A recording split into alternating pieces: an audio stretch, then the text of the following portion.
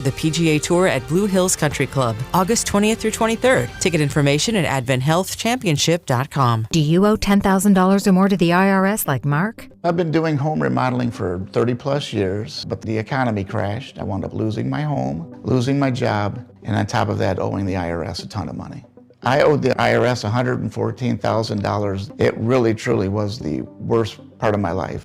Then Mark found tax relief advocates. On news radio, I heard about TRA, and I thought, what's the worst that could happen? So I picked up the phone and I called them. When it was all said and done, TRA settled my $114,000 debt for $100, and I'm telling you, I was ecstatic. Could not believe it. Would recommend TRA to anyone. If you owe 10 or even hundreds of thousands of dollars to the IRS, don't lose hope. Do what Mark did and call TRA for a consultation. But TRA did. They gave me a second chance, and I'm forever grateful. Visit TRA.com or call 800-491-9914. 800-491-9914. That's 800-491-9914. Rob Sight Ford, KC's Ford volume leader and top rated on Google. 135th and State Line. Rob Sight Ford, your 2025 Ford volume leader. Top rated on Google with 4.8 stars and 3,000 plus reviews. The best selection, best prices, and Kansas City's best customer service. Visit Rob Sight Ford at 135th and State Line. Buy right, save big, and drive home a winner. Only at Rob Sight Ford. Tune in for the Fan Club Fridays at 1 o'clock with Cody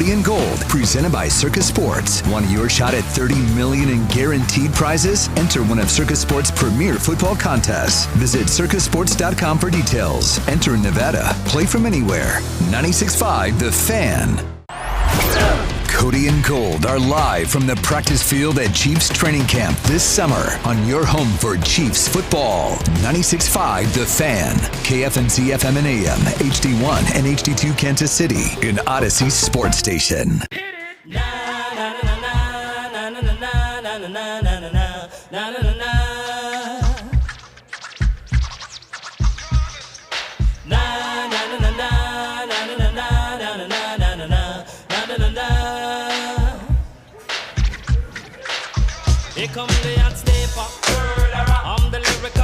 All right, here we go on a Wednesday live up in St. Joe. First day, Cody, where it really feels like training camp. First full team practice of Camp 2026, and we have expecting multiple people to speak today, depending on the weather. We're expecting to hear from some of the biggest names on the team today. We're expecting to hear not only from Andy Reid at the podium, Kenneth Walker today, Nick Bolton, Alohi Gilman, and we're expected to have Xavier Worthy join us exclusively after practice, weather permitting, because weather permitting. It actually feels great outside compared to yesterday or 2 days ago.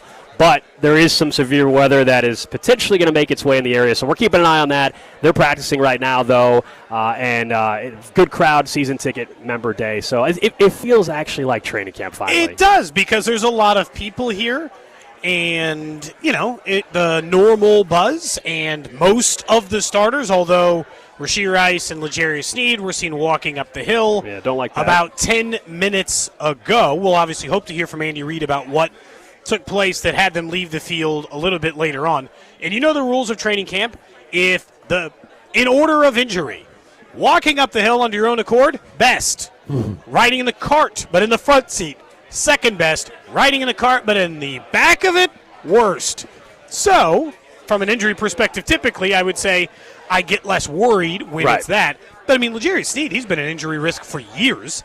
He barely practiced his final year in Kansas City and was injured a lot in Tennessee. So, it is hard to not say that could be something.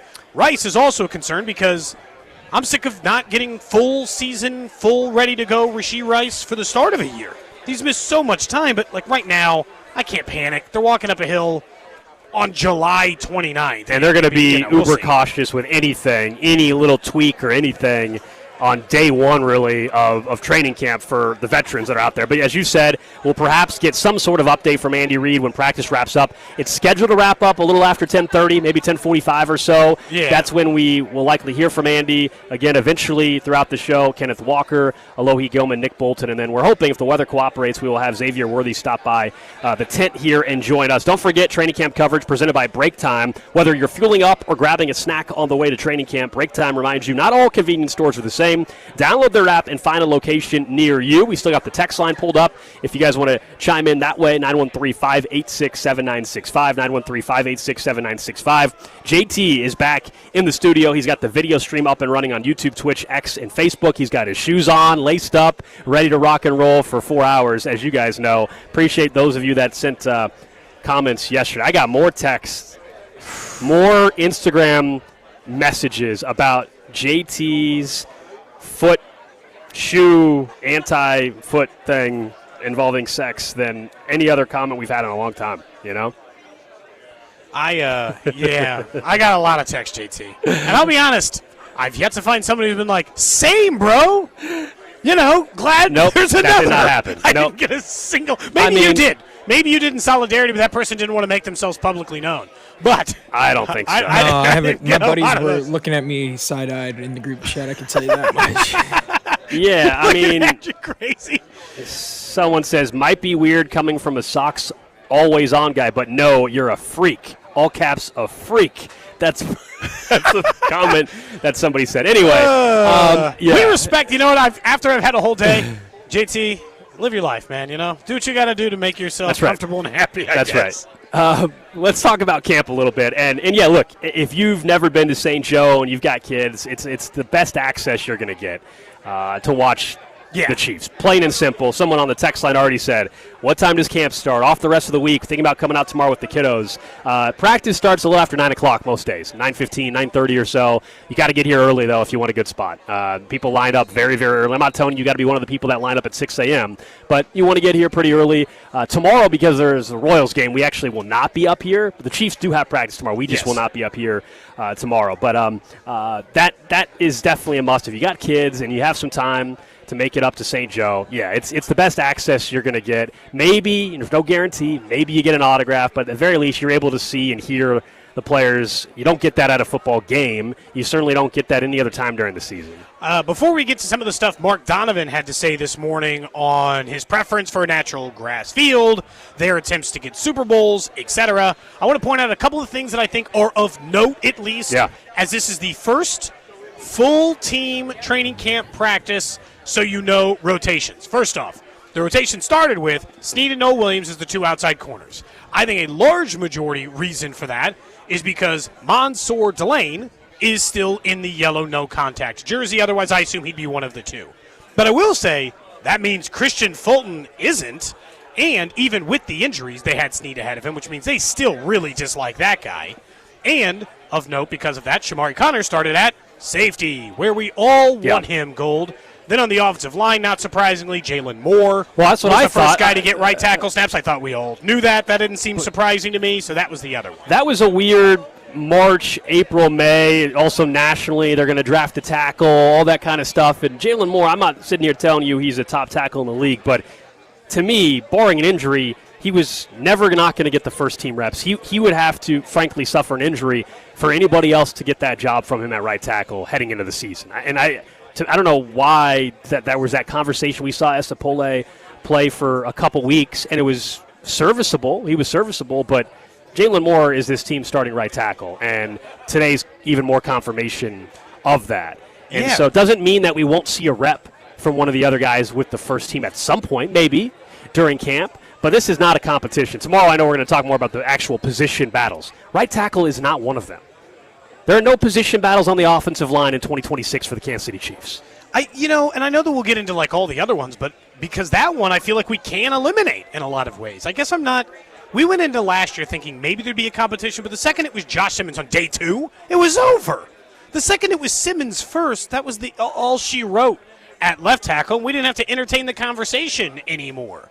This year, I feel like it was always going to be, and I could be wrong, I thought it was always going to be Jalen Moore, who was given the first opportunity to do it, not Esapole.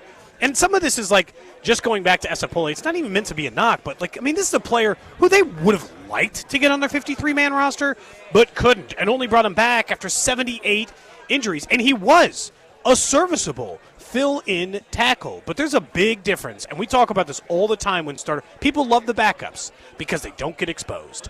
And then when they have to be full-time starters, Gold, all the time, exposure sometimes can put him in trouble. Jalen Moore has not been at a day one starter in his NFL career, but he's made a lot more starts than Esapole up until this point, you know? And look, the bar is pretty low for Jalen Moore, Cody. I think if they just get average NFL right tackle play, that is perfectly fine for them at that spot, knowing what they have at right guard with Trey Smith, if he's healthy, and he is. Creed Humphrey, an all-pro center. Kingsley Suamataia, I think, got a lot better last year as your left guard. And then we all know Josh Simmons. Maybe there's still questions there just about availability and also where's his weight at. That's something throughout camp I know people will be keeping an eye on as well. He acknowledged during OTAs there that he needs to put a little more weight on. I'll be honest, from our vantage point, someone was asking already, Cody, on the text. I couldn't tell you what do I think he's put on more weight. Honestly, I don't know. From here, it's hard to tell. Nearly impossible from our vantage point to notice if somebody put on 5 or 10 pounds, especially when you're already an offensive lineman. Hope to have him on the show. We can ask him about it. He's on our list. We've requested him. Hopefully at some point throughout training camp we will get him. So those are some of the notes today. Also, I guess not that anybody should be surprised, but the first 11 on 11, there was no limitation for Patrick Mahomes, right? He was cleared for practice, but still we wondered, would there be certain things where he didn't do as much? No. First 11 on 11 drill, he was, of course, the starting quarterback that was out there. He got the same reps. In fact, the first pass out of that, Cody, was to Tyquan Thornton. For those that actually care, Tyquan Thornton did drop the pass, unfortunately. But it's training camp. Jalen Royal dropped one over the middle, too. Yeah, there's been a couple drops today. Been a couple drops so far at training camp. Now, before practice got underway today, we heard from Mark Donovan, Chiefs president. He was talking about being up in St. Joe again, but also he was discussing the stadium moving forward. And, of course, Arrowhead. And one of the big talking points coming out of those renderings, and the biggest question remaining out of it was, hey, how's that playing surface? Is it going to be grass? Is it going to be artificial turf? Mark Donovan said their preference is a natural grass field. He went as far to say that if he had to make a bet on what the surface would be, right now it would be grass. That should be a great sign for anybody that was concerned. Now, that doesn't mean 100%, Cody, it's going to be grass, but to me, it's pretty simple. If you're the Chiefs, you're building this venue, if your preference is grass, unless you're BSing, then it's going to be grass. Money. It's going to be grass. And you had pointed out before the show, all the players want it anyway, so why not just keep people happy and move in that direction? I don't want that to be the case all the time, but at the same time, I don't know why we wouldn't constantly try to aim for that. Now, I will say, I liked hearing it, because the fact that it is a dome, and you and I both know it'll be infinitely more expensive to have a grass field because they'll have to wheel it out or do all this nonsense that is challenging to the architecture. But teams have done it, and they figured it out, and Arizona and some of these other places have done it, and it's for the safety and health of your players. It's for a million different reasons. I don't want turf. Look, I concede on the dome. I wasn't going to win that battle, so it is what it is. But having grass, that still feels important to me. And so for Mark Donovan to say, if you made me bet, sure. Why not? I don't know why I would say no to that. In looking ahead to the future, of where we don't know what's going to happen with the eventual CBA stuff for the NFL, and if players want to force it, as you were saying, their preference of being a grass surface, well, is there a chance by the time the new stadium opens up that that's a requirement for teams? Well, you don't want to have to retrofit it, so you might as well, I don't know, I'm guessing it's a tray system, Cody, where they slide the field out like Arizona, like Vegas. If that's realistic for our climate, I have no idea. People a lot smarter can tell me if that's a real possibility or not. But I like hearing that publicly they've acknowledged that's their preference. It doesn't guarantee it, but I think fans should like hearing that aspect of it. If we're going to have a dome, can we at least have grass? And that's their preference. A couple other notes from him as well. He mentioned, and this shouldn't surprise anybody, Mark Donovan said the team has already been in discussions with the NFL for a 2033 or 2034 or 2035 Super Bowl. Of course, the stadium opens in 2031. So think about that timeline, perhaps. There's already allocated sites prior to that. There's also other new stadiums opening up that we're going to be trying to do the same thing. But 2033 would be the earliest, I guess, if you're looking for your, hey, when could Kansas City get a Super Bowl? No earlier, it sounds like, than 2033, and maybe as late as 2035, if they get one of those 3 years. You and I have said this before. I would genuinely be shocked if they didn't get one, because Clark has played the good soldier for 30 years or whatever. Whenever he took over the ownership from his dad, he has played the good soldier. He was one of the first people on Netflix, one of the first people on Peacock, one of the first people to play an overseas he was big on the international stuff. He was on the international committee. He's done everything for the international committee. He has been constantly the good soldier. And so this idea that they wouldn't honor him as one of the, and I would just say currently, too, it does help that they are one of the 5 biggest franchises in the sport. That's not always been the case. Maybe we felt that way in Kansas City, but because they have Patrick Mahomes and are consistently competing for Super Bowl champions, they're also one of the biggest teams in the sport. And so it feels easy, I think, it doubly because we just kicked ass at hosting the World Cup, which is way more people over a much longer period of time. And so, it's not hard. There's no reason to say no, I guess would be the point, other than we are a slightly cold weather city in February. We could run into snow. We could run into a blizzard. That's the risk. Those things are certainly plausible and a possibility, I will admit. But, that's just a risk you got to take in giving it to Kansas City. When's the last cold weather one they had? Detroit? Minnesota, right? Minnesota. Oh, that one they did get like a foot of snow. And that's why I don't think Minneapolis will ever get it again. I guess that's the hope, Cody, if we get the Super Bowl, is that we pray that it's not horrific weather. Not that the game can't happen, but the NFL has so many other events. If you've been to any city that has a Super Bowl, yes, the game is the focus, but all week long there is so many other events, parties, the fan, basically their version of Fan Fest or whatever, all these other events that you would have around your city the same week. It's truly a week-long deal, the Super Bowl. The game, it obviously is it culminates with, but it seems to me, based on this, about every 6 years they're willing to go somewhere cold. Since they showed a willingness to go somewhere cold.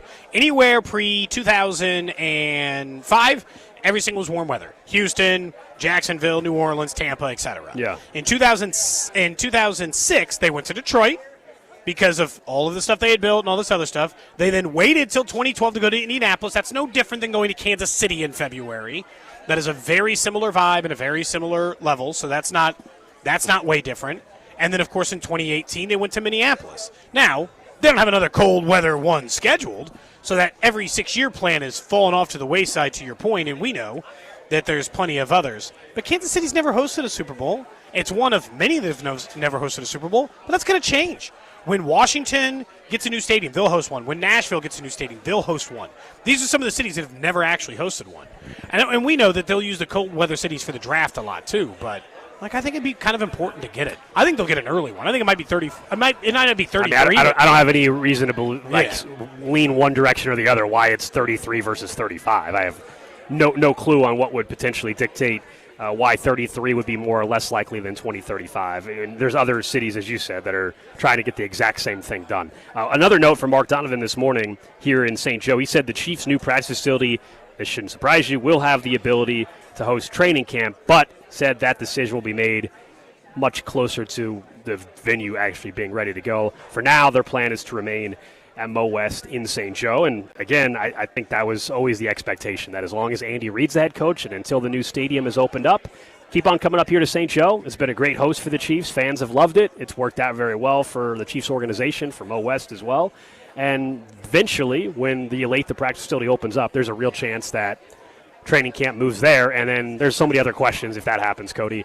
The availability, it's obviously a much smaller footprint at that point in time, and here they're doing 18 open practices. Yeah. If you include the season ticket member closed ones, but 18 open practices. No other team in the NFL has that many open practices. Nope. We've been very fortunate as Chiefs fans to have that. If they go to this Olathe practice facility and host training camp, I'm willing to bet you quite a bit of money that it is a much smaller amount of open practice. Maybe not to the extent where it's only 3 or 4 like some teams. But it might be 8. It may not be 18. Yeah, it might be 8 instead of 18. And it depends on who the head coach is at the time. Sure. Mark Donovan is just saying that because why say high place that we're at right now, we're planning on leaving you? I would bet my, albeit small, entire life savings that when that training facility is built, that's where training camp is. That's legit, it's that set in stone, in my opinion. And part of it is because of Andy Reid's age. Because if Andy Reid was 52 and we knew he liked to come to St. Joe, I'd leave it on the table. I'd leave the possibility that Andy could do it, and he would still prefer to come here versus be at their practice facility. But I just have a hard time imagining with 90% of the NFL going away from off-site stuff that he wouldn't also be a part of it and be a part of it pretty regularly. And so that part just doesn't make any sense to me. I'd be really surprised if they weren't up in training camp or in that side of it. So, it would genuinely surprise me. Again, we're hoping to have Xavier Worthy come to the tent after practice ends. It's kind of weather dependent, although it hasn't started raining up here yet in St. Joe, so we'll keep an eye out on that. And so, yeah, and if not, perhaps we might just have them call in. That's another option as well. So we'll see if that ends up working out. Hopefully the weather does stick away enough to allow us to have Xavier Worthy join us on site. All right, let's talk some more broad NFL topics as well, because every year there's always that surprise team in the NFL, and not just the surprise team that makes the playoffs that didn't make it a year ago, but on the flip side, which is the team you think could miss the playoffs this year. And usually you take a look at the 2025 playoff field. I mean, the Chiefs are going to be the team a lot of people are going to pick. Okay, didn't make the playoffs, going to make it this year. But what about the reverse? If they're in, who's actually out? If you look at the playoff field from a year ago, who stands out to you? I'll remind people, for those that don't recall the season, you had in the AFC, the 7th seed was the Chargers last year. The 6th seed was the Buffalo Bills. The 5th seed was the Texans. Those were your wild card teams. The division winners last year were the Broncos, the Patriots, the Steelers, and Jags. Those were your playoff teams on the AFC side. The NFC side, Seattle, Chicago, Green Bay, Philly, San Francisco, the Rams, the Panthers, all were your playoff teams. So who of that group is out? I think there's a couple. I mean, there's one that's just so obvious, even though the division stinks. But the easy one to say, okay, they barely got in anyway. The Carolina Panthers are, I mean. Sure. But that's not, count them that's as not a surprise. So I'm just saying, yeah. So that's just the team I would pick not to make it in. The surprise team. For me, go ahead. I was say the surprise team, I don't know if you count as surprising. To me, it's the Green Bay Packers.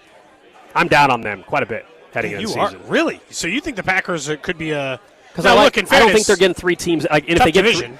If they get 3 teams in, I think the Vikings are one of them. So I'll take the Packers out. Weirdly enough, and so I think they're a perfectly fine answer, and it probably depends on what you make of Jordan Love, and if you think Micah Parsons is going to go back to kind of the impact he was having in his time, going back to when he was with, the impact he was having back when he was with Dallas. I actually think my surprise team is the Baltimore Ravens. I do not understand why we do not make a bigger deal that they are changing head coaches. I went back and looked through headlines. I've seen headlines that, like, Matt Eberflus, the safest hire in this coaching class, just because we think Jesse Minter was a good defensive coordinator, which he absolutely was. But to miss the playoffs? To miss the playoffs. Lamar Jackson's threat of injury, Jesse Minter's a brand new head coach, installing a brand new offensive system.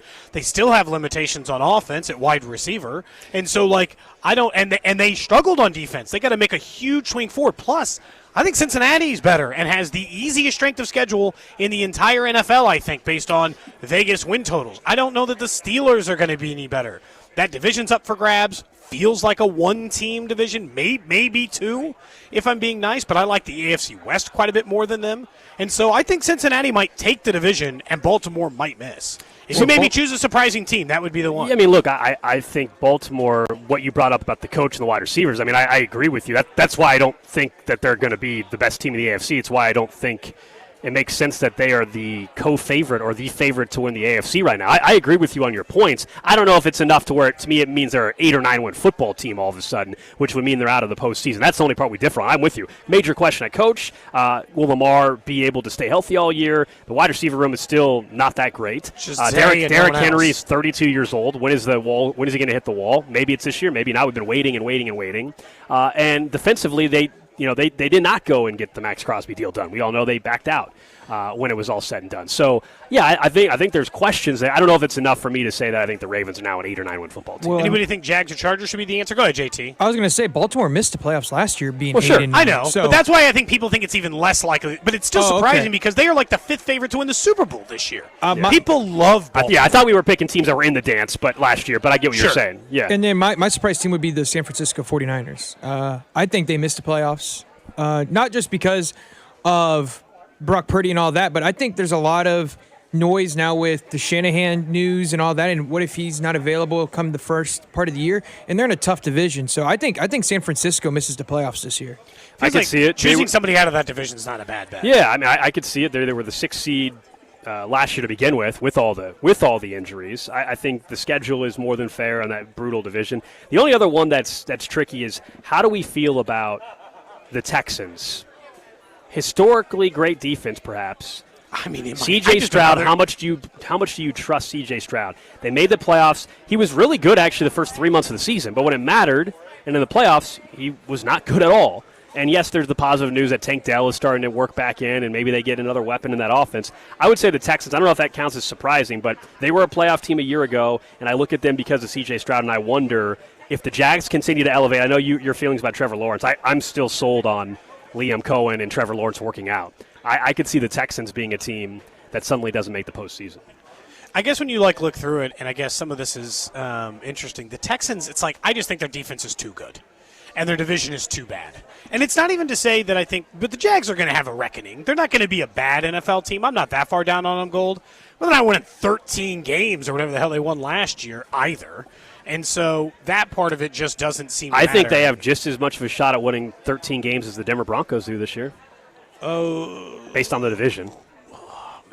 Yeah, the division helps. Now, the Titans might be better. Fair. I was trying to decide if I wanted to disagree or not, but that seems about right. But, Cody, the Titans could be better. I mean, if you're hesitant on it, the Tennessee Titans could be better, so maybe the South is more competitive than it has been if you think Cam Ward can take a leap forward. What's crazy, though, is that, the winning part of it didn't really change much. The Texans or the Jags won a lot more games, right? They won 13 games versus pretty much no games the year before. Trevor Lawrence was hurt. But in the games Trevor Lawrence started the year before, they were 2-8. In the other years, they were 8-8, 9-8 under Trevor Lawrence as the full-time starter after his rookie season.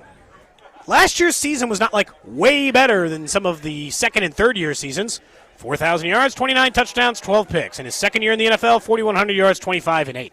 All I'm saying is we talk about Trevor Lawrence as he could be this mythical guy, and he's probably just, for me, like Brock Purdy in the sense that he's not going to win you a lot of games. The rest of the team has to be good enough to win you a lot of games. And so I think of Trevor Lawrence as being he's good enough that your team, if they are good, will win games, but he's not going to take you from a 7-win team to a 12-win team on his own. I don't think he did that last year. I thought largely that was how much better their defense was. I think Liam Cohen's one of the maybe better at winning. Offensive minds in the game. I think he unlocked something a little bit with Trevor Lawrence last year. We'll see. We'll see. By the way, as we were talking, you mentioned the Ravens as your team maybe not to make it again. The Ravens did just clear Matabuke, the defensive tackle. He passed his physical, was removed from the PUP list. So that's just some NFL news regards to the Baltimore Ravens. We're just getting started here from St. Joe. I believe they got another 10, 15 minutes or so left in practice today. So far, the rain has held off. We hope that continues so that we can have Xavier Worthy join us right after practice as well. Don't forget, our training camp coverage is presented by Yingling Flight. Football season starts here. Reach for Yingling Flight, the next generation of light beer. Enjoy responsibly. Up next, let's talk a little bit more about the return of something we haven't seen in a few years with this Chiefs team. And while we're waiting for the Chiefs to wrap up, let's talk a little baseball, including a national report around one of the Royals, key players, and whether or not teams think he could actually be available. This is Cody and Gold on your home for Kansas City sports. 96.5, The Fan. Brought to you by Heartland Men's Health, the leader in men's sexual health. Thousands of men have been successfully treated for low T, ED, and more, all with discretion and compassion. Make your appointment at heartlandmenshealth.com. $30 million in guaranteed prizes you can cash in this football season out in Las Vegas with 3 Circa Sports contests. Entries starting at $1,000, all with zero rake. Circa Million. 18 weeks of point spread action, 128 ways to win. Or Circa Survivor. You pick one winner each week, the last one standing wins. And Circa Grandissimo with a $100,000 entry. Enter in Nevada. Play from anywhere. $30 million guaranteed. Visit circasports.com for details. DQ presents Being a Miracle Maker. July 30th is Miracle Tree Day. You buy a blizzard tree at participating locations, and DQ will donate $1 or more to Children's Miracle Network to benefit your local children's hospital. DQ, happy tastes good. And Doug. Limu and I created a trick to help you remember that you can customize your car insurance and save with Liberty Mutual. You see, the shirts Limu and I wear are yellow, and yellow is the color of lemons. And lemons grow on trees, and trees provide oxygen. And oxygen helps us breathe, and breathing is how you live. And you can live more life when you save money by customizing your car insurance. I agree, Limu. It's really quite simple.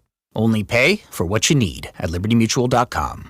Liberty, liberty, liberty, liberty. Men, when addressing the problem of erectile dysfunction, you want the right treatment for your specific medical situation because every case is different, and finding the right treatment can mean the difference between just an okay experience and an amazing one. This is Jeff for Heartland Men's Health, and at our practices, we offer the full range of ED treatment protocols and can even combine therapies to help make those intimate moments special both for you and your partner. At Heartland Men's Health, we take great pride in providing excellent care and treatment options for ED. Our medical providers specialize in men's sexual health and understand that no two cases are alike, which means you'll get the right treatment for you based on sound medical evaluation and appropriate applications of medical therapies. Plus, we offer treatments that are effective in well over 90% of cases, which means if you're like most men, you'll get your sex life back. So call us. Your initial visit is just $99. It includes blood work, a medical consult, and if medically advised, a test dose. And if that test dose doesn't work in the office, your visit is free. Call 844-447-6600 or go to heartlandmenshealth.com. We have 3 offices: Overland Park, Independence, and North Kansas City. Conservative,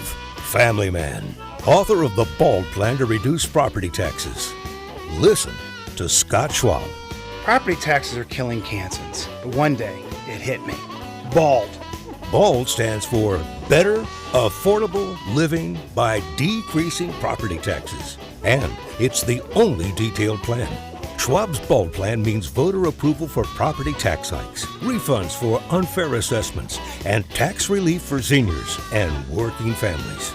Listen to Scott Schwab. I'm focused on reducing taxes for Kansans. You should keep more. My BALD plan makes sure of it. When I'm governor, we'll get it done. Finally, a governor with a good head on his shoulders. Author of the BALD Plan to Decrease Property Taxes. Conservative Republican Scott Schwab for governor. Visit scottschwab.com/bald to learn more. Paid for by Schwab for Governor, Jim Felter, Treasurer. Hey, it's Rex here with Rex Buys KC. I get it. Selling your house can sometimes feel overwhelming or scary, right? I've seen it too many times. A homeowner thought they had a deal, only to have the buyer back out at the last minute. That's not how we do business at Rex Buys KC. I'm local, I know Kansas City, and I make sure every deal actually closes like it's supposed to. No hidden fees, no showings, no last-minute surprises, just a fair cash offer and a process you can count on. We buy homes in any condition and judgment-free. So whether your house needs repairs or you just want a fast, hassle-free sale, we can make it happen. If you want certainty, transparency, and someone local who actually delivers, call 816-330-6000 or visit rexbuyskc.com. Rex Buys KC, helping people make smart choices one home at a time. 816-330-6000 or rexbuyskc.com. This is Modelo Especial, a full-flavored golden lager with a crisp, refreshing taste from start to finish. Brewed with time, effort, and determination to get the balance just right. Because when a beer is made right, you can feel it. Modelo Especial, the model for everyday beer. Drink responsibly. Beer imported by Crown Imports, Chicago, Illinois. Spreadsheets, clunky software, 100 different logins just to run your business? Ah. There's a better way. Odoo. One simple, connected platform that handles sales, inventory, accounting, and more. So you can focus on growing, not juggling. Make the switch today at odoo.com. That's ODOO.com. It's game day. Are your moderate to severe Crohn's disease or ulcerative colitis symptoms keeping you from the action? Skyrizi, risankizumab Riza, could help you get back to the game. Skyrizi is proven to help people feel significant symptom relief, achieve remission, and visibly improve damage of the intestinal lining. Skyrizi is a prescription injection medicine for adults. Don't use if allergic to Skyrizi. Serious allergic reactions, increased infections, or lower ability to fight them may occur. Before treatment, get checked for infections and tuberculosis. Tell your doctor about any flu-like symptoms or vaccines. Liver problems leading to hospitalization may occur when treated for Crohn's or ulcerative colitis. Ask your doctor about Skyrizi, the #1 prescribed biologic in Crohn's and ulcerative colitis combined. Learn more at skyrizi.com or 1-866-SKYRIZI. You're listening to 96.5 The Fan from the DM Injury Law Studios. Mike's got this. Car, truck, or motorcycle wreck? Remember, Mike's got this. 816-888-7500. Mike's got this. Cody and Gold back here in St. Joe as Chiefs practice just wrapped up a minute or two ago. They're doing some final stretches, and then we are expected to hear from Andy Reid. Also at the podium later on, Kenneth Walker, Nick Bolton, and Alohi Gilman. And then we're expected to have Xavier Worthy walk over to our tent here in the next 5 minutes, anytime, honestly, Something at this point in time, to join us for a exclusive interview here on 96.5 The Fan, your home for the Chiefs. Don't forget training camp coverage presented by Break Time. Whether fueling up or grabbing a snack on the way to training camp, Break Time reminds you not all convenience stores are the same. Download their app and find a location near you. I did see, we were talking earlier that Rashee Rice and Rashee Rice and L'Jarius Sneed were coming up off the field. Pete Sweeney from the Kansas City Star had said he thinks this might be just a part of the ramp-up period. They were always going to leave early. Rice coming off of the knee surgery, Sneed constantly. This might be part of the, injury, hey, let's slow move this, make sure they're taking care of injury plan. Well, and if that's the case, that would make sense. And I guess part of me is it's so weird because the offseason was all about him going to jail and all that stuff, and then I forget briefly that it was no, he had the knee injury, the surgery that he was recovering from while he was there. And so it would kind of make sense if there was a ramp-up period for him where he wouldn't do full practice just yet. I mean, I will also say, as Rice was walking up the hill, he was smiling. Yeah, if he thought it was something serious, A, he would be in a cart, not walking up the hill, and B, he probably would not have a smile on his face. So I think that's a great sign. Safe to assume. For the fact that it's probably, at the very least, precautionary, if not maybe even planned, as you were saying. Don't forget, you guys can interact with us on the Jays Southland Tow Service text line, 913-586-7965. While we're waiting for Andy Reid to speak at the podium, one of the big themes of this camp is going to be something we've seen for a couple camps, and now we're, I think, a little more cautious with it, which is the deep passing game. It's been a couple years where we see at camp the deep passing game is there. We get all excited. We see the connection to Taekwon. We see the connection to Xavier Worthy at camp. And other than Taekwon last year, that's never translated over to the regular season. And the question is, are you going to buy it? Are you going to buy anything you see at camp? I'm not. I'm going to want to see it in the regular season. I think we've got to that point. But our guest that's going to join us here in a little bit, Xavier Worthy, is going to have to be a big part of that if, in fact, this deep passing game returns. Mahomes acknowledged on, Friday when he got up here, that he's also got to get better with the deep passing game. This is where I do think you can actually hone in on talking about a positional coach in Chad O'Shea and say, okay, can he help coach Xavier Worthy and these guys up to make sure, at the very least, they're in the right spot. And then it is on Patrick Mahomes to deliver the football and not overthrow these guys. It's so much of it is it's a combination of things. It's certainly wide receivers who didn't help out, and I would say Xavier Worthy was a bigger problem between the two of them last year. But that doesn't mean that Mahomes wasn't making mistakes.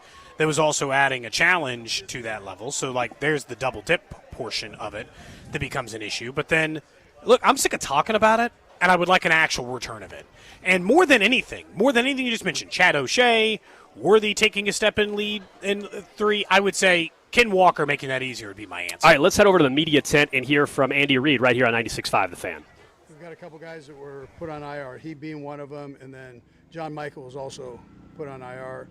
Norman Lott is PUP, but working hard out here with our training staff and with strength coaches. And then Delane was worked, but just no contact with him.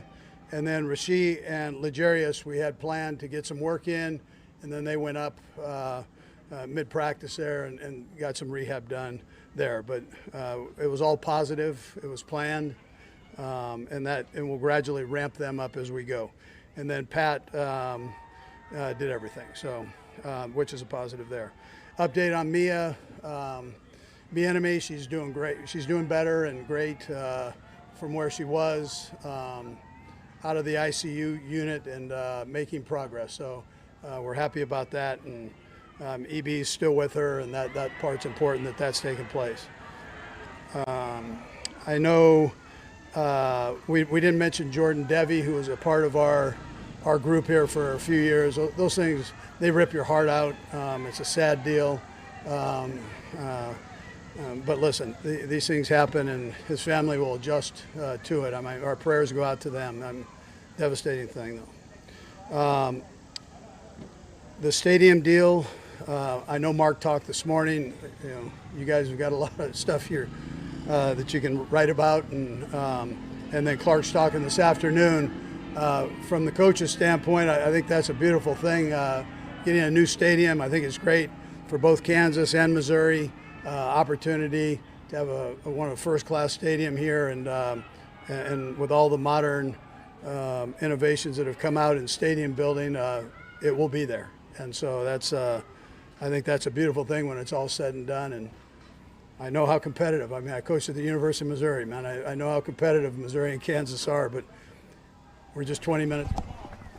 All right, so that's some of what Andy Reid had to say at the podium as we get set to talk to Chiefs wide receiver Xavier Worthy here on 96.5 The Fan. And our player interviews are presented by the St. Joseph Convention and Visitors Bureau. Plan your trip now at stjomo.com. That's stjomo.com. Xavier, great to have you back on the show again.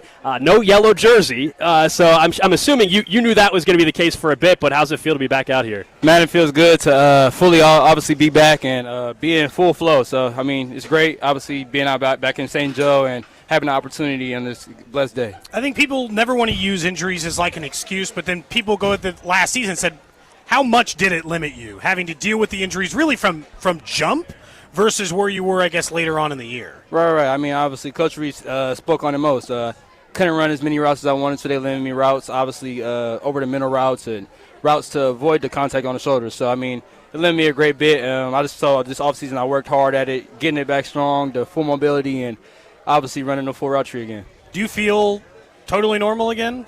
I mean, obviously, you have surgery, so you're never going to feel totally normal. Okay. But I mean, I feel as best as I possibly can right now. And I probably said, I told my mom about this.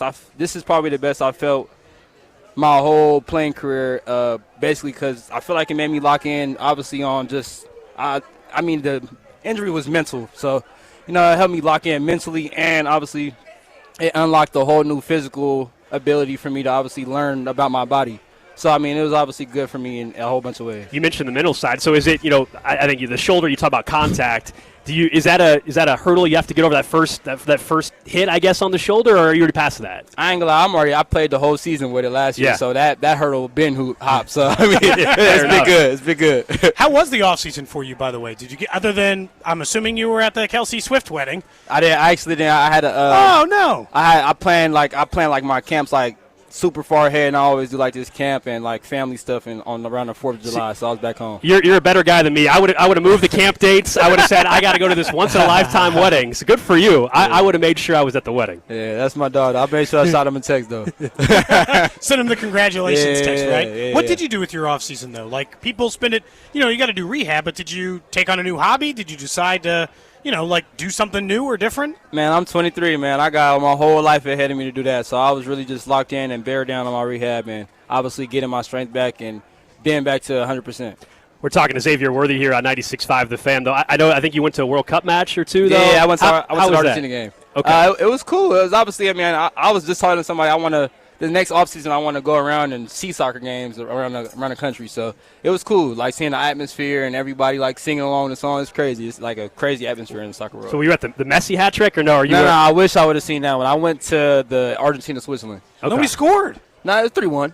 Okay, I was like, It was late though. It was late scoring. Yeah, it was. Oh yeah, that was the late. Yeah, that was really late. Yeah, but at least you got to one. That's better than. Yeah, it's cool. Is it weird to see Arrowhead not in your setting? I guess it's like weird when you're watching something that's like a completely different sport in the building. It's weird watching it from the stands. I never been in Arrowhead in the stands watching the game, so now I see what it's like. Here locally, we've been making a big deal. The coaching staffing changes. Chad O'Shea. What do you like working with him? What have you made of him around the team so far? Yeah, he's obviously a technician. He's very detail-oriented in everything he does, and I feel like he's going to hold everybody accountable. He's a great addition to the team. When you look at, I guess, how his stylistically, is it way different?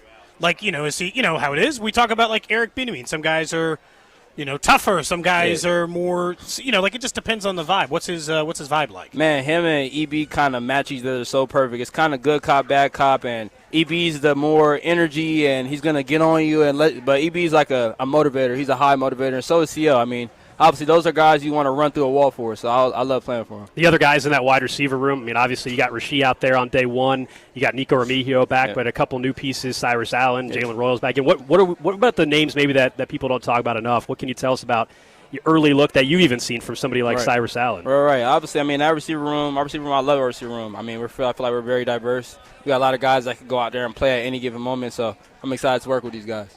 I think it was maybe a week ago or 2 weeks ago you had said you feel like you have a better handle on the offense. Can you, tell me what that means to you, as far as your ability to, make more happen? Better handle on the offense as far as I feel like I knew the plays. Obviously, that's something I had to know. I was playing, so I had to know the plays. But I feel not like much if you don't. Yeah. But I feel like it's just like the understanding of the plays. Like, okay, this play is meant for this coverage, or this play is meant for you need to slow down in this zone. So I feel like I got a better handle and a grasp on what Pat likes in this kind of certain plays, and I feel like it's worked out. It's paying off for me.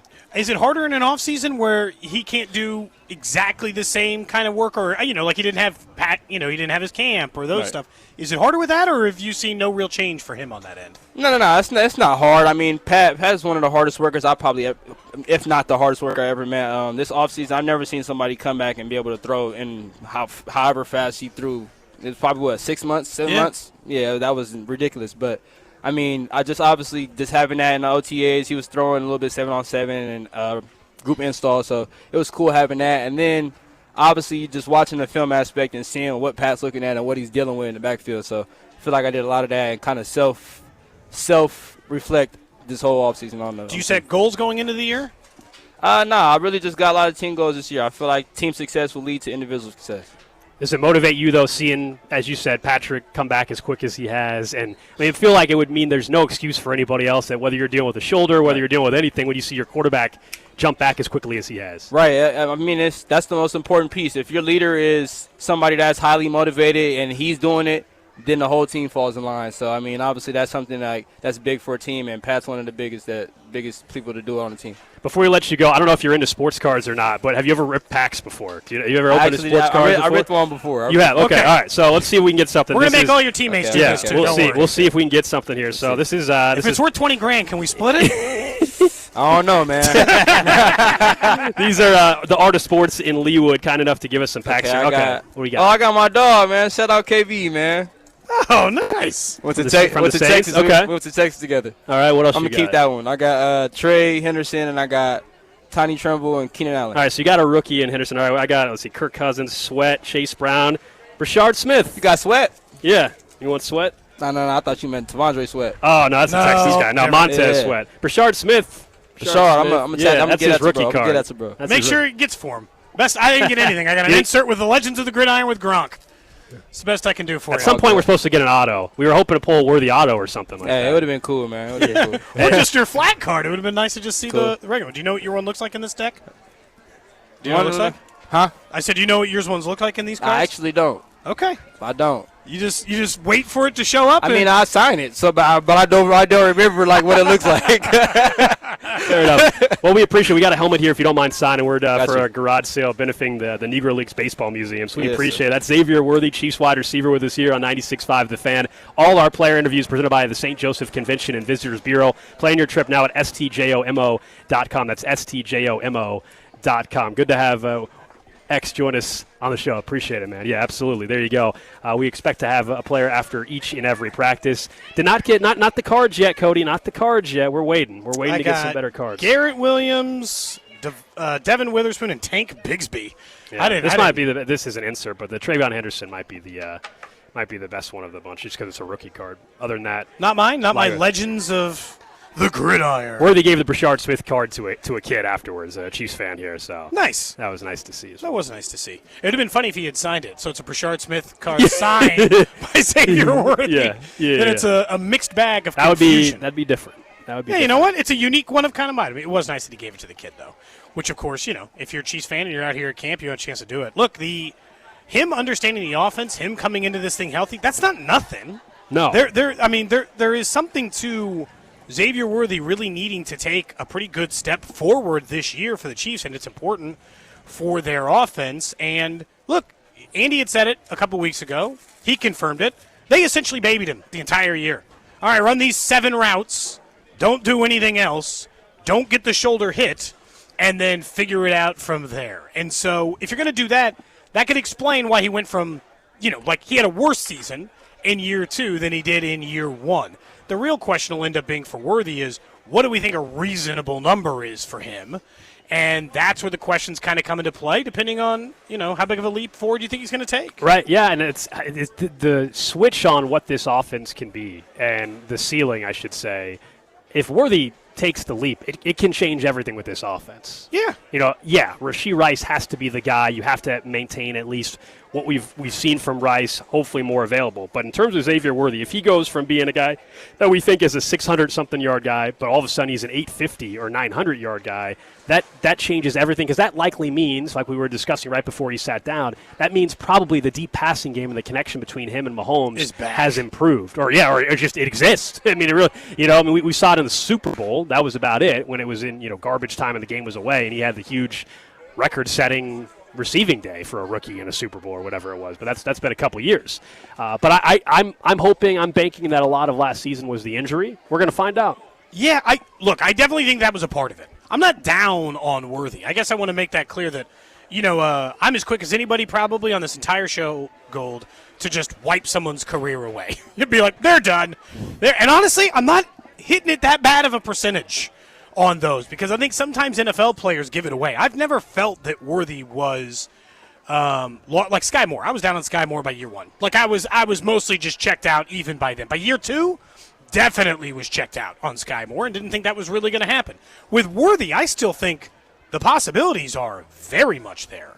And there is still talent and ceiling that is high. It's just whether or not he'll get there. That's the part. And year 3 is kind of that, like, either you get there or you don't. Or you head in a direction of getting there. I agree. Or you don't. You just get 650 yards, well, then you are what you are. You're McCole Hardman.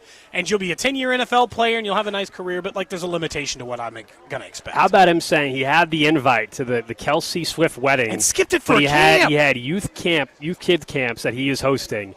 I give him a lot of credit for that, because I would have canceled on all those kids. I would have moved those camp dates and said, hey, we got to reschedule the camp day. I'm going to this once-in-a-lifetime wedding to see Kelsey and Swift. So credit to him. But, man, that's a wedding. I think you moved the schedule around.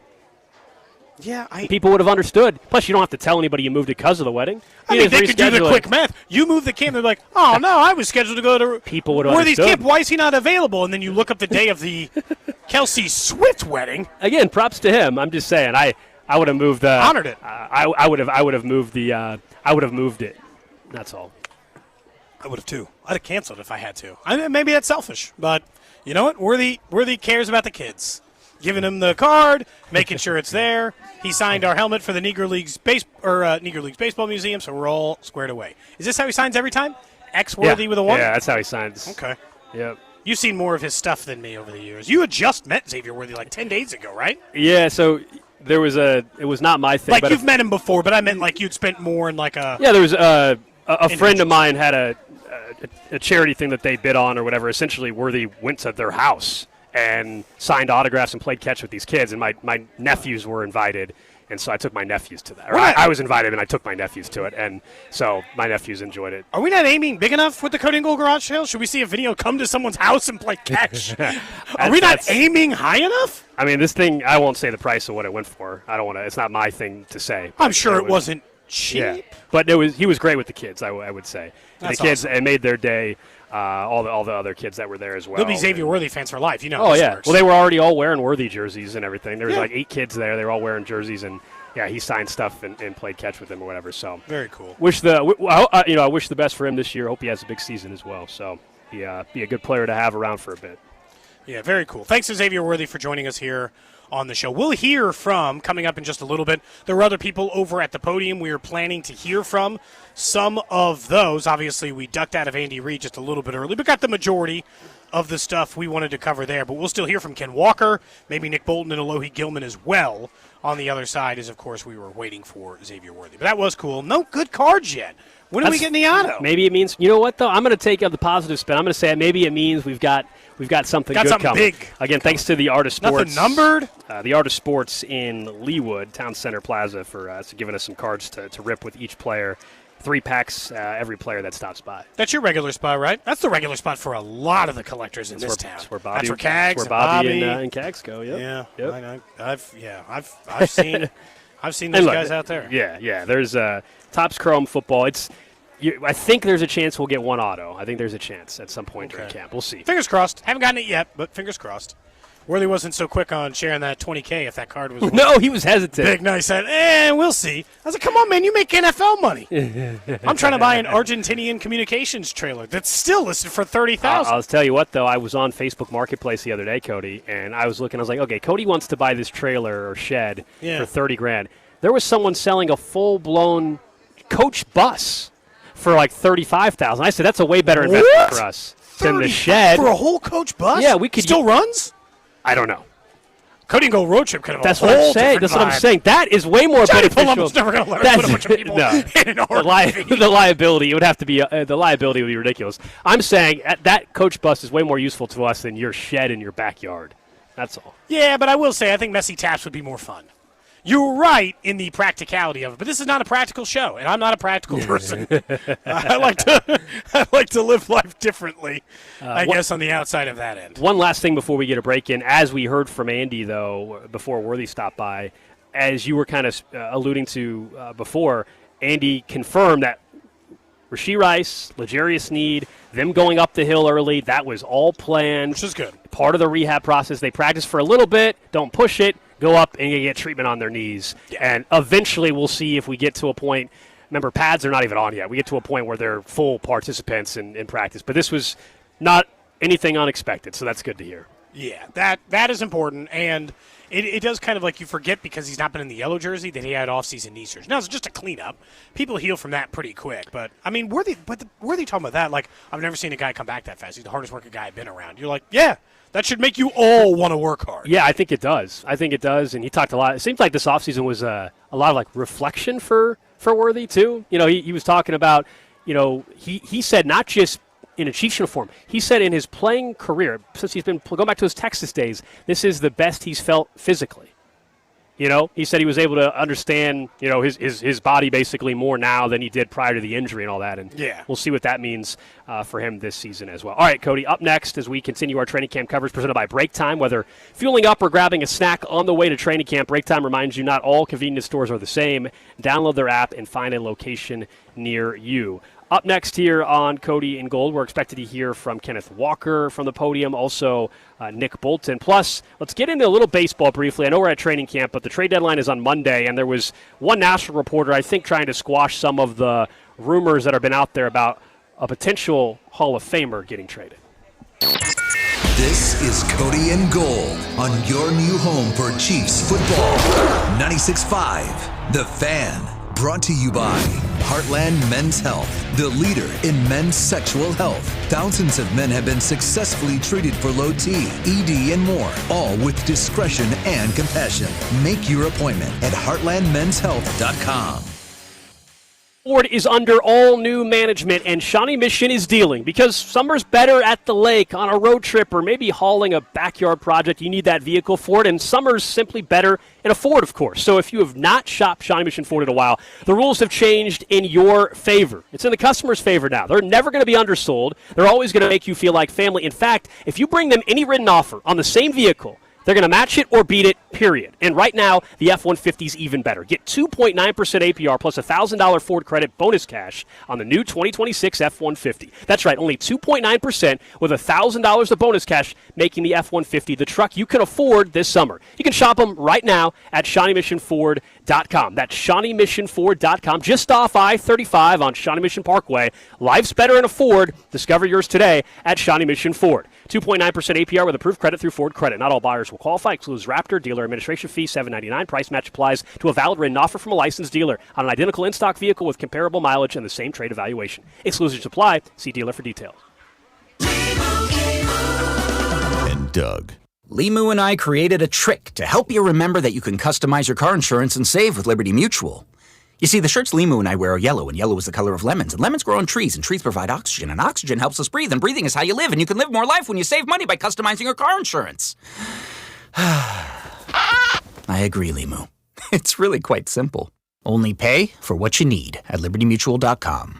Liberty, liberty, liberty, liberty. Just hearing the word IRS can make people break out in a cold sweat. No one wants to deal with the IRS, and now you don't have to. The good news is Legal Tax Defense has been successfully negotiating with the IRS for more than 15 years. It doesn't matter how much you owe, whether it's $5,000 or $5 million. You deserve the best in the business on your side, and that is Legal Tax Defense. Even if you're working with someone else and just want a second opinion, there is no cost or obligation to call. They can prevent levies, liens, wage garnishments, even file back tax returns. And the best news about Legal Tax Defense is they won't take your case unless they know they will reduce or eliminate your tax debt. Call Legal Tax Defense right now for a free no-risk consultation. 800-284-1238. 800-284-1238. You have nothing to lose but everything to gain. 800-284-1238. Hey, Mom, now that I have an after-school job, I think I want to buy a drum kit.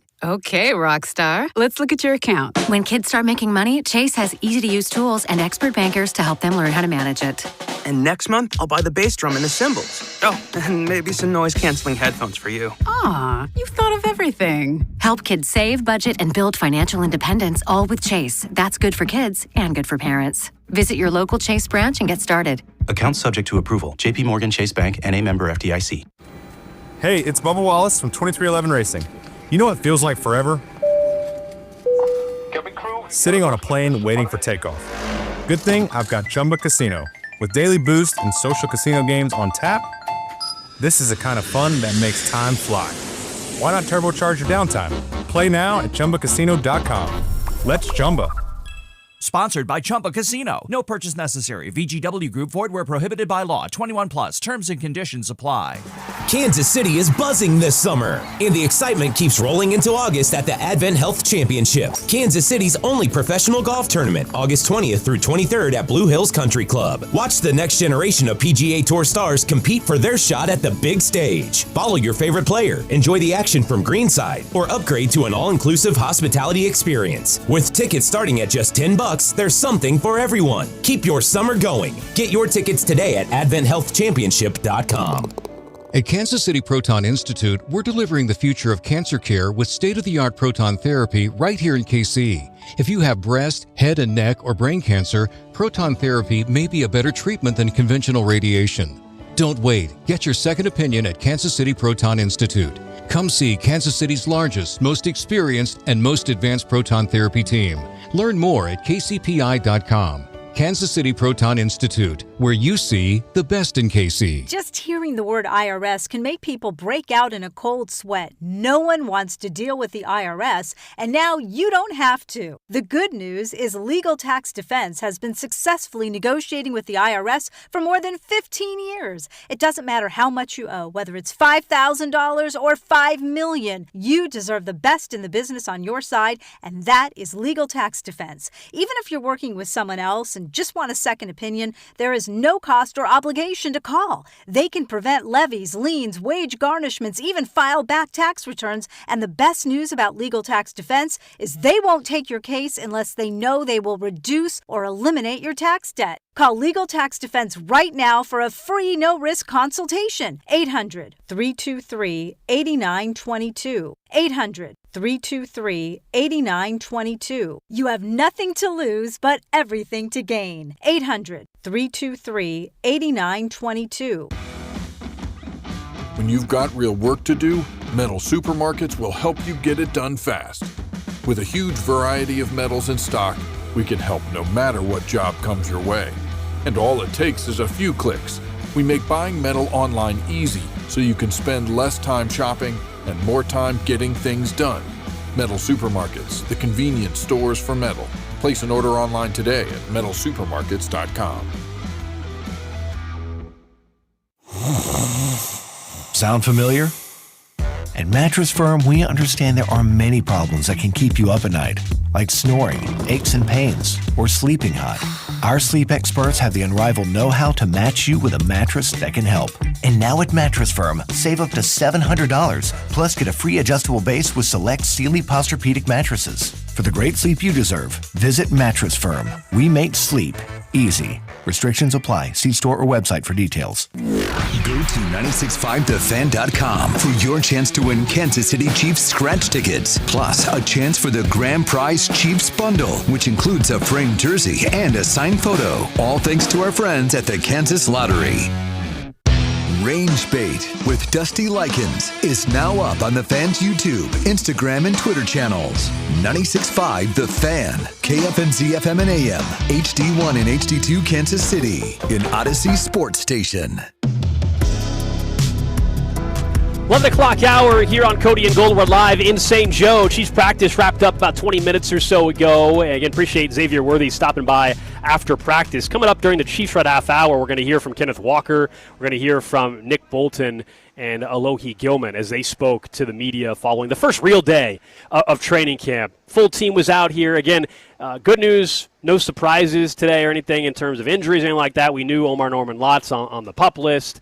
We already knew now that there was a plan for Rashee Rice and L'Jarius Sneed to only practice a little bit and then leave, so there was no injury threat there. In fact, it was honestly, as much as that part scared people at first, the fact that Rashee Rice was out here day one of training camp, didn't miss a beat other than leaving early, which was planned. That's good because remember when the stories came out about his offseason and having to go and have a knee procedure and all this kind of stuff, obviously ending up in jail, we were wondering would that cause him to not be ready for camp. Well, to his credit, he's ready for camp at least. Yeah, he's not in a yellow jersey and he is available. Yeah.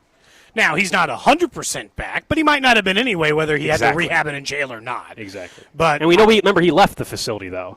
Remember remember they let him leave the jail facility. Yeah. For rehab. Yeah. And so like that part of it, he didn't have to just do it in his pod or whatever. Right.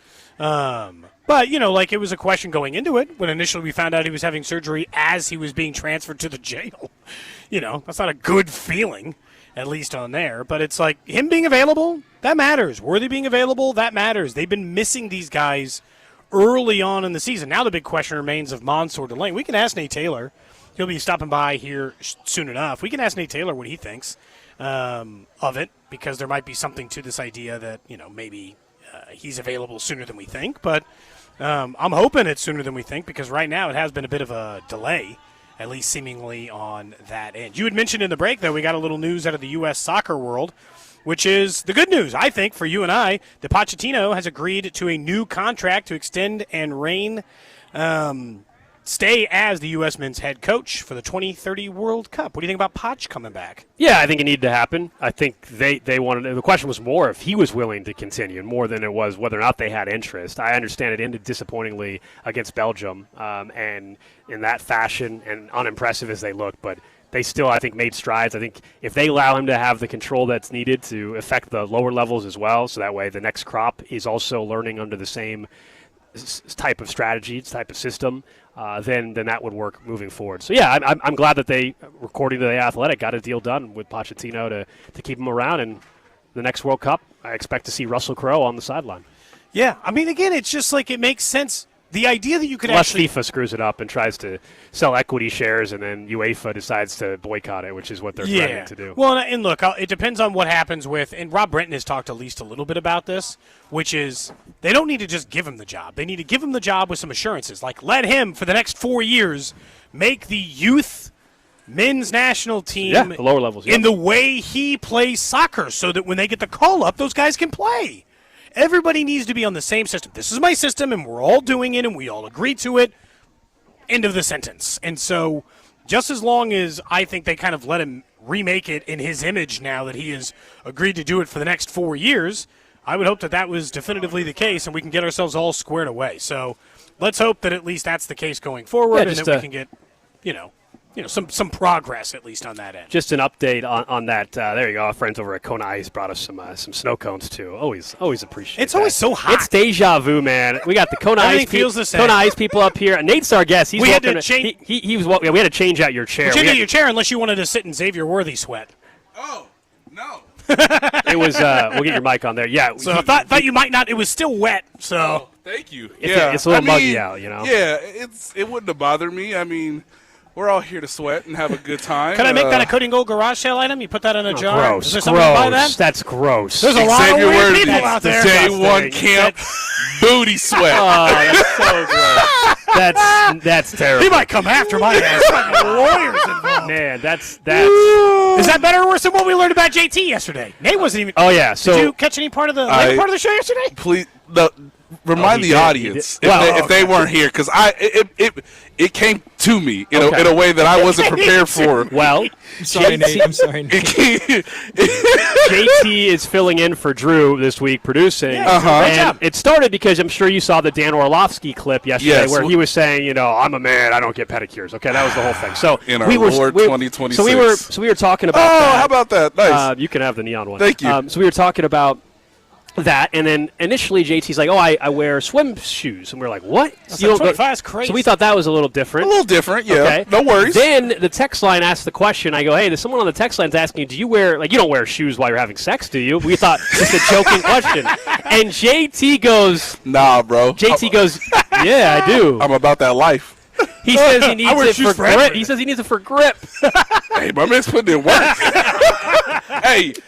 Yeah. I mean, give it to T. I mean, look, there's we all have our different styles and personalities, and it's good to learn about your friends and your coworkers throughout the course of the job. Having shoes on as a prerequisite before the intimacy begins does limit your flexibility options. You gotta have more plans. And you gotta, he knows tried and true what works.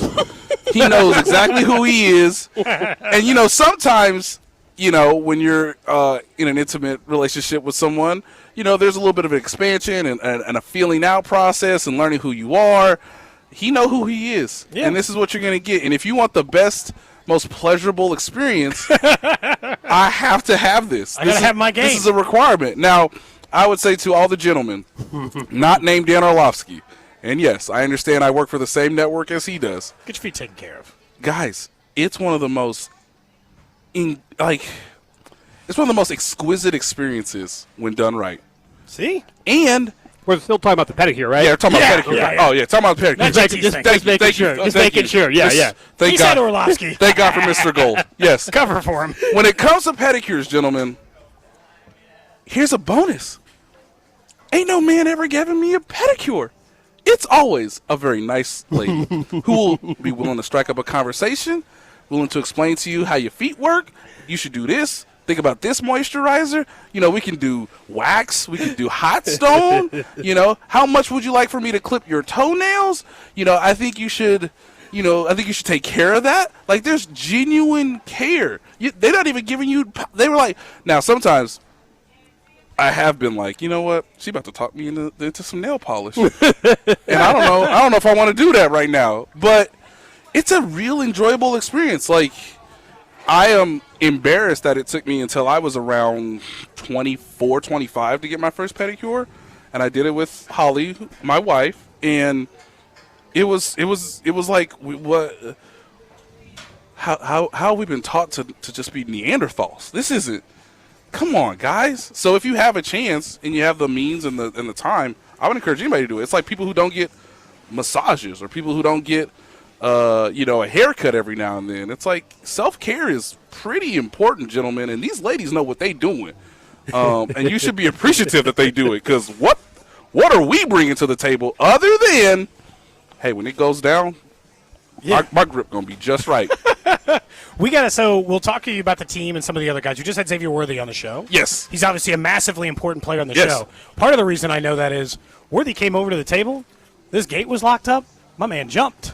He jumped over the gate? Yeah, we were like, no. And did cleats on the concrete. You know what they want. Do you imagine what happened? This show would have gotten drug out of town. Xavier Worthy started getting to the table. He started just getting to us. We were in trouble, Nate. Real trouble if that had gone down. They're fixing it now.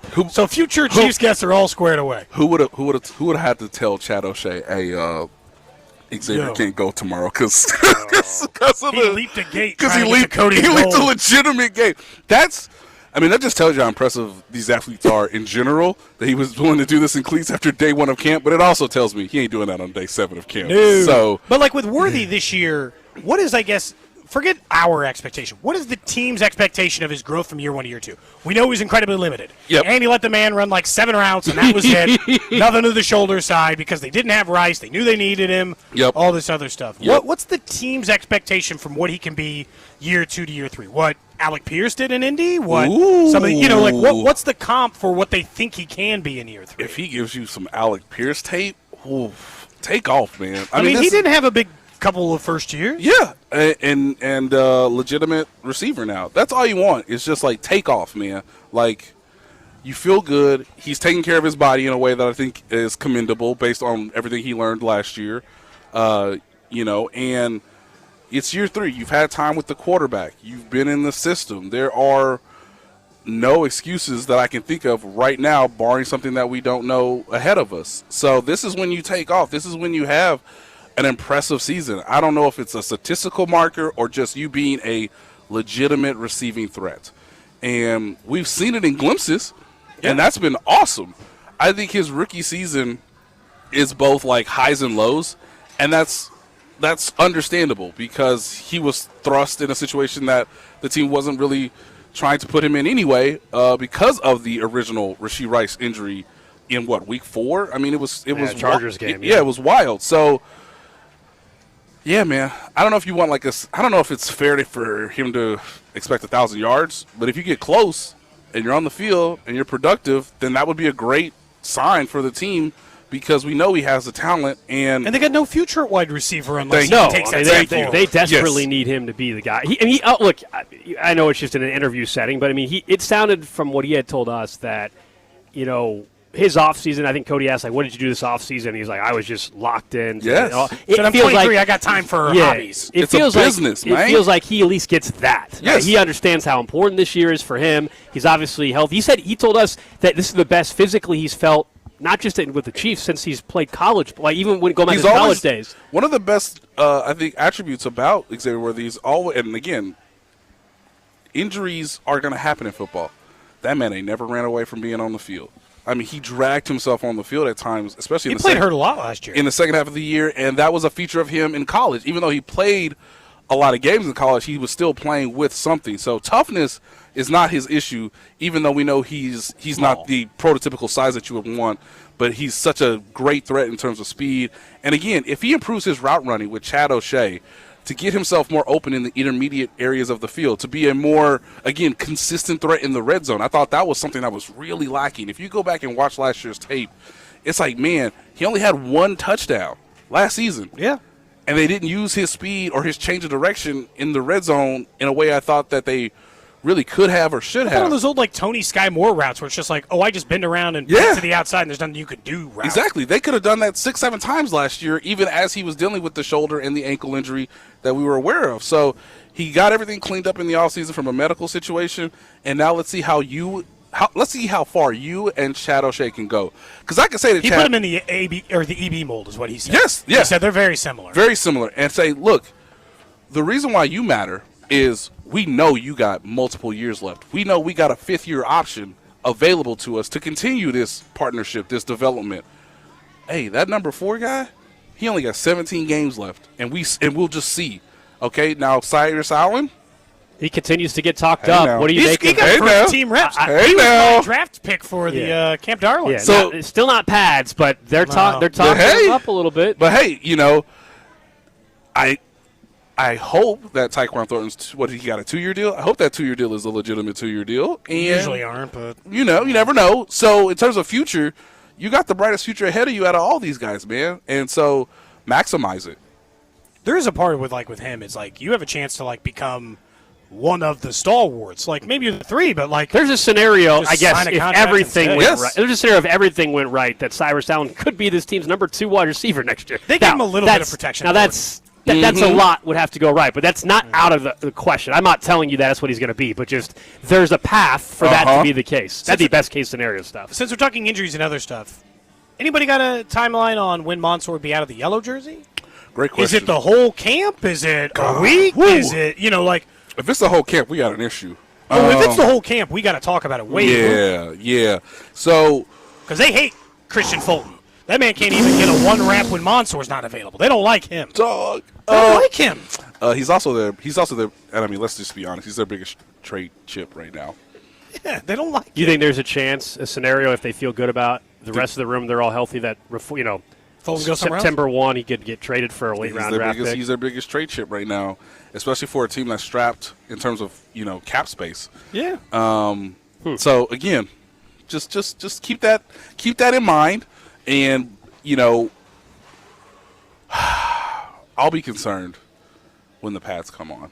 And guys, that's less than a week from now.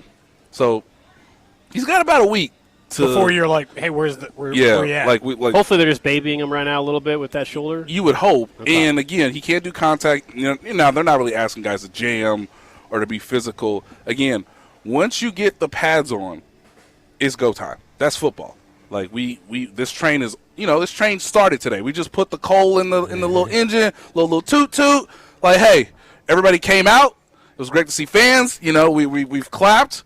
But once we put the pads on, the train not gonna slow down. It's only gonna get faster. So I need the top pick to be in pads, ready to go, and to demonstrate that shoulder isn't going to be a lingering issue.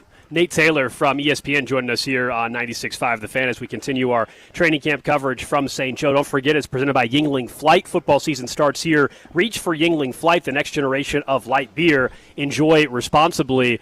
Jalen Moore, first-team reps at right tackle. Cody and I were like, I don't even want to make it too big of a deal about it because I thought we all knew that. That was like a weird month-and-a-half stretch. It really was. Pre-draft. Oh, they're going to draft a tackle. Maybe Pole. Maybe the Indiana kid. He's starting week 1. We can stop. Jalen Moore is the starting right tackle for the Kansas City Chiefs. Yep, and that competition ended today. How could we not think that when Brett Veach did the magician trick, he stood up like the Prestige and said, "Got ya." Never was taking an offensive tackle. I don't know how that didn't sure. Yeah, it's like one of those times where not only did he break the fourth wall, he shattered it. In terms of telling us honestly how he felt about bamboozling everyone to thinking that the Chiefs could take a tackle with the top pick ever in his era as the general manager. Now, what's fascinating to me is they will do some. I just want to prepare people. Andy Heck and Andy Reid will do some mingling. They'll do some tinkering. Hey, so I don't want to hear this August 2nd. Whoa, Jalen Moore didn't take all the first season. No, stop. They just do that to mix and match and just say, hey, you at least took a rep or two with someone. I've seen them put Caliendo at tackle. Come on.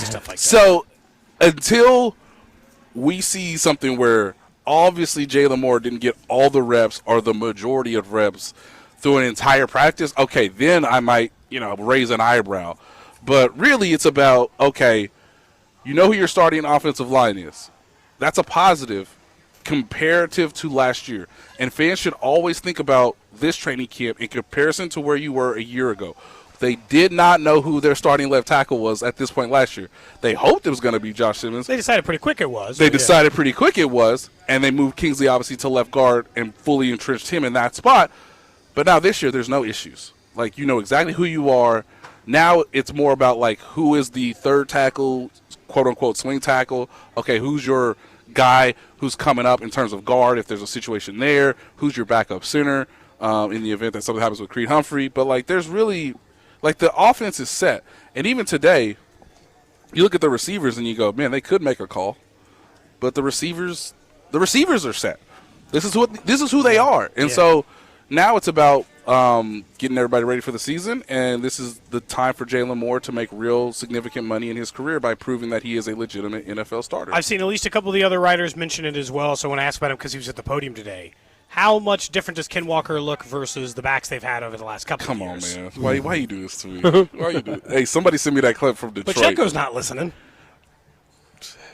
It's there's a difference. It's noticeable. Yeah. It's real noticeable. They ran a screen today, and I said, that looks like a good screen. They weren't really doing, again, they stopped comparative to last year. They weren't really doing screens on day one of full team training camp. Interesting. Keep that in mind. He made now this was against Air, so they were doing the group team, offense on one field, defense on another field. He made a nice one-handed grab, and I saw that in June, and I just said, I don't think Pacheco or maybe Kareem Hunt can make a nice one-handed catch here and there, but maintaining speed. I think Sam McGow, that's what he said, lateral speed. The idea of smooth and changing directions, of not sacrificing fluidity to concentration. Like, he can do it all in one, and, it's fascinating to know that he is clearly better than any – I mean – now I'm getting into, like, blasphemy. Now I'm getting into, like, blasphemy area, but, like – the best since at least Kareem Hunt's rookie year. Jamal Charles? I mean, look, Charles, and I know your friend Seth Kaiser the same as me. Jamal Charles is one of the, I think, 10 greatest running backs who's ever played from just a pure ability standpoint. That's what I'm saying. But so, like, I wouldn't go any further back than that. Right. But like, Kareem Hunt's rookie year was pretty great. Was pretty good. Yeah. You know, I mean, look, Kenneth Walker's making powerful. Kenneth Walker's making $15 million a year. I need him to be that. I need him to be special. I need him to be a top 10 back in this league. So he's not an issue at all, and it must be nice for Patrick to really be like, okay, not only are we doing more things under center than we did a year ago, but, man, I just like giving you the ball. I just like giving you the ball and watching you go to work. Nice.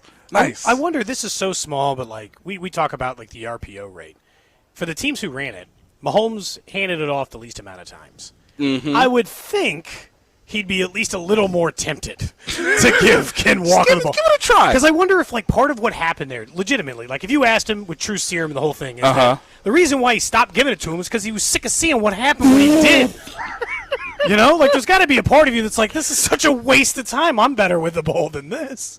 I don't know. Yeah, I mean, it's a mental part where, like, you don't want to tell yourself that's happening, but, like, that's happening. It's fair. Now, think about this, fellas. Again, comparative to last year. When they were in, now we didn't get that many reps today. It's only day one. It's just it was a slow build up, right? But they did some 11 on 11 stuff. You see any RPOs? No. Nope. No, just regular. Saw Tyquan Thornton drop a pass. That's what I saw. Yeah, so Jalen Royals still not look very good, but there's nothing like, okay, all right, we got the fans out. We've been waiting for it. Ooh, baby. Wait, what do you mean Rasheed Rice is walking up the hill? Why? Why are you doing that? Well, okay, but, we still got one, and we still got, we still got two out there, and okay. Ooh, he's so wide open. He dropped it? Come on, man. No, not the first rep, but there was no, ladies and gentlemen, cheer. There was no RPOs today. No. Not a single one in the 11 on 11 activity. Interesting. Yeah. Just something to work on. Hey, now they motion the running back out. Sometimes they brought him back in. Sometimes, and it's day one. So and it's day one, and they got under center, and they're not in pads. We get it, but hey, no RPOs. Nate Taylor from ESPN. Before we let you go and let you get back to work here a little bit, as practice wrapped up about 45, 50 minutes ago. Tonight, KC Current. Yes, baby. Media game. Yes. We're playing at halftime. You two are on the same team. You guys are going up against me. Yeah. I somehow am not on the same team as Cody, which is actually making it even more. It's making it even more great enjoyable. for content. Yeah. So tonight, nutmeg you, pass. Here's the thing. Drives it home. I think they said there's like 50 or 60. It's wild. Yeah, 50 or 60 members of the media play. So tonight, KC Current have a game out at CPKC Stadium, 7 o'clock. I believe you can still get tickets. Yes. And we'll be playing briefly at halftime. Briefly? Briefly. Such a great word choice. I got to hustle. So we'll be out there. Thanks to the Current for the invite. I'm looking forward to it. But now that I know you both are on the same team, I did not know that until I saw the roster the other day. I'm keeping an eye out for both of you. Yeah, you got to break up our connection in the midfield, that's right? You know? The funny thing is, there are those media members that are like, I'm playing so hard. This is my one chance. There are some people that are like, hey, this is a great time. Photos. I wait till my family. I take photos. Hey, I got to be next to, Lola Bonta, coming out between us leaving the field or whatever. And then there's some people that are like, all I want to do is just play goalie. That's all I want to do is just. I played goalie one time. But he did. Well, I did fine, too, by the way. You did. It was thrown in last minute. You didn't play last year, though. Yeah. You're back. Last year I played. You didn't play. I said last year was going to be my last year, and then here we are. Well, look, I just want to show off the speed. You know me. No, I've never played at CPKC. I want to get the. Oh, it's great. Yeah, They switched up the unis though. I like the switch. We're in the storm kits now. You guys are in the teal. What? Yeah. Yeah. That's How about fine. that? I They like switched us up? I like the storm I guess kits. so. I like the guess storm so. kits. It's fine. Hey, it's I didn't fine. realize they switched us up. I'm not saying that again. There's too many people on the field, so you can't really. Hopefully, I can't jump off the Hopefully you can screen. touch the ball once. Right. But I would like to, get some Chawanga runs on. Being like, hey, that guy's the fastest. We should just give the ball to him. Well, Cody's recently been diagnosed with gout in the wrist. He's gonna struggle to play tonight. That's not a problem. He's gonna struggle. Throw those people off that I'm a lefty. You know what we should do? We should all. I'm actually might work on this tonight. We should all get together and do a set piece. I want fans to see a real set piece between medium and that's fine. We should build a wall. We should have the goalkeeper be like, no, to the left, and we should find who is our best free kick I think because specialist. We only have a few minutes to play. Right. So I think they should truly let us play, and then the last 60 seconds, each team picks 2 people, PKs. PKs, let's do it. Yeah, it'd be great. So it's a fun time for us to be reminded quite definitively. Wow, there's a galaxy difference between us and professional athletes. That field feels big. And that feels huge, guys. Yeah. Don't pull a hammy. Don't pull a hammy tonight. Please don't. Yeah, stretch it out, guys. Stretch it out. We're getting old. I'm 38. I only got so many years left. When Aaron Rodgers went up on the podium yesterday and said, I asked my wife, and she's like, it's cool with it, I was like, yeah, but the difference is you're actually asking your wife for permission. We're not sure about him. I'm gonna go along. I'm gonna go along with it, but yeah. Will Holly be stretching? Holly be like, you can't keep doing this to yourself, baby. We gotta come back up here for practice tomorrow. So I might need an ice bath, honestly.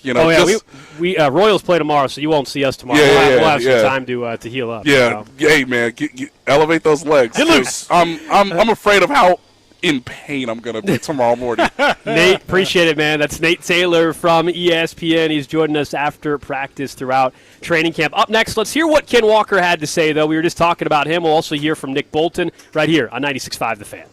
What's up, Kansas City? This is Bobby Witt Jr., and you're listening to Cody and Gold, weekdays starting at 10 on 96.5 The Fan. Brought to you by Heartland Men's Health, the leader in men's sexual health. Thousands of men have been successfully treated for low T, ED, and more, all with discretion and compassion. Make your appointment at heartlandmenshealth.com. The best football contests are back out in Las Vegas with Circa Sports. $30 million in guaranteed prizes. No rake in any of the 3 contests. Circa Million, 18 weeks of point spread action, 128 ways to win. Or Circa Survivor. You pick one winner each week, the last one standing wins. And Circa Grandissimo with $100,000 entry. Enter in Nevada, play from anywhere. $30 million guaranteed. Visit circusports.com for details. DQ presents Being a Miracle Maker. Making a difference in your community has never been easier because July 30th is Miracle Treat Day at DQ. You buy a blizzard tree at participating locations and DQ will donate $1 or more to Children's Miracle Network to benefit your local children's hospital. So on July 30th, buy a blizzard tree and be a miracle maker, a blizzard-eating hero, doing their part on Miracle Treat Day. July 30th, DQ. Happy tastes good. And Doug. Hot dog! Get your hot dog! Customize and save with Liberty Mutual. Hey, what are you doing? I like your method. Direct, to the point. A little loud, but... Listen, people don't buy car insurance the same way they do hot dogs. Not yet, but both are customizable. Popcorn! Get your popcorn! Hey, this is a hot dog area. And customize and save area. Get a quote at libertymutual.com or with your local agent. Liberty, liberty, liberty, liberty. Hi, I'm Mitch Holtis, voice of the Chiefs. Be a part of history by attending Chiefs training camp in St. Joseph, Missouri this summer. See the Chiefs and make a St. Joe memory. Whether it's touring one of the many museums, staying in a historic home turned bed and breakfast, experiencing quality dining and brewery options, hitting the River Bluff bike trails, or supporting a vibrant art scene, St. Joseph has something for everyone. Go to stjomo.com to view or download a free visitor guide and plan your trip. Produced in cooperation with Visit Missouri. Men, erectile dysfunction can affect much more than just your sex life. It can create stress in relationships, leading to feelings of anxiety or embarrassment, and impact your overall confidence and well-being. This is Jeff for Heartland Men's Health. and we specialize in treating men's sexual health issues to help men find solutions that fit their individual needs. ED is a frustrating condition, and many men suffer for years without seeking treatment. But the good news is that if you're like most men, we have the answer. Our licensed medical providers will evaluate your specific medical situation and recommend a plan designed for you. And these advanced medical therapies work, with treatments having success rates of well over 90%, which means you and the one you love can have great sex again without the fear and worry of ED. You can even last up to an hour or more, and you may just find you're performing like you haven't in years. So call us. Your initial visit is just $99 and includes blood work, a medical consult, and if medically advised, a test dose. And if that test dose doesn't work in the office, your visit is free. Call 844-447-6600 or go to heartlandmenshealth.com. Hi, I'm Carter. And I'm Charlie. We'd like to share a quick story about a homeowner named Jack. Jack had a home he needed to sell fast. And Jack thought he had it all figured out. So Jack talked to multiple cash buyers. Jack chose the highest offer. But the day before closing, guess what? The buyer backed out, leaving Jack with the moving truck all packed in the driveway and not sure what to do. Jack learned the hard way that the highest offer isn't always the right offer. Jack got suckered.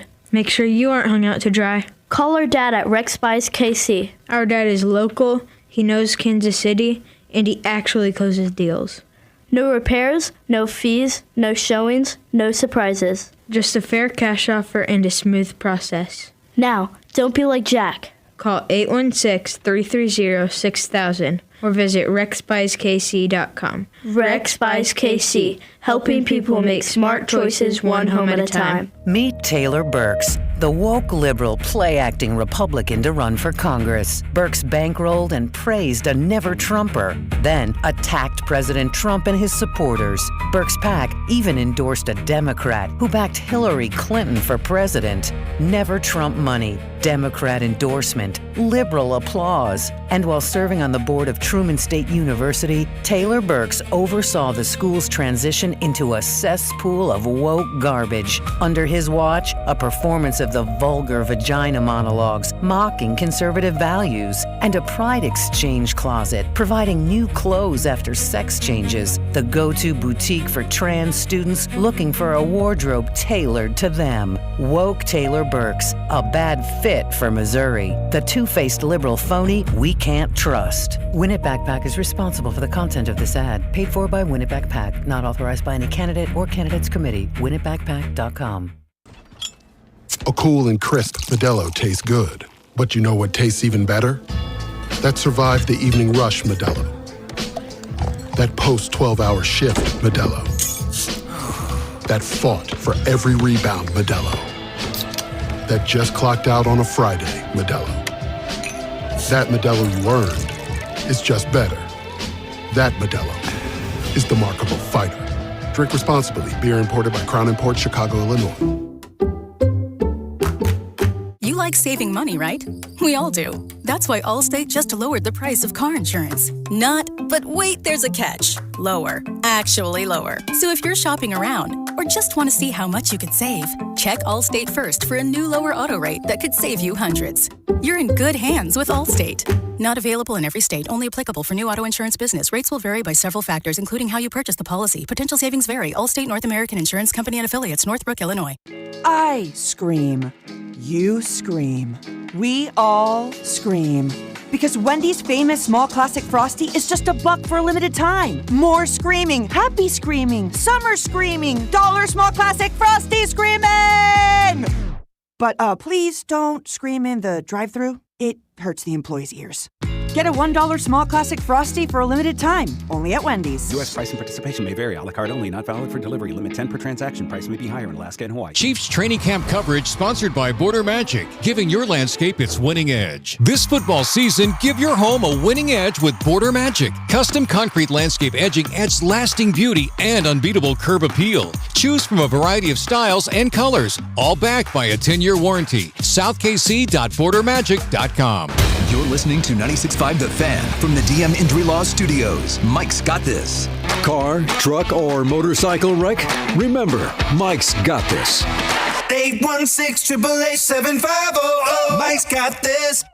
Hey, it's Alohi Gilman from the Kansas City Chiefs, and welcome into the Chiefs Red Half Hour every day at 11:30 on Cody and Gold on your home for Chiefs football, 96.5 The Fan.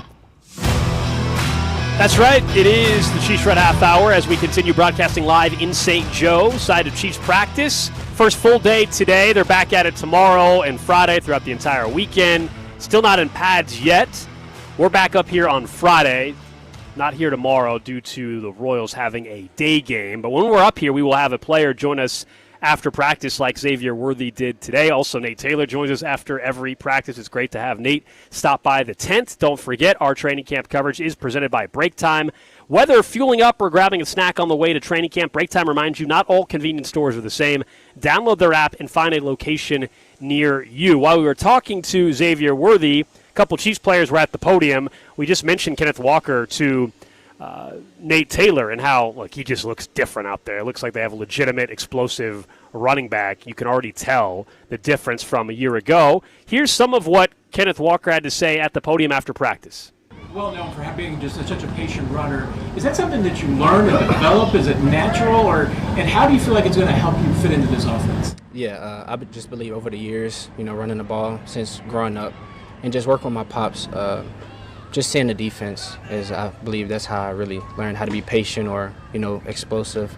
It just depends on what the play is, honestly. And would you ask for the second question? And yeah, is that something you feel like really feels like fits into this offense that you could add something to? Yeah, definitely. I feel like that helps the O-line.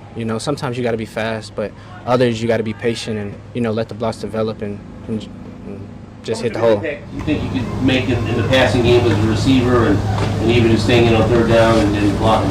Honestly, I believe I can make a positive impact on anything. Whatever they need me to do, that's what I'm going to do. Kind of your first football impression of the Chiefs training camp. What have you heard? What have you learned about OTAs and process? What? Sorry, what did you say? What have you learned about training camp?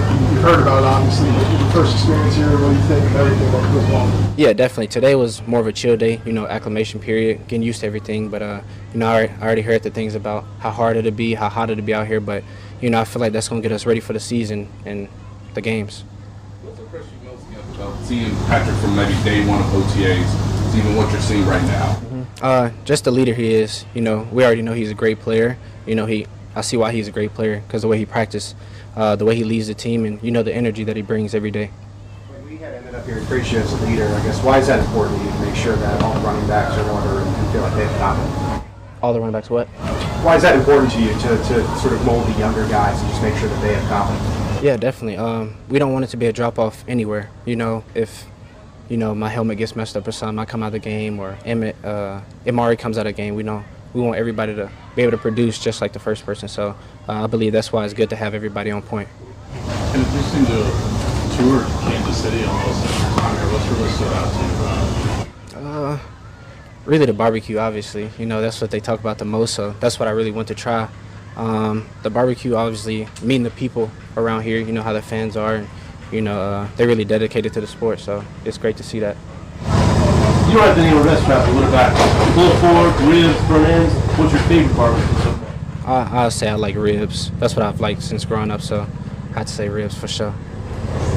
You're coming off a Super Bowl year. The Chiefs obviously didn't have a year that they wanted last year. Can you feel that in the building and you kind of bridge that gap? Yeah, definitely. They want to win, and they've won many Super Bowls before, so definitely you see the work ethic that's going on around here. Everybody wants to compete and win, and we'll go out there and see how we play this season. Thanks, guys. Thank you. All right, so that was Ken Walker talking to the media there about acclimating himself to Kansas City there at the end time. Of course, the stereotypical barbecue question. I think we had Kenneth Walker on the show, first week of OTAs or something like that too, and something like that. Yeah, right around there. We asked him about some of that stuff as well. Remember, we learned he's into anime and some other stuff too. Yeah. If I'm not mistaken. He's kind of a soft-spoken guy. Funny enough, for his hard-nosed as an NFL player as he is, he's always been kind of seemingly calm or serene. I'm just so excited for the first time, whether it's in the preseason or not, because he'll probably get a little bit of action in the preseason, not much. A little, yeah. But the first time he takes a run, that you see Mahomes hand the ball off to him, or hopefully it's not Mahomes, hopefully it's Justin Fields in the preseason. Justin Fields hands him the ball off, and he makes one person miss, and actually turns a 3 or 4 yard gain into a 10-yard gain. It sounds so simple, but guys, we haven't seen that in a long time. Years. When's the last time you saw Isaiah Pacheco have a guy coming towards him and actually make a miss? That's not looking. And I'm not even trying to. It's more about Ken Walker than it is Pacheco. But just truly though, this run game has not been effective other than on short yardage with Kareem Hunt for years. And Pacheco's first year, really. I read an entire study today, funny enough, about how people who get hit before the line of scrimmage, how it might actually be on the running back too, because he gets hit behind the line of scrimmage more.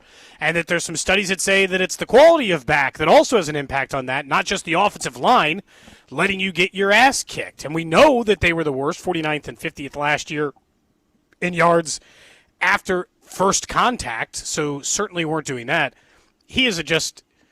He can make a complete difference. And I want to point out that he was a high draft pick. For a running back being picked in the second round, that's a high draft pick. He is, up to this point, maybe not been, he's not he's not Bijan Robinson or Jahmyr Gibbs, two guys holding out for a new contract right now, but he has been one of the better running backs in the NFL. I get it. He's not the superstar the way we talk about everybody doesn't get to have Josh Allen or Patrick Mahomes or those guys outside of it, but at least that. I did see, by the way, it's too bad Drew's not on the show today. Jamar Chase started a brawl at his own team's practice today. He threw a helmet at a Bengals practice. That's just dumb. That's just dumb. I did not see that, though, Cody. No. I was going to mention while we were talking about Kenneth Walker, Madden came out with their top 10 running back ratings based on the game. So Jahmyr Gibbs is a 98. CMC 97, Jonathan Taylor 96, Bijan 95, James Cook. Bijan's only a 95? James Cook, overall 94, Cook, Henry 93, Saquon 92, Josh Jacobs 91, and coming in at the 9th best overall rating in the game for running back, Kenneth Walker at 90. He's just in front of Kyren Williams, who's an 89. Yeah, I'm not going to complain about that. I think that's about right. Now, can he elevate himself past Josh Jacobs or somebody like that during the year? We'll see. All of his stats are Kyren Williams if he got that many touches. So, if you really like that style of player, that amount of yardage, that amount of yards per carry, he is as good as Kyren Williams statistically. He just doesn't get as many touches as Kyren Williams. And, and I do view Kyren Williams as one of the better running backs in the NFL. And Ken Walker deserved in winning his Super Bowl MVP. That part I like, too. Not only do you get a top 10 running back for the first time in a very long time, Kareem Hunt's rookie season, they've never had a 1,000-yard rusher under Patrick Mahomes, but you get a guy with pedigree. You don't just get a good back. You get a good back who's a Super Bowl champion, who knows what it takes to win, who knows the work you got to put in to win. That, to me, for a team like the Chiefs, that's doubly important. Not just getting a guy, but getting a guy of that caliber. That stands out to me, and will continue to be a big part of the conversation. We are out here at training camp, of course, and, we'll continue our coverage. We'll be back here on Friday. It's, of course, presented by Break Time. Whether fueling up or grabbing a snack on the way to training camp, Break Time reminds you that not all convenience stores are the same. Download their app and find a location near you. The big things out of camp today, one, and this can be washed away, Snead and Rice left early. No big deal. They were scheduled to, is what Andy Reid said, as they continue to recover from injuries. But the other stuff that stood out to us, of course, was that Jalen Moore was at right tackle, but mostly because we assumed that, and that Shamari Connor was at safety. But before practice even started today, Mark Donovan spoke to the media. And he talked about a couple of things that we think are important. One is the Super Bowl stuff. We can get to that first because that's probably the easier thing to move, and then we can talk about the grass field stuff. The Super Bowl stuff, yes. Barring something really tragic happening, I'd be stunned if they are vying for 2033, 34, and 35, that they don't get one of them. One will be, in my opinion, one will be in Nashville in those three. One will be in Kansas City in those three.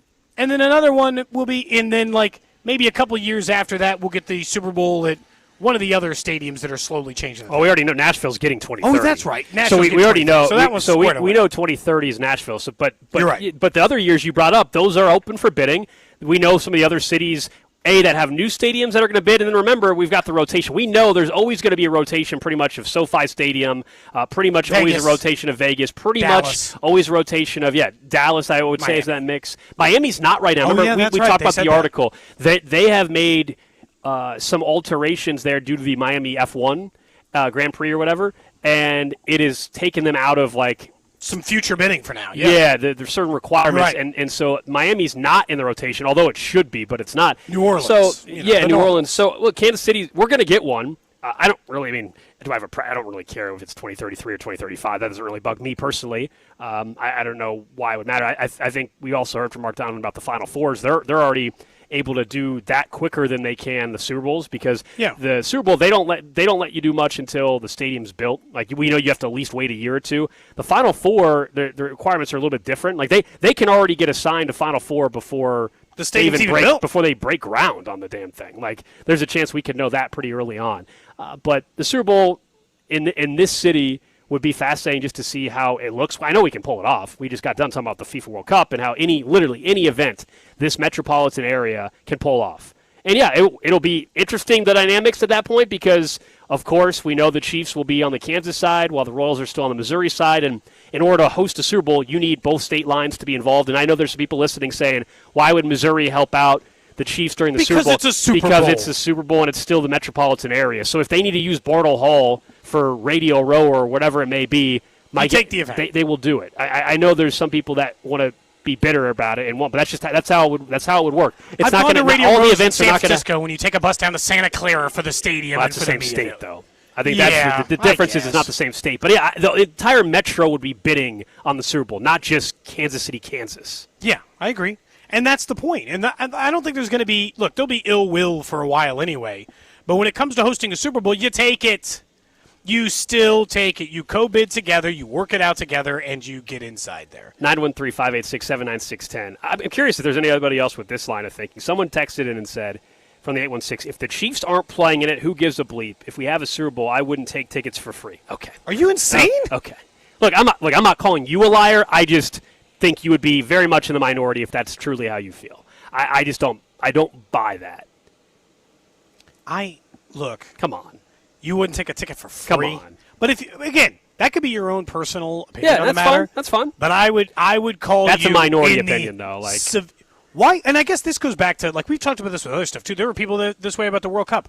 Is there a reason why you don't want cool things in your city? Like, that's kind of the point of living in a city. Otherwise, live in a country or live in a small city. If you don't want big concerts coming to your city or big events or the Super Bowl, well, then just live in the sticks. The part of the appeal of living in a city is things to do. Museums, sporting events, teams. That's the point. Yeah, entertainment, absolutely. That's otherwise you can go live in I'm going to say I should say a different state, because if I say so much as there's going to be one person who grew up in, like, you can live. We've already trashed some cities. You could live in Spokane, Washington, if that's what you want. Yeah. You can go live in some rinky-dink, town. If Someone that's says, did I give the 610 number? Oh, I guess I did, yeah. 913-586-7965. I guess I said 7, whatever. I said the old number randomly. Oh, sorry. 913-576. But you texted in, so you still text the right number. It's all good. It's all good. You didn't catch me either. I'm surprised. I must have said the other one. Someone else says I'm getting old. They said they'd feel safer if the Super Bowl was in 2033 than 2035. Fair enough. Look, somebody pointed out if you wait a little bit later into the 2030s, that would be the 70th anniversary of Super Bowl I. Okay, I like that. Wouldn't that be cool? That's a cool storyline to have attached to it. Super Bowl I was played in 1967, so the 70th year would be 37. Would you be okay if we missed 33, 4, and 5 and got it in 2037, which would be the 70th anniversary of Super Bowl I? For Kansas City, it would make sense. I don't know if it's that cool of an anniversary for me to miss out on the earlier part. Fair enough. Because the sooner you get the first one, then the chance of you ever getting a second one is sooner. So I'll say the sooner the better. You think Kansas City's getting 2 in your lifetime, though? I wouldn't bet on it, Kansas but I think City, that's tough. I think there's a chance. I would say it's like less than 10% chance we get 2 of them. Yeah, in our lifetimes. Yeah. Anyway. But somebody pointed out Dallas has only had one. Yeah, but they got another one coming. I think it's because we were going through rotation cities. You said Dallas is not a rotation city. No, that's like LA Vegas. That's LA, basically, and Santa Clara. Those have become the New Orleans. Those are the rotation cities. Yeah. But, like, is Dallas going to get in the rotation cities, or they just got to bid it out like Kansas City doesn't get it every once in a while? I think with Dallas, part of it is not that they wouldn't want the Super Bowl, but they have so many other big-time events happening constantly. They do. Every other big event. I mean, they've had WrestleMania there. We're hoping to get WrestleMania. I'm not a wrestling guy. This is the texter also that said they don't care. That's fine. That's your opinion. I guess for me, it's just I don't care about WrestleMania. I still want us to get it in Kansas City because it's a good thing to have take place in the metro area. But I will probably not go, right? That's just not my. I might go. That's not my thing. It's a fun event. It's not my thing. But I want it here. I know it brings a ton of people to the Kansas City metro area. That's why I want it to happen. So whether or not you actually would personally go to WrestleMania or personally go to a Final Four or the Super Bowl or whatever, and the Super Bowl is going to be very expensive, so I totally get anybody that's not going to that. Yeah. It's still good for the city. You don't have to partake in it. I think Kansas City, going back to the question I'd asked you, do I think Kansas City will get a second Super Bowl in my lifetime? I think the question is unanswered because it depends on what growth this city sees in the next 10 to 15 years. Because if it's anything like the last 10 to 15 years, then we probably will. Because the city has grown so much. That's fair. The texter makes a great point. From the 785, they said, hey, have it earlier. Chance of having Patrick Mahomes play a Super Bowl in his own stadium, way more likely in 2033 than it is 2037. It's a great point. Yeah. Yeah. Right? I mean, the older he gets, the less likely. I know Tom Brady went to a couple in his 40s. I'm just saying that's a fair point. If I want to see Patrick Mahomes get to play, and I'll tell you right now, if he's playing a home Super Bowl the way Brady got to play, but in Kansas City, no way I'm picking against him then. Also, what the hell's the price going to be for that thing? Because if you don't have to add travel to getting to the game and only the ticket, people are going to want to mortgage everything people in order to get. People are going to literally refinance their damn house to watch Patrick Mahomes in a Super Bowl in Kansas City. Oh my goodness! Yeah, they will. They will absolutely. Someone says, "FYI, Cody, Super Bowl 70 would be 2035 season played in February 2036." Oh, okay, all right. So that's a year after the window, I guess, based on when it was. I guess I was thinking about the season versus the other, but yeah. But whether or not that'd be interesting to you, I don't know. Like if I were the NFL, that's an interesting storyline at least. The other part we'll talk about more in the noon hour. Mark Donovan addressed the stadium renderings, not just the possibility of a Super Bowl and Final Four, but the big question was about grass versus artificial turf. I think we should feel a little bit better about the possibility of it being a natural grass surface. We'll get back into that in just a bit. Don't forget training camp coverage presented by Yuengling. Yuengling Flight. Football season starts here. Reach for Yuengling Flight, the next generation of light beer. Enjoy responsibly. Up next, we'll get to what's trending. We'll talk more about Mark Donovan's comments, some other camp observations, and we've got some more camp questions thanks to JT. This is Cody and Gold on your new home for Royals baseball. 96.5 The Fan. Brought to you by Heartland Men's Health, the leader in men's sexual health. Thousands of men have been successfully treated for low T, ED, and more, all with discretion and compassion. Make your appointment at heartlandmenshealth.com. What's up, guys? It's Drew. Well, this is the time of year. It's talking season. Top 10 lists, all that other stuff in the world of football in particular. As we get ready for the beginning of the season, I'm going to talk to you a little bit about Blue Chew. When it comes to performance, good enough just isn't good enough. And that's exactly why Blue Chew just raised the bar for you. Introducing Blue Chew Gold, the revolutionary 4-in-1 upgrade that targets your brain and your body. It dissolves right under your tongue, starts working in as little as 15 minutes. That means for you fellas, there's not much waiting at all whatsoever. A whole new level of readiness, and there's more confidence as well that comes from that. This is the future of performance. Faster, smarter, and precision engineered for results. You can get started today at BlueChew.com and see why millions of men trust Blue Chew. Turbocharge your love life and make it easy to get hard with Blue Chew. Make life easier and discover your options at BlueChew.com. We got a special deal for you there. Get 10% off your first month of Blue Chew Gold with KFNZ. That's promo code KFNZ. Visit BlueChew.com for more details and important safety info. You know that weird smell your AC makes when you turn it on?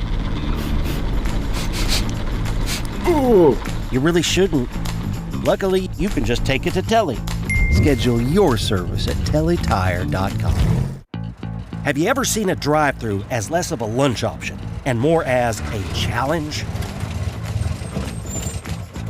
We can help. Just take it to Telly. Schedule your service at TellyTire.com.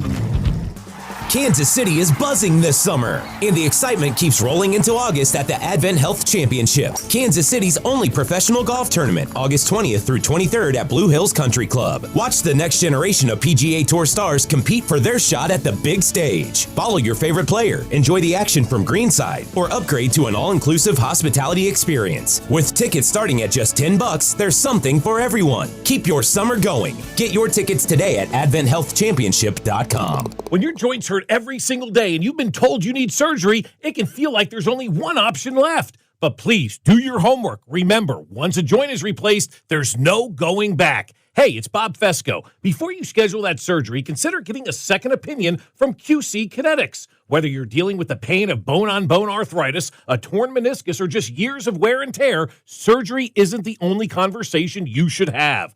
Talk to QC Kinetics about how they use regenerative treatments to deliver real relief to patients right here in Kansas City. They concentrate tiny healing tools from within your own body, targeting the exact spot that's causing the pain. The whole idea is to give you a real shot at holding off surgery, or in some cases, avoiding it altogether. So get your free consultation at QC Kinetics now, 816-412-6299. That's 816-412-6299. Located at 435 in State Line and in Gladstone, 816-412-6299. The Advent Health Championship is Casey's only PGA Tour event. Whether you're a golfer or you just want to be part of the fun, family-friendly event, see the future stars of the PGA Tour at Blue Hills Country Club, August 20th through 23rd. Ticket information at AdventHealthChampionship.com. Miracle Treat Day is tomorrow at your participating DQ. Buy a Blizzard treat and $1 or more from each sale will be donated to local children's hospitals through Children's Miracle Network. Head to DQ tomorrow for Miracle Treat Day. It's the sweetest way to give back to our kids. New Game Plus with Oxy makes your laundry smell incredible and fights stubborn smells, like the ones your dog Biscuit brought into your freshly made bed last night. But you washed that all away with Game, and now you're drifting asleep to the scent and sound of waves.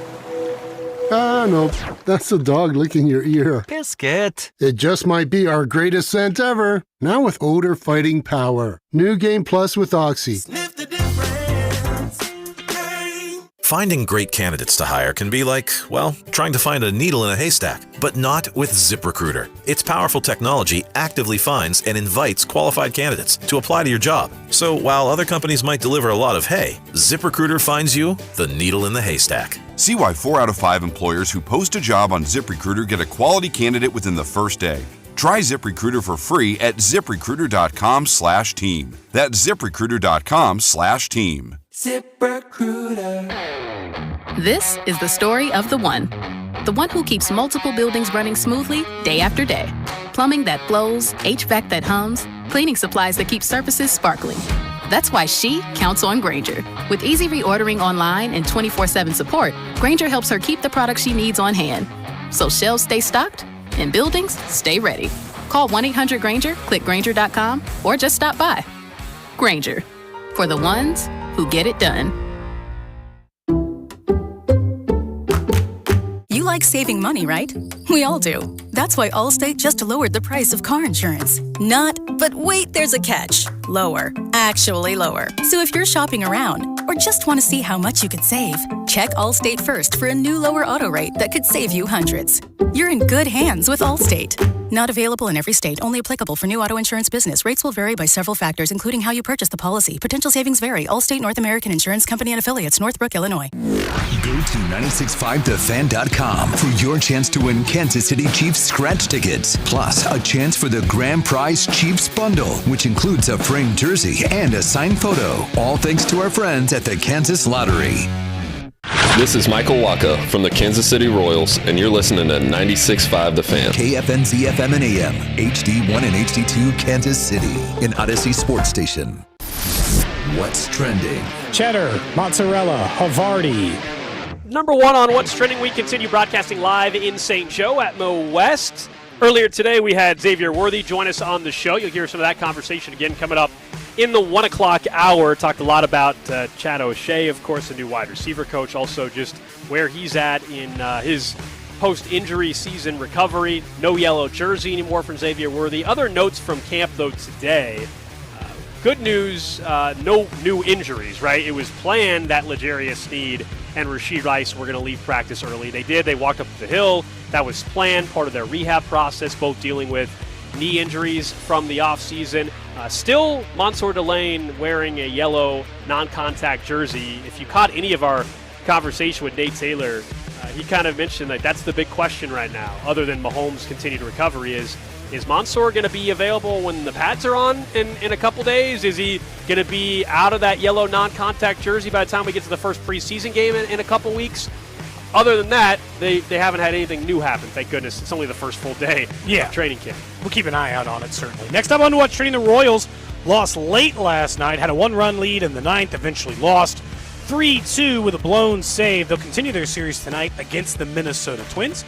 You can hear that game right here on 96.5 The Fan, your home for Royals baseball. Of course, your home for Chiefs football, too, by the way, as we are up here at training camp. It'll be Randy Dobnak making a start tonight for KC. We'll talk more about the Royals with Josh Vernier. Vern's going to join us at 12:30, our Royals insider. Elsewhere, down in Houston, Tank Dell, wide receiver Tank Dell, has been cleared to go ahead and give it a go and try to practice for the Texans. It's almost been 2 years since that devastating knee injury. Remember, that occurred against the Chiefs in the playoff game, if I'm not mistaken. Was that a regular season or playoff game? I can't remember, actually. Regular season. Regular season game. That was a regular. In December, I think is what it was. Yeah. Maybe late December. Devastating injury. You saw immediately how serious it was. So wish him the best moving forward and see if he has a chance to try to play football again. You never know, right? Like an injury like that, you may just not have it again. But at least he's made it back to where he can practice for the Texans.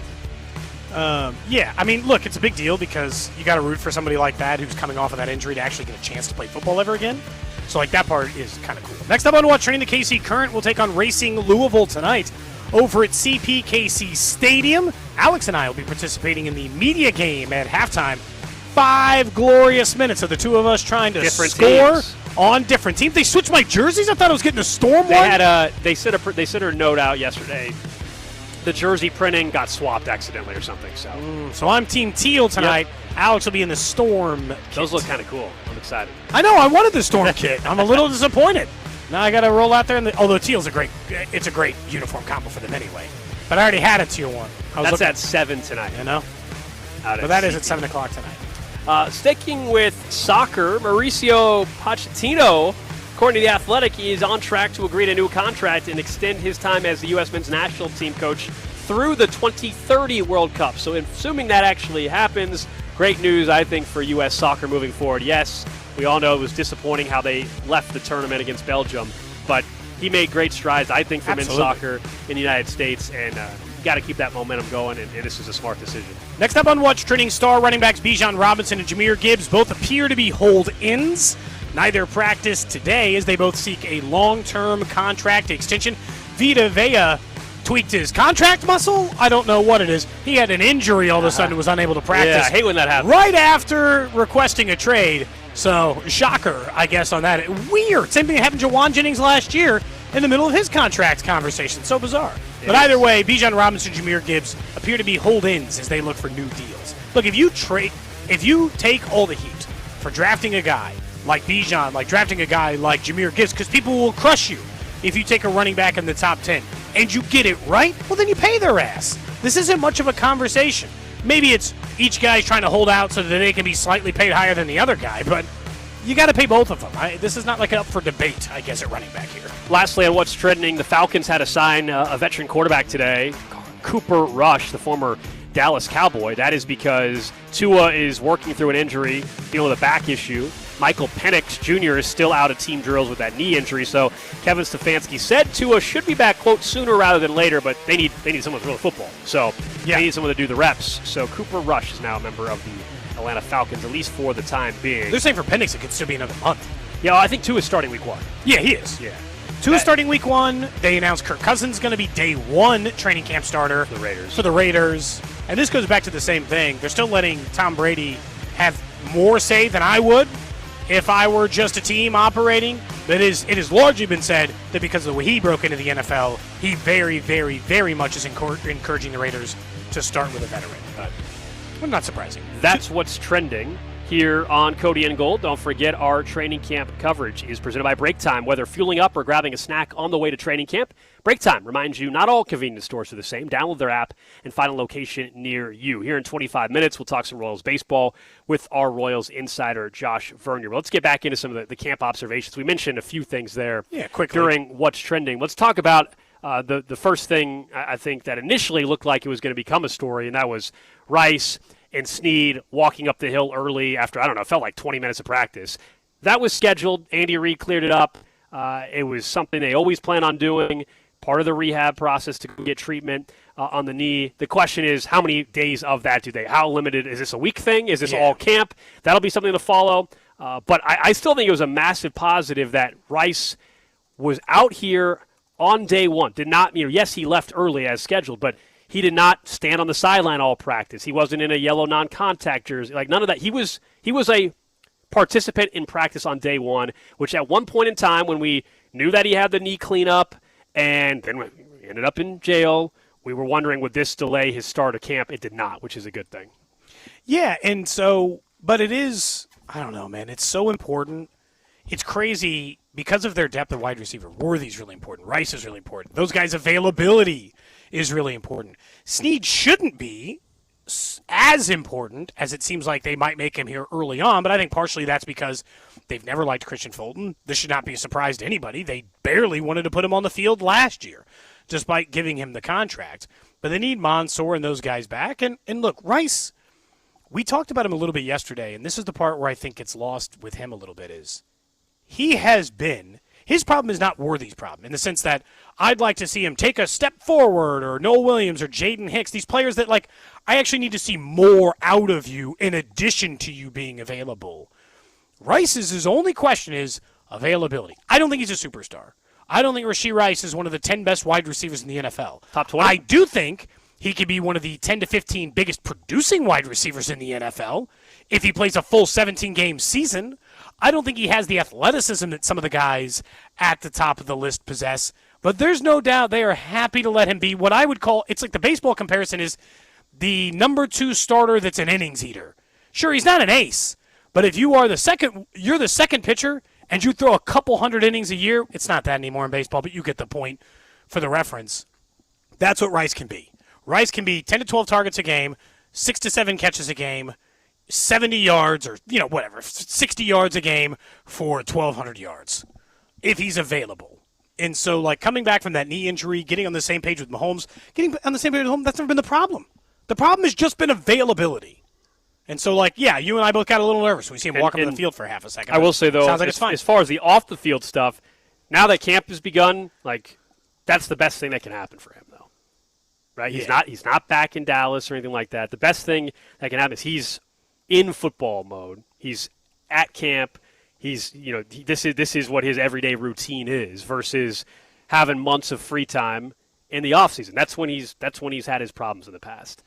So we'll see moving forward how many more days of the shorter practice it is for Rice. As far as L'Jarius Snead, the reason why we're not making as big of a deal about that is, like, look, he's a veteran signing. I don't know what his role is going to be like on this team to begin with. And when they traded him to the Titans, he was already dealing with the knee problem. So the fact that he's already having continuing to rehab this knee, like, I guess as expected, and my thought on what they're going to get out of him this year, the bar is very low for L'Jarius Snead. Yeah, and I guess I don't care if L'Jarius Snead doesn't practice the rest of the time and plays in week 1. And this goes back, you got to remember 2 years. 2 years ago, or 3 years ago, when L'Jarius Snead was in his final year as a Kansas City Chiefs player, they just had him stop practicing. He just didn't. He took 2 vet days off a week. And we know how Andy feels about you practice, you play. They just let him take a whole day off, 1.5 days off every week, just in a way to, like, nurse him to health knowing he was a gamer.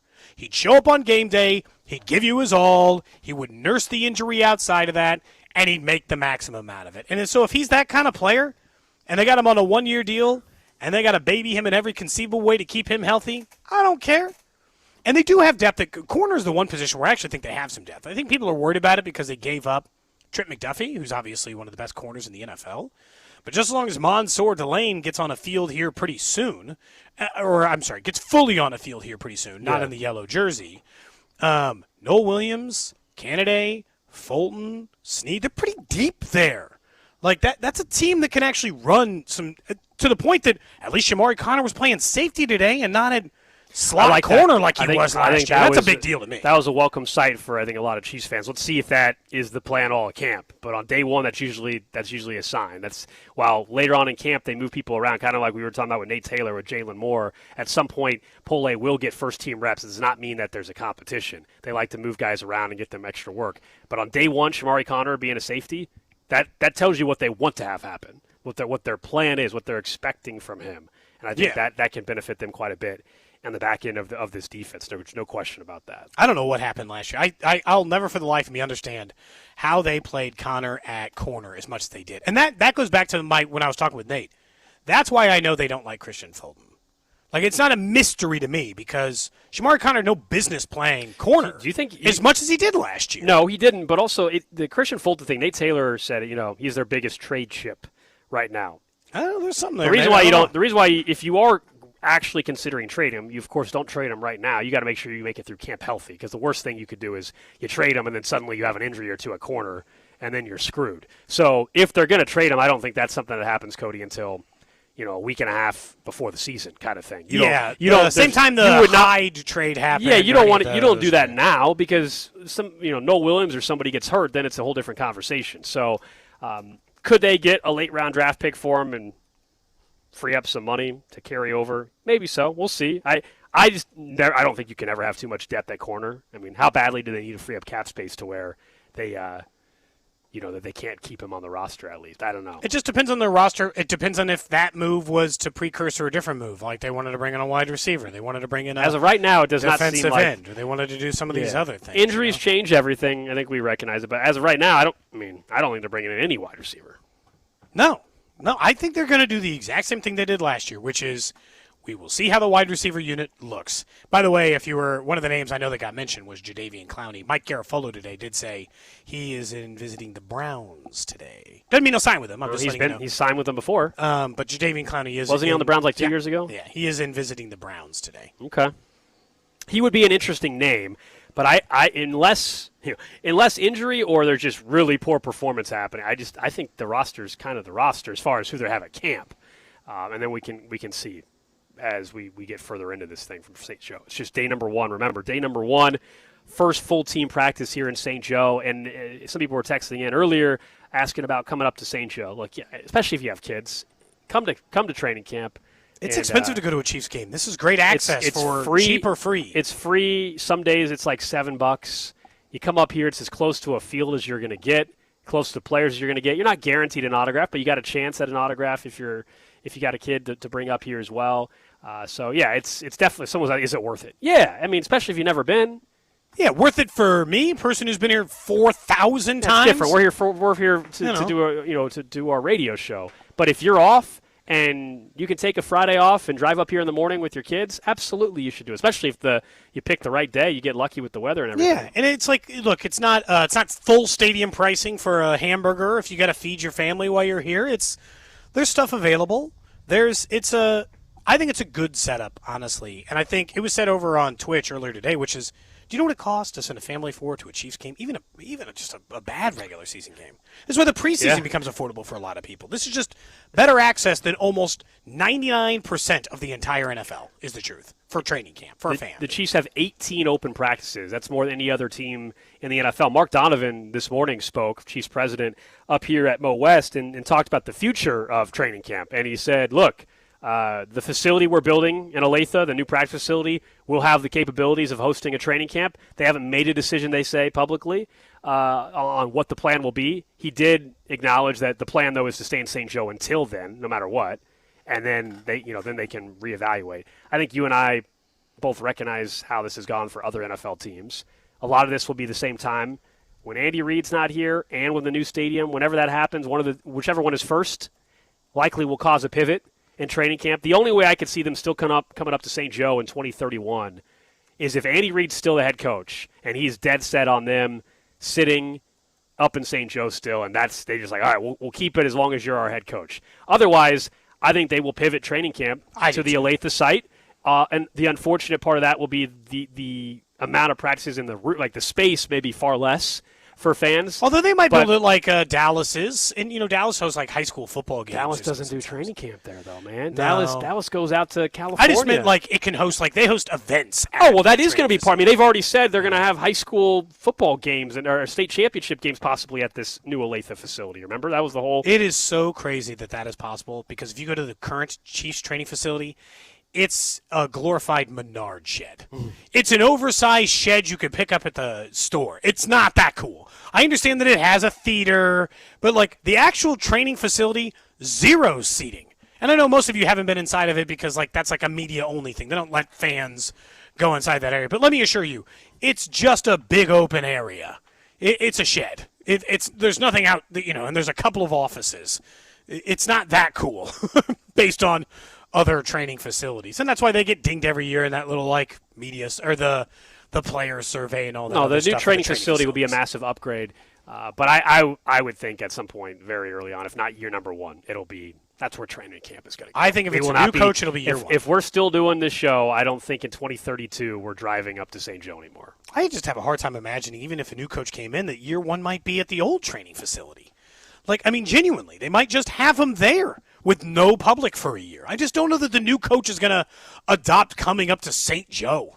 Like, if that's not something that they care about or matters they're one to of their 5. process, I think they're one of 5 teams that still go away. So they're the small group of teams. Yeah, they're the exception to the rule of training camp. There's a handful of teams that go away.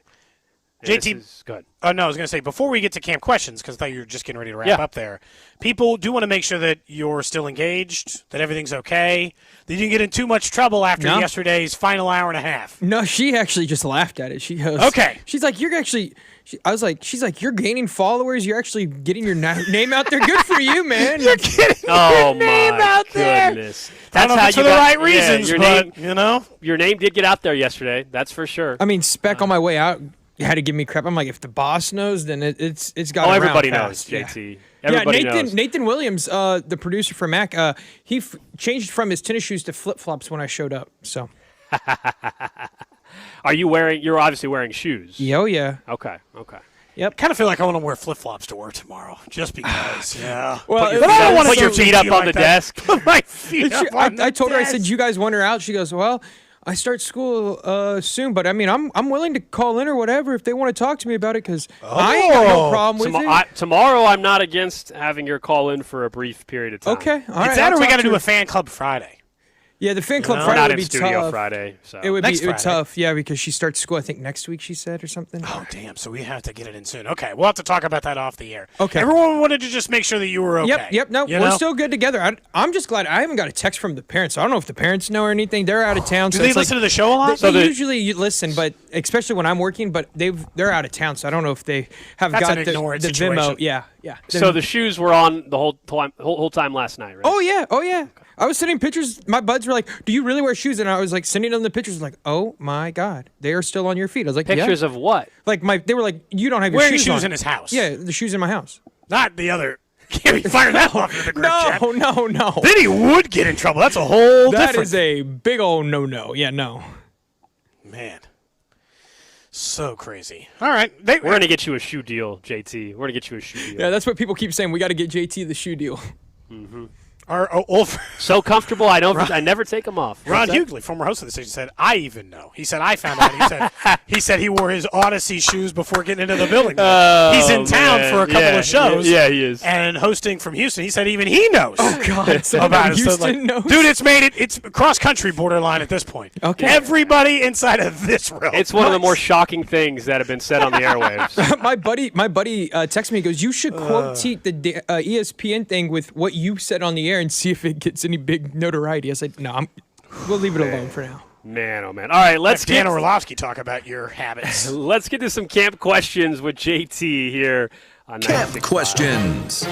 All right, let's get into some football talk, guys. So, camp obviously started today. I've got a maybe not so serious, but a very interesting question for you.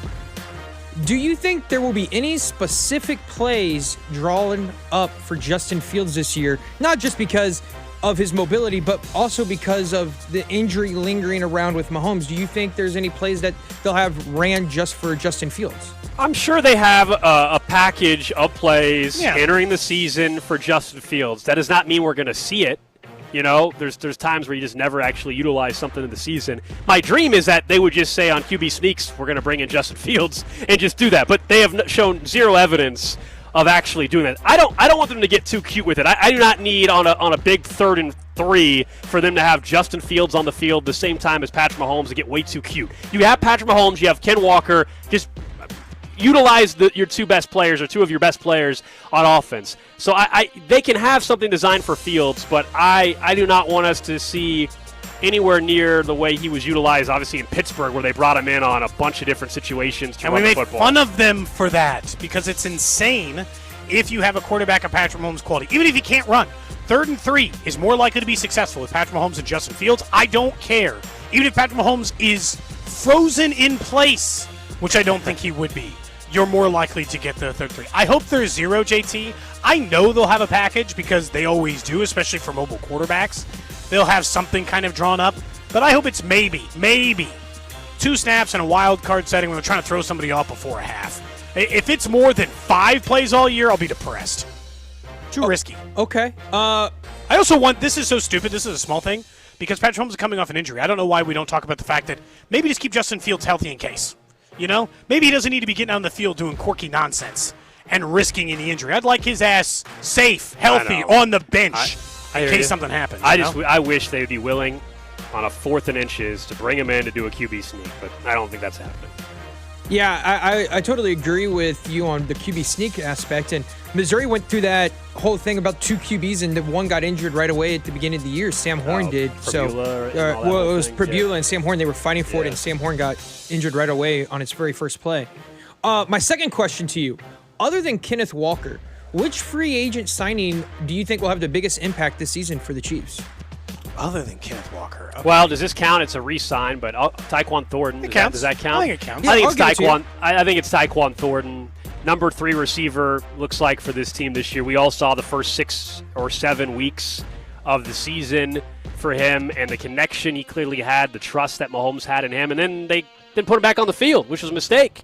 I think he re-signed here only because he knows the role is going to be a lot bigger. It also was where he found success in the NFL. So I'll go with him. I think for this offense, he can once again be a deep threat for them and maybe expand on that. I know Binkley's going to be so sad I'm not saying Amari DiMercato, but I'm not. That's his guy. I am instead going to say Alohi Gilman. Yeah. I think that for years, Spags' defense thrived with a veteran safety. They got away from it for a year, and I think they didn't like the way it tasted.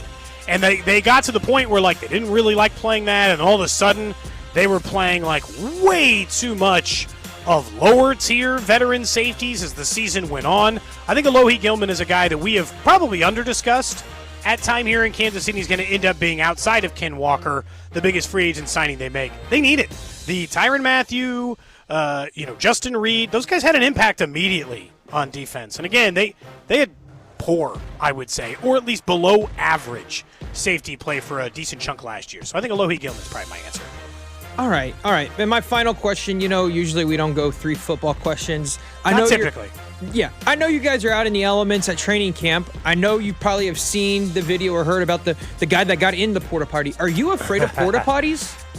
No, not afraid. I will say, yesterday or Monday when we were up here, if you told me we would have got hosed off the same way that guy in the porta potty did with the fire hose, that would have been amazing on Monday. I'd probably take that right now. Afraid of porta potties? No. But it must be 25 degrees warmer inside those porta potties than it is outside. I mean, I thought Monday, just going in there to take care of business, I was like, oh, this is how it's going to end. I'm just going to pass out. You're going to end up like that guy a couple weeks ago. Yeah.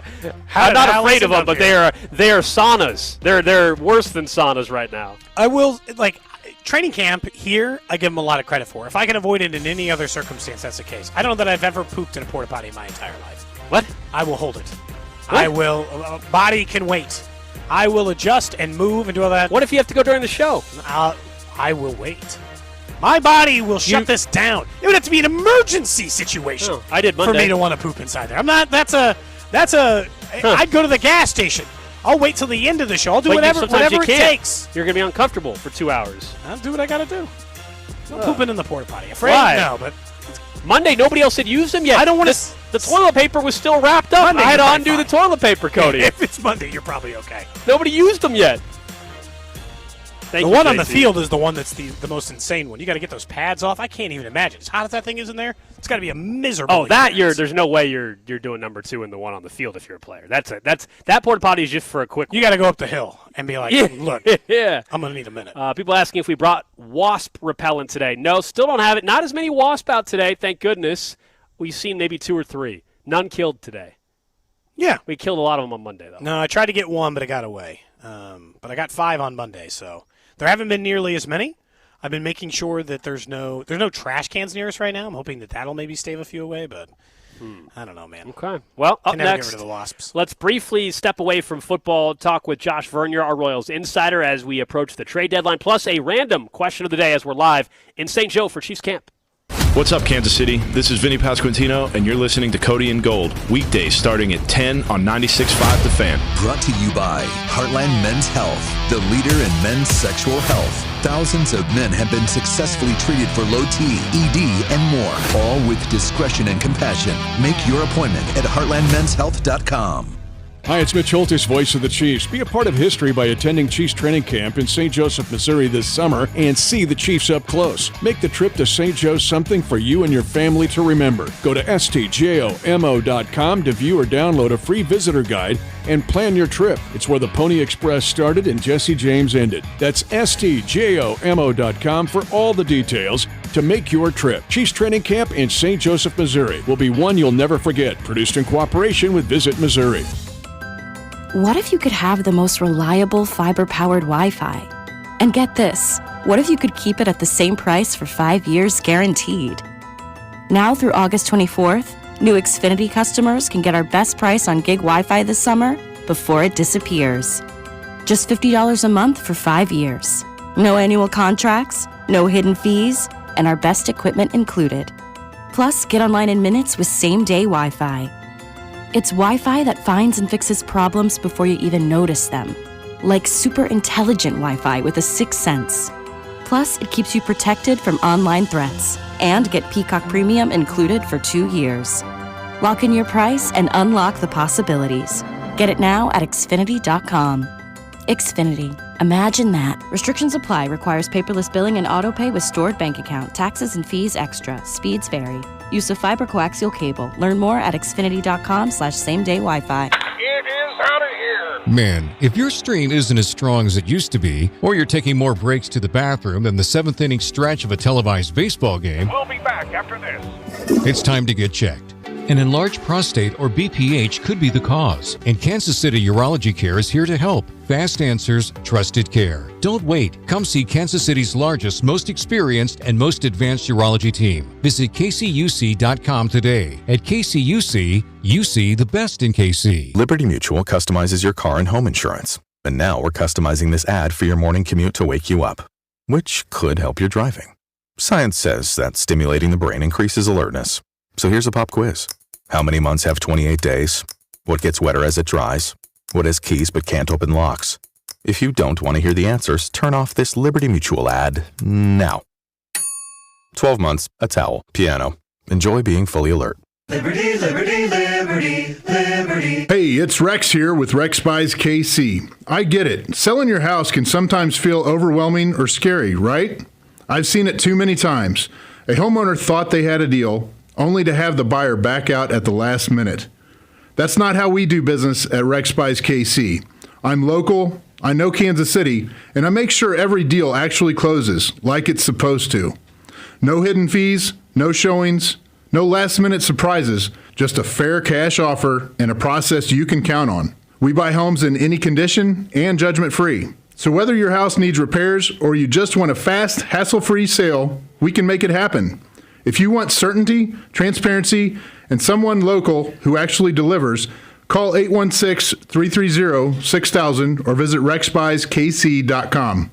Rex Buys KC, helping people make smart choices one home at a time. 816-330-6000 or rexbuyskc.com. Another app for inventory, one for CRM. Oh, don't forget accounting. Wait, which login was that? Or you could use Odoo, one fully integrated system that does it all without the hassle. Ditch the app overload. Get everything your business needs on one platform. Try Odoo free today at odoo.com. That's ODOO.com.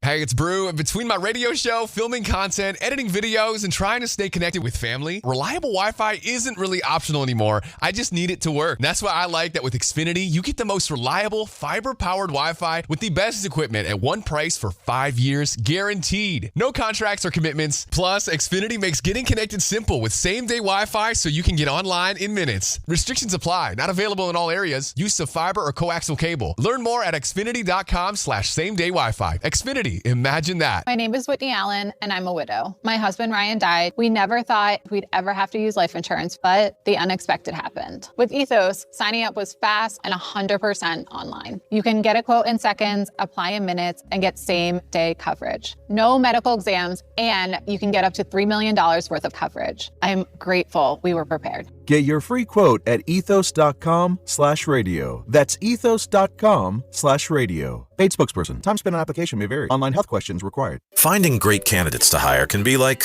well, trying to find a needle in a haystack, but not with ZipRecruiter. Its powerful technology actively finds and invites qualified candidates to apply to your job. So while other companies might deliver a lot of hay, ZipRecruiter finds you the needle in the haystack. See why 4 out of 5 employers who post a job on ZipRecruiter get a quality candidate within the first day. Try ZipRecruiter for free at ZipRecruiter.com/team. That's ZipRecruiter.com/team. ZipRecruiter. You're listening to 96.5 The Fan from the DM Injury Law Studios. Mike's got this. Car, truck, or motorcycle wreck? Remember, Mike's got this. 816-888-7500. Mike's got this.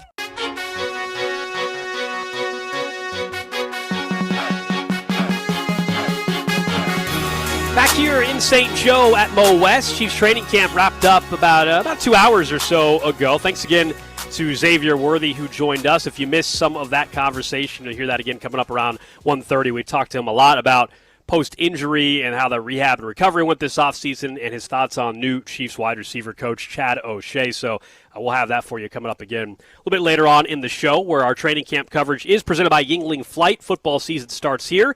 Reach for Yingling Flight, the next generation of light beer. Enjoy responsibly. Let's briefly pivot away from some Chiefs football and talk about the Royals, as trade deadline is coming up on Monday. We welcome in our Royals insider, Josh Fernier. He's out on the Golden Oak Lending phone line. Before I ask you about the trade deadline, I'm sure by now you're well aware of JT and how he goes about his marital affairs, or future marital affairs, I should say. Your reaction to socks and shoes on during intercourse? Yeah, not my go-to. But hey, whatever gets the job done, you know? Whatever makes you feel at your best. Do you, JT? Yeah, see, Vern? That's nice. That's supportive of you, you know? Although I got to say, that's one of the weirder things I've heard. Yeah, well, it can't be. For as many weird things that are out there that are easily found on the internet, wearing your shoes, man, that's, in the grand scheme of things, I think that's actually pretty normal with what's going on nowadays. Let's talk a little bit about the Royals. No moves yet for them, Vern. The trade deadline is on Monday. J.J. Piccolo told us that the phone started picking up pretty much right after the All-Star break. Are you getting a sense of which players they might actually be willing to move? Because we know which ones are being called on right now, because some of those reports have started to come out, including John Heyman talk about Salvi, but are they getting close to actually making a move at this point? What the hell was that, by the way? John Heyman's as plugged in as they come, but did anyone really think they were going to trade Salvi before they came home? Like, Salvi was never going to come to Kauffman Stadium as the home run king of this franchise? Yeah, right. You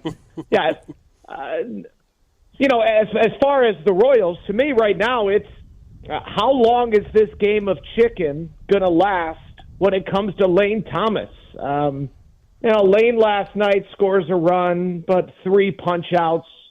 You know, his defense is average at best in center field. for as good as he's been offensively, and he's been very good, and as I say that, every team that's in contention, maybe outside of Atlanta, every team in contention could use a Lane Thomas.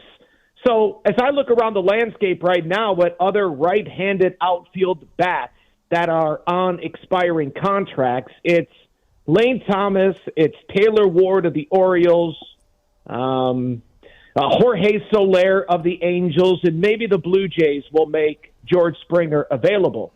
But that's it. And I think you'd rather have Lane Thomas, especially if you need an outfielder, over Jorge Soler. So he's a top 3 option. Everyone knows that the Royals are sellers. I'm not sure that the word is out completely on the Blue Jays. So, yeah, I'm trying to pull this trigger quickly, and maybe that's me being scared. But, boy, I just look around Major League Baseball, and guys are always dropping like flies, but especially lately, from Cody Bellinger in New York to the dude the Red Sox just acquired his first game after that trade. He's placed on the IL. So Lane Thomas, I would hope, is done very quickly. I'm just getting nervous. I don't like this game of chicken because he's it. As far as the guys that have to go, he's the only one that must go that could actually bring you back something of notable return, right? There's no Bubic or India or Estevez. Strom stinks. Schreiber's average at best. Starling Marte's coming up on his 40th birthday. So it's Lane Thomas and then a huge drop-off. And, you know, I don't like the game of chicken because I look around the rest of Major League Baseball. I look around the rest of this division, and, you know, Minnesota says that they're in it. Detroit's acting like they're going to be in it. Well, let's not hesitate, because if the Detroit Tigers bow out, if the Twins decide we'll move a piece or two, suddenly Lane Thomas is slightly less attractive. So I'm hoping we see something by the time the boys leave the Twin Cities. What's realistic, though? You know, if someone's listening, they hear you mention Lane Thomas and that he could potentially bring back the most. What are we talking here, though? I mean, what's a realistic expectation? Sure. Well, you know, that question I pose to myself all the time. We discuss it on the post-game show all the time. You know, I'm not trying to set the bar too low because then I'm carrying the water of the Royals front office. And no, they need to go win this trade. If Lane Thomas is your most valuable asset, I'm not saying you need to bring back Cole Reagans, but you need to bring back something that's going to help you, maybe not this year, but something that's going to help you down the road. You know, as you know, you look at a team that would be interested. The latest team you're hearing right now is the Philadelphia Phillies. Could use the right-handed bat of Lane Thomas. Well, the Phillies are trying to win a World Series this year, so obviously you're unlikely to get anything that's going to help you at the big league level right now.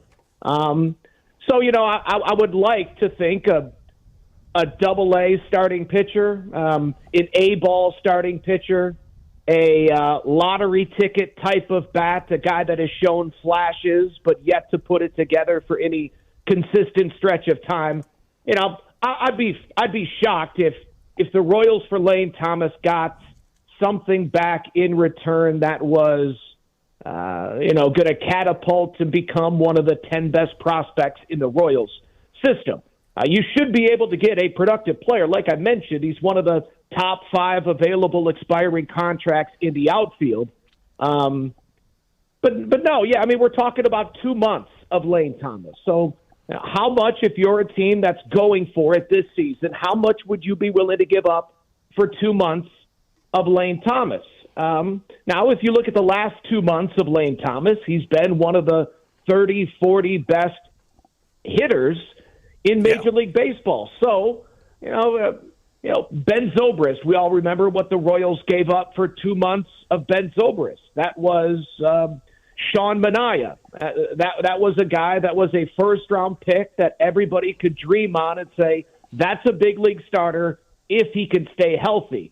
Now, I would say a lesser than Sean Manaea would be something that I'm holding out for right now. something that if it works, it could work out really well. But, of course, there's a concern, whether it's injuries, whether it's inconsistent performance. You're not going to get a home run return, but the Royals need, if it's a hit or miss type of return, obviously the Royals need it to hit if they're going to turn this thing around and remain competitive in Kansas City for the foreseeable future. What would you do about guys like Michael Massey and Nick Lofton? I think maybe somebody said in postgame you're anti-letting Massey go. What are your feelings, I guess, on those players, ones that are having career years, have control, but I would think be attractive to some teams? Yeah, certainly. Nick Lofton, with what he's doing against lefties this season, we talk about we talk about right-handed hitting outfield bats. Nick Lofton can be that, and the guy's hitting near 300 against lefties. Since the beginning of June, he's been a productive, positive, winning, all-around ball player. Nick Lofton, coming up on his 28th birthday, Royals still have him for another 4 years, so they certainly could kick the can down the road. But when I watch Nick Lofton, I have a hard time imagining him performing at a much higher level than what he is right now. So, yeah, Nick Lofton, I think Isaac Collins is an interesting conversation suddenly as well. He just turned 29. Royals have him for another 4 years of team control, and he's been the best offensive player for this team here in the month of July. So Isaac Collins, I'll put him in the same category as I do Nick Lofton, as I do Daniel Lynch, Alex Lang, and Michael Wacha. Guys that if you think they can keep this up, sure, keep them around. If you think they can keep this up until the offseason, and maybe you trade them when all other 29 teams are in conversations, are hopeful going into the season, maybe you do it this offseason. But, yeah, Collins, Lofton, Wacha, Lynch, and Lang, I can go both ways. Massey, yeah, like you mentioned, Cody, I've given up on that for a couple of reasons. Number one, to me, there's only one contending team that's really in the market for a second baseman, and that would be the Texas Rangers. If I'm the Rangers, I think Luis Arraez and that expiring contract would make more sense. Now, if I'm the Rangers, yeah, I'm certainly interested in Michael Massey, but with the Royals having him for another 2 seasons, him right now being one of the 5 best defensive second basemen in the sports, him right now, if you go back to the end of April, so now we're talking all of May, June, and now all of July, he's been one of the best offensive second basemen in the game as well. So to me, Michael Massey's the guy that I am more than happy to kick the can down the road. I'll give him this final third of the season, stay healthy, and I'll give him the second base job going into 2027. Massey, to me, I'll still answer the phone if I'm J.J. Piccolo, but you're going to have to really blow me away for me to part with Michael Massey, because this is the guy that we've all been waiting on. I don't know how much the Royals have been waiting on, because they went out and brought in Jonathan India and kept moving Michael Massey around. So we'll see how much they truly believe in him. But to me, it's becoming pretty difficult to deny what Massey's doing on both sides of the game. Along those same lines, what will the next couple days and ultimately the trade deadline, if anything, tell you about 2027 in this front office and just how we should think the offseason could end up going? I mean, I think Michael Wacha's the obvious name. If they trade him, then how can they sell you that they actually think they got a rotation in 2027 to compete? Yeah, I mean, I don't think they could convince me. I don't think they could convince you two, but and I know there are some people that would get excited if they gave Daniel Lynch another opportunity to start and presented him as a possible answer moving forward. I will say, if Lynch doesn't get traded, I would not be shocked if he makes a start or two down the stretch. What can the trade deadline tell us about 2027? To me, the only big move is, like you mentioned, Michael Wacha. And if you make that move, you're willing to admit that we're going to take a step back to hopefully take 2 steps forward by 2028. I would find that really disheartening. Unless they're right, unless Michael Wacha is heading downhill. If this all-star season that we've seen from the right-hander is as good as he's going to get. I think it could be interesting if they do part with a Lynch, a Collins, a Lofton, even a Michael Massey, for as much as it would pain me, to see this organization part with a homegrown player that is, finally blossoming. I think that would, I don't know if it would excite me, but it would be intriguing because that's what Milwaukee's done for the last half decade. They don't feel any way about anyone. Josh Hader, Corbin Burns, Freddie Peralta, y'all can hit the bricks. Our GM, we don't need you. We're going to keep on rolling with or without you. That's exactly how the Tampa Bay Rays are. How many guys have they lost out of their front office? How many guys have they lost in that clubhouse, on that coaching staff? But they just continue to churn talent and collect wins. So, if the Royals were to make one of those aggressive moves and part with a Lofton or a Lynch, I'll be interested to watch how it goes over the next couple seasons because those are the type of moves that the Rays and the Brewers get right, and those are the type of moves the Royals need to start getting right more consistently. Josh Vernier, our Royals insider, of course, his on-deck show coming up a little bit later on today as the Royals continue their series in the Twin Cities. Appreciate it, Vern. Always appreciate the time, guys. Thank you. There you go. Josh Vernier out on the Golden Oak Lending phone line. I'm not in studio, so I couldn't yell at him to get off the phone lines. We'll pick that back up when we're back in studio. I will say people probably, and this is what's been frustrating about the season, is Nick Lofton, career year, Michael Massey, career year. Isaac Collins has come around, and he's been closer to the player that they traded for. And you're like, and the outfield, remember how bad the outfield was last year? This outfield has been significantly better. It has. Than last year's outfield. Except for the bullpen's been way the hell worse, and the starting pitching's been way worse. And it's like to solve one thing and then get stuck in another. Like right now, Isaac Collins, there's no reason you'd have been paying super close attention the last couple of weeks. Isaac Collins over the month of July is at 280 with a 330 on base. He on the season now is hitting 240 with a 340 on base and a 705 OPS. You know what drives me. A little low. But, it doesn't do you any good. It doesn't do any good that he's having even like a mediocre season or that he's hitting well in July. Yeah, it's not even that. I'm just saying, none of this does you anything unless you're in it. No, I was going to say, we've done this show long enough. You know my feelings, how frustrated I get when we start. Not that you're correct with what you're saying. I get frustrated with this conversation because I cannot stand August, September, now late July. Oh, yes. All of a sudden, they're playing better, or this guy's doing that. Yeah, where the hell were you for the first 3 months of the season? Now there's no pressure. Chiefs training camp has started. Nobody's paying any attention to you. Oh, now you're performing? I've seen this happen 20 times in my life. He's added 24 points to his average in good for him. Weeks. Good for him. Yeah, and I don't know. Not that much to his on-base percentage, in fairness. But how many times have we seen where all of a sudden when nobody's worrying about pressure or anything, the team plays better, and then in September, actually... You know what? This happened, and no. At the same time, Cags have been playing worse. I know. Do you know? I know. Do people realize? And the answer is no, not really, because Yeah. People aren't watching the team nearly as closely. Cags is in a pretty good-sized slump since the Home Run Derby, and he was in a little bit of a slump before it. And so I'm not saying the Home Run Derby is the reason. Please don't hear it that way. But it's like it's so hard with some of it because I want them to not trade everybody but make moves and make, and be better and all that other stuff. All right, JT, let's get to the random question of the day. Random question. For you, Gold. For you, JT. The text line, 913-586-7965. Alex does have it pulled up. I got it pulled up, so we'll see over there. Twitch, Twitter, YouTube, and Facebook. We're still interacting with people over there, so you still have a chance if you want. It's not our faces. It will be tomorrow's. We'll be back in studio, but at least another way to consume the show. We're always trying to find new ways to consume the show. I think we're getting ready to hit another platform. Why not? The Odyssey app, all the video streaming apps.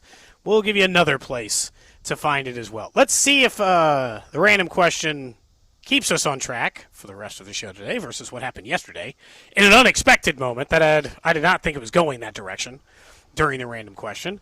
But I think it was Bomani Jones who I first saw talking about it, but there's other people who were talking about it, that there is a new influencer degree available at, of course, and I do mean of course, Arizona State University. And while I understand that you can make an entire career out of being an influencer. My kids like watching, they've got favorite YouTubers or anything else. My question is, what would you say to someone if they told you, I am going to pursue a degree from any place, it doesn't matter, Arizona State, in influencing? Would you judge them harshly? Do you think that that's fine? JT said he's gained followers lately for revealing something very personal about himself. Do you think it's a good idea to major in influencing? Or should you just, figure it out? I think it's a terrible idea. Here's why. There are obviously influencers out there that are making really, really good money. This reminds me of the esports thing. Remember when people made fun of the esports degrees because that was a big thing, esports video games, right? Yeah, sure. And there are people out there that make really, really good money playing video games. That is 5% of people. So you go and you spend and get $80,000, $100,000 in debt at Arizona State. I don't know what their tuition is. At Arizona State, let's call it, to be an influencer. The chances of you getting your, anywhere making enough money to be an influencer for a career? I think it's a terrible idea. If influencer is the path you want, by all means do it. You don't need to go to school for it. That's the part I think that gets me is our friend Molly Dugan. Miss Dugan over on TikTok and Instagram and stuff. She's got 1 million followers or 500,000 followers or whatever on some of those platforms. She just posted something and then it picked up and then she just started doing it. Now, you can do it more directed and on purpose. And I think our old producer Nick Schwartz played me a clip once of influencer Mr. Beast talking about how he handled content creation from that end. And he's one of the he's one of the more successful content creators, right? I just think that this is a don't go to college for thing. If you wanted to get a backup degree, you're saying, I want to be an influencer, and you want to get a degree in case that doesn't work out, don't get it in influencing.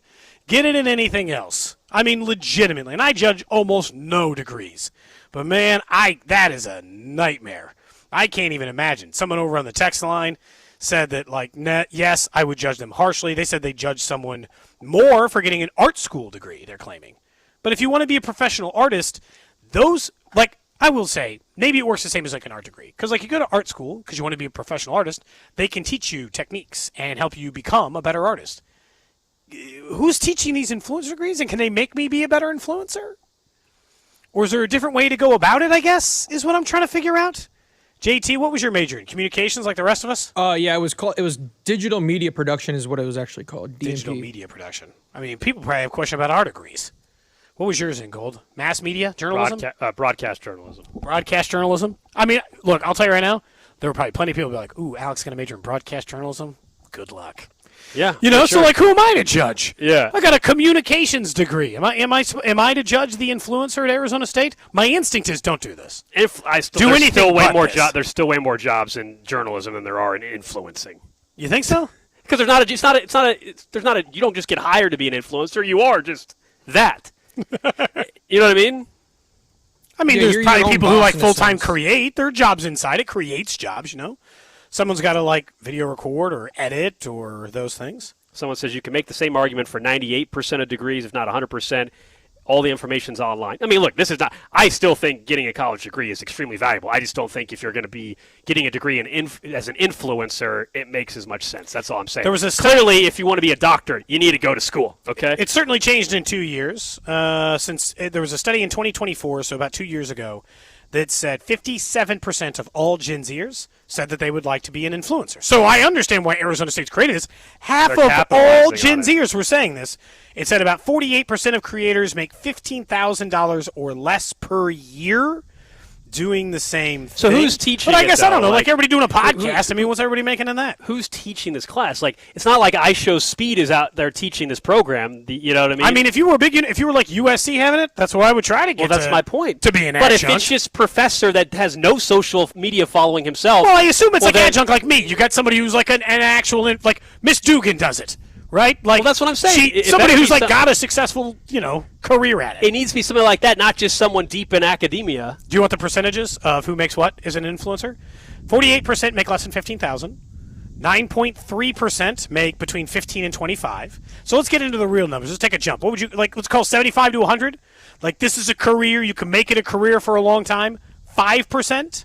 6.1% make between 150 or 100 and 150, and 7% make over 200,000. So over 75,000, we're looking at 13, 18, almost 19% when you count in the decimals. Yeah. Of people. 1 in 5. I just think there's got to be other other programs that you can do that are much shorter than going and getting a full blown. That's what I was thinking. Like someone mentions like Kai Sinnott, the very popular streamer. He does his own streamer university thing, right? That's at least specific to that, and it's not 4 years of program. It's not a 4-year program. Now you have to be like almost famous to get to that to even go to streamer university with him, like that he does. But someone says, "Can you get a degree in being an OnlyFans model?" I don't think that they offer that.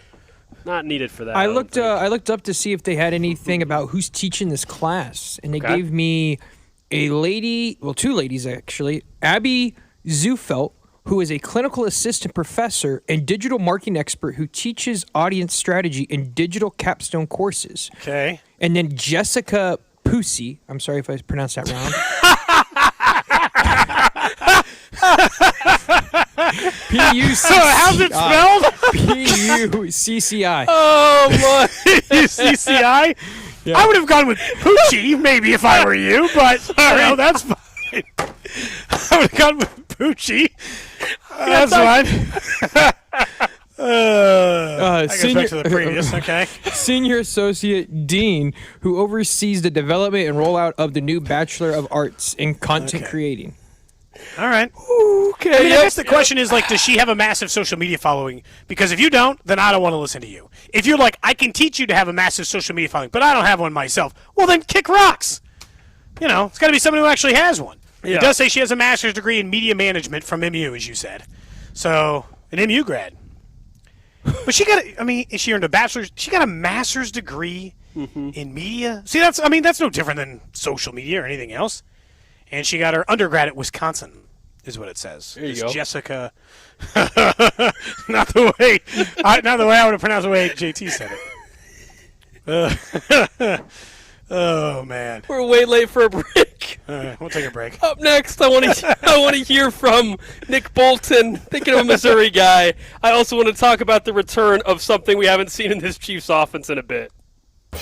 You're listening to Cody and Gold. We're going to try to tickle your tonsils. Brought to you by Heartland Men's Health, the leader in men's sexual health. Thousands of men have been successfully treated for low T, ED, and more, all with discretion and compassion.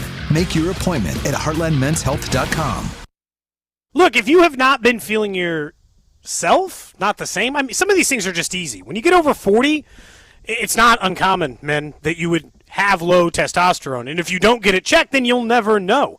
And you'll continue to suffer without knowing that you could get those things fixed over at the Low T Center. They're celebrating 250 years of freedom in the U.S. with their 250 for 250 deal. 90 days earns you 250 if you stick with the testosterone therapy over there at Low T, because it is important. This year more than ever, why these be one of these things that you would continue to delay? I wouldn't. And because this offer ends at the end of July, go to fixmylowt.com and book your free T test today. Again, if you're over 40 years old, this is very common. And you know when your body hasn't been feeling the same. So you could work on this treatment and get this deal over at the Low T Center by working towards those goals. Go to fixmylowt.com and book your free T test today. That's fixmylowt.com. Man, I should not have tried to handle this car wreck stuff myself. Why? Insurance keeps calling. I gotta find a body shop, rental car, doctor's appointments. Now they're asking for a bunch of other things. Dude, why are you trying to do this yourself? Call the Car Crash Kings. That's literally what they do. You worry about getting better. They deal with the insurance, the paperwork, the calls, all of it. Hurt in a car wreck? Don't do it yourself. Call the Car Crash Kings. It's what we do. The choice of a lawyer is an important decision and should not be based solely from advertisements. America is turning 250 this year, and Circus Sports is celebrating by offering all users in Missouri $250. Dane Hughes here, and for everyone in Missouri, all you have to do is deposit $250 on your Circus Sports app. Then play through that deposit. Once you do, Circus Sports will reward you with $250 right in your account. This is available for everyone in Missouri, new and existing users. Celebrate 250 years and find out more at circusports.com today. Must be 21 or older in Missouri. Gambling problem, call 1-800-GAMBLE. DQ presents Being a Miracle Maker. Making a difference in your community has never been easier because July 30th is Miracle Treat Day at DQ. You buy a blizzard tree at participating locations and DQ will donate $1 or more to Children's Miracle Network to benefit your local children's hospital. So on July 30th, buy a blizzard tree and be a miracle maker, a blizzard-eating hero, doing their part on Miracle Treat Day. July 30th, DQ. Happy tastes good. And Doug. Limu and I created a trick to help you remember that you can customize your car insurance and save with Liberty Mutual. You see, the shirts Limu and I wear are yellow, and yellow is the color of lemons. And lemons grow on trees, and trees provide oxygen. And oxygen helps us breathe, and breathing is how you live. And you can live more life when you save money by customizing your car insurance. I agree, Limu. It's really quite simple. Only pay for what you need at libertymutual.com. Liberty, liberty, liberty, liberty. Hi, I'm Carter. And I'm Charlie. We'd like to share a quick story about a homeowner named Jack. Jack had a home he needed to sell fast. And Jack thought he had it all figured out. So Jack talked to multiple cash buyers. Jack chose the highest offer. But the day before closing, guess what? The buyer backed out, leaving Jack with the moving truck all packed in the driveway and not sure what to do. Jack learned the hard way that the highest offer isn't always the right offer. Jack got suckered. Make sure you aren't hung out to dry. Call our dad at Rex Buys KC. Our dad is local, he knows Kansas City, and he actually closes deals. No repairs, no fees, no showings, no surprises. Just a fair cash offer and a smooth process. Now, don't be like Jack. Call 816-330-6000 or visit rexbuyskc.com. Rex Buys KC, helping people make smart choices one home at a time. You don't have to carry everything on your own. Whether you're dealing with stress, anxiety, depression, substance use, or thoughts of suicide, talking to someone can help, and help is available 24/7 through the 988 Suicide and Crisis Lifeline. You can call or text 988 anytime to connect with a trained mental health professional. 988 is free, confidential, easy to remember, and available anytime, anywhere, to anyone. Call or text the 988 Suicide and Crisis Lifeline. No judgment, just help. Attention. Have you racked up $10,000 or more in credit card debt? Are you barely getting by making minimum payments? With credit card debt reaching all-time highs, National Debt Relief is notifying consumers about significant debt relief options currently being made available to help those with overwhelming credit card debt. These options may reduce a large portion of credit card debt for those who qualify. You don't need to declare bankruptcy or take out a consolidation loan, and you may only have to pay back a fraction of what you owe, even if you have bad credit. National Debt Relief has already reduced the credit card debt for more than 550,000 consumers, so don't wait. If you owe $10,000, $20,000, or even $100,000 in credit card debt, you can now take advantage of this financial debt relief as the cost of living continues to skyrocket. To check what debt reduction you may qualify for, call 800-358-6868. That's 800-358-6868. Again, 800-358-6868. The world's biggest soccer tournament has arrived, and you can trade the entire tournament on Kalshi. On Kalshi, you can trade every match from the opening rounds all the way to the final. Last week, Spain was trading at 17% to win it all, meaning a $100 trade could pay out $572 if they win soccer's biggest prize. Want to know what they're at today? Check Kalshi. On Kalshi, you're trading against other people in a live market. For a limited time, download the Kalshi app and use code PITCH to get a $10 credit when you trade $10. Kalshi, Kalshi, trade on anything. 18 plus only, must be present in state where it is legal to trade. Event contract trading involves risk and may not be suitable for all investors. Prices, value, and available markets may differ from those mentioned. $10 free credit with no expiration. Restrictions and eligibility requirements apply. For more information, see Kalshi.com/regulatory. This is the story of the one. As a maintenance engineer at a beverage manufacturing plant, he starts his day knowing every line is ready to run because Grainger delivers the industrial-grade products he needs to keep mixers, conveyors, and packaging equipment moving. With Grainger's vast selection of bearings, belts, and motors, he keeps operations running smoothly, so nothing grinds to a halt. Call 1-800-GRAINGER, click Grainger.com, or just stop by. Grainger, for the ones who get it done. Go to 965thefan.com for your chance to win Kansas City Chiefs scratch tickets, plus a chance for the grand prize Chiefs bundle, which includes a framed jersey and a signed photo. All thanks to our friends at the Kansas Lottery. Tune in to Cody and Gold starting at 10 as they broadcast live from Chiefs training camp with exclusive one-on-one interviews and real-time updates from practice. This is your home for Chiefs football. 96.5 The Fan, KFNC FM and AM, HD1 and HD2 Kansas City, an Odyssey sports station. All right, 1 o'clock hour here on Cody and Gold. Alex Gold, Cody Tapp, JT Noah's back in studio. Hell of a week for JT, filling in, producing so far. How does that the pronunciation you landed on? Could have said anything. Yep. Well, I was thinking like, okay. Like Gucci. Gucci. And you didn't say Poochie. I said, yeah. That would have been fine. We wouldn't have, none of that, all that would have been avoided if you would have said Poochie. I saw the 2 C's and I was like, wait, C. Yep. It is training camp day number 1, really. It's the first full day. Up here with the full team, I should say. We were here on Monday, but that was just rookies. Good to be back in St. Joe. Fans were here. It felt actually like training camp today, you know? It did. Full, season ticket member day. Some autographs were signed after. We had Xavier Worthy join us. It actually felt like camp. We'll get into that conversation with Xavier Worthy coming up around 1:35 here on the show. But before we get to what Nick Bolton had to say from camp after practice and what we expect from him, the deep passing game, we've sat in this very spot for 2-3 years in a row, and at some point during camp, we're going to say, wow, look, they're connecting on the deep pass. Mahomes to Tyquan, Mahomes to Xavier Worthy. We're all going to get excited. We might even see it in preseason. And then we get in the regular season and it disappears. So I hope we see it in camp, but I am not buying any of that until we see it in a regular season game. And we saw a glimpse of it with Thornton last year, and then he couldn't get on the field. So I don't know where you're at. I think your confidence of a return to the deep passing game. But I'm not going to, frankly, get fooled by what we see here at training camp, and even when the pads are on coming up in a few days. Yeah, so much of that is I don't want to get too hung up on it just yet, and, because it's too easy to be like, well, they were wide open against air, right? You heard Nate Taylor earlier, yeah, he made a nice catch against no one. Ghosts, right? But I do think that I would like some signs of life because it's been a dead body for years. They have had zero version of a deep passing game for 2 full seasons. They occasionally hit Tyquan Thornton last year, and I do mean occasionally, way less than every other team in the NFL. And then 2 years ago, it was even worse than that because they didn't even at least have Tyquan to hit on some of the deep routes. And look, I understand they got a limited number of guys they can throw it to.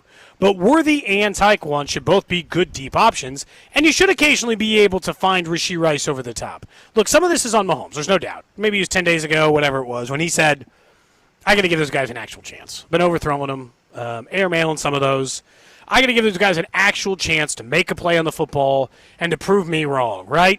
That coverage is tight, but that they're a wide receiver and they can go up and snatch that thing away. Or, hell, knock it away if, they got a better position on you, but at least still someone has a chance to catch the football. But I thought Worthy last year was partially on him. I thought he still had some sideline awareness issues. Yeah. I still think that and this has happened more than once last year, where he seemingly slowed up for no reason while running deep. Like maybe he thought he started to slow up before the ball was in the air almost, and then had to try to get after it. And you're like, no, keep running.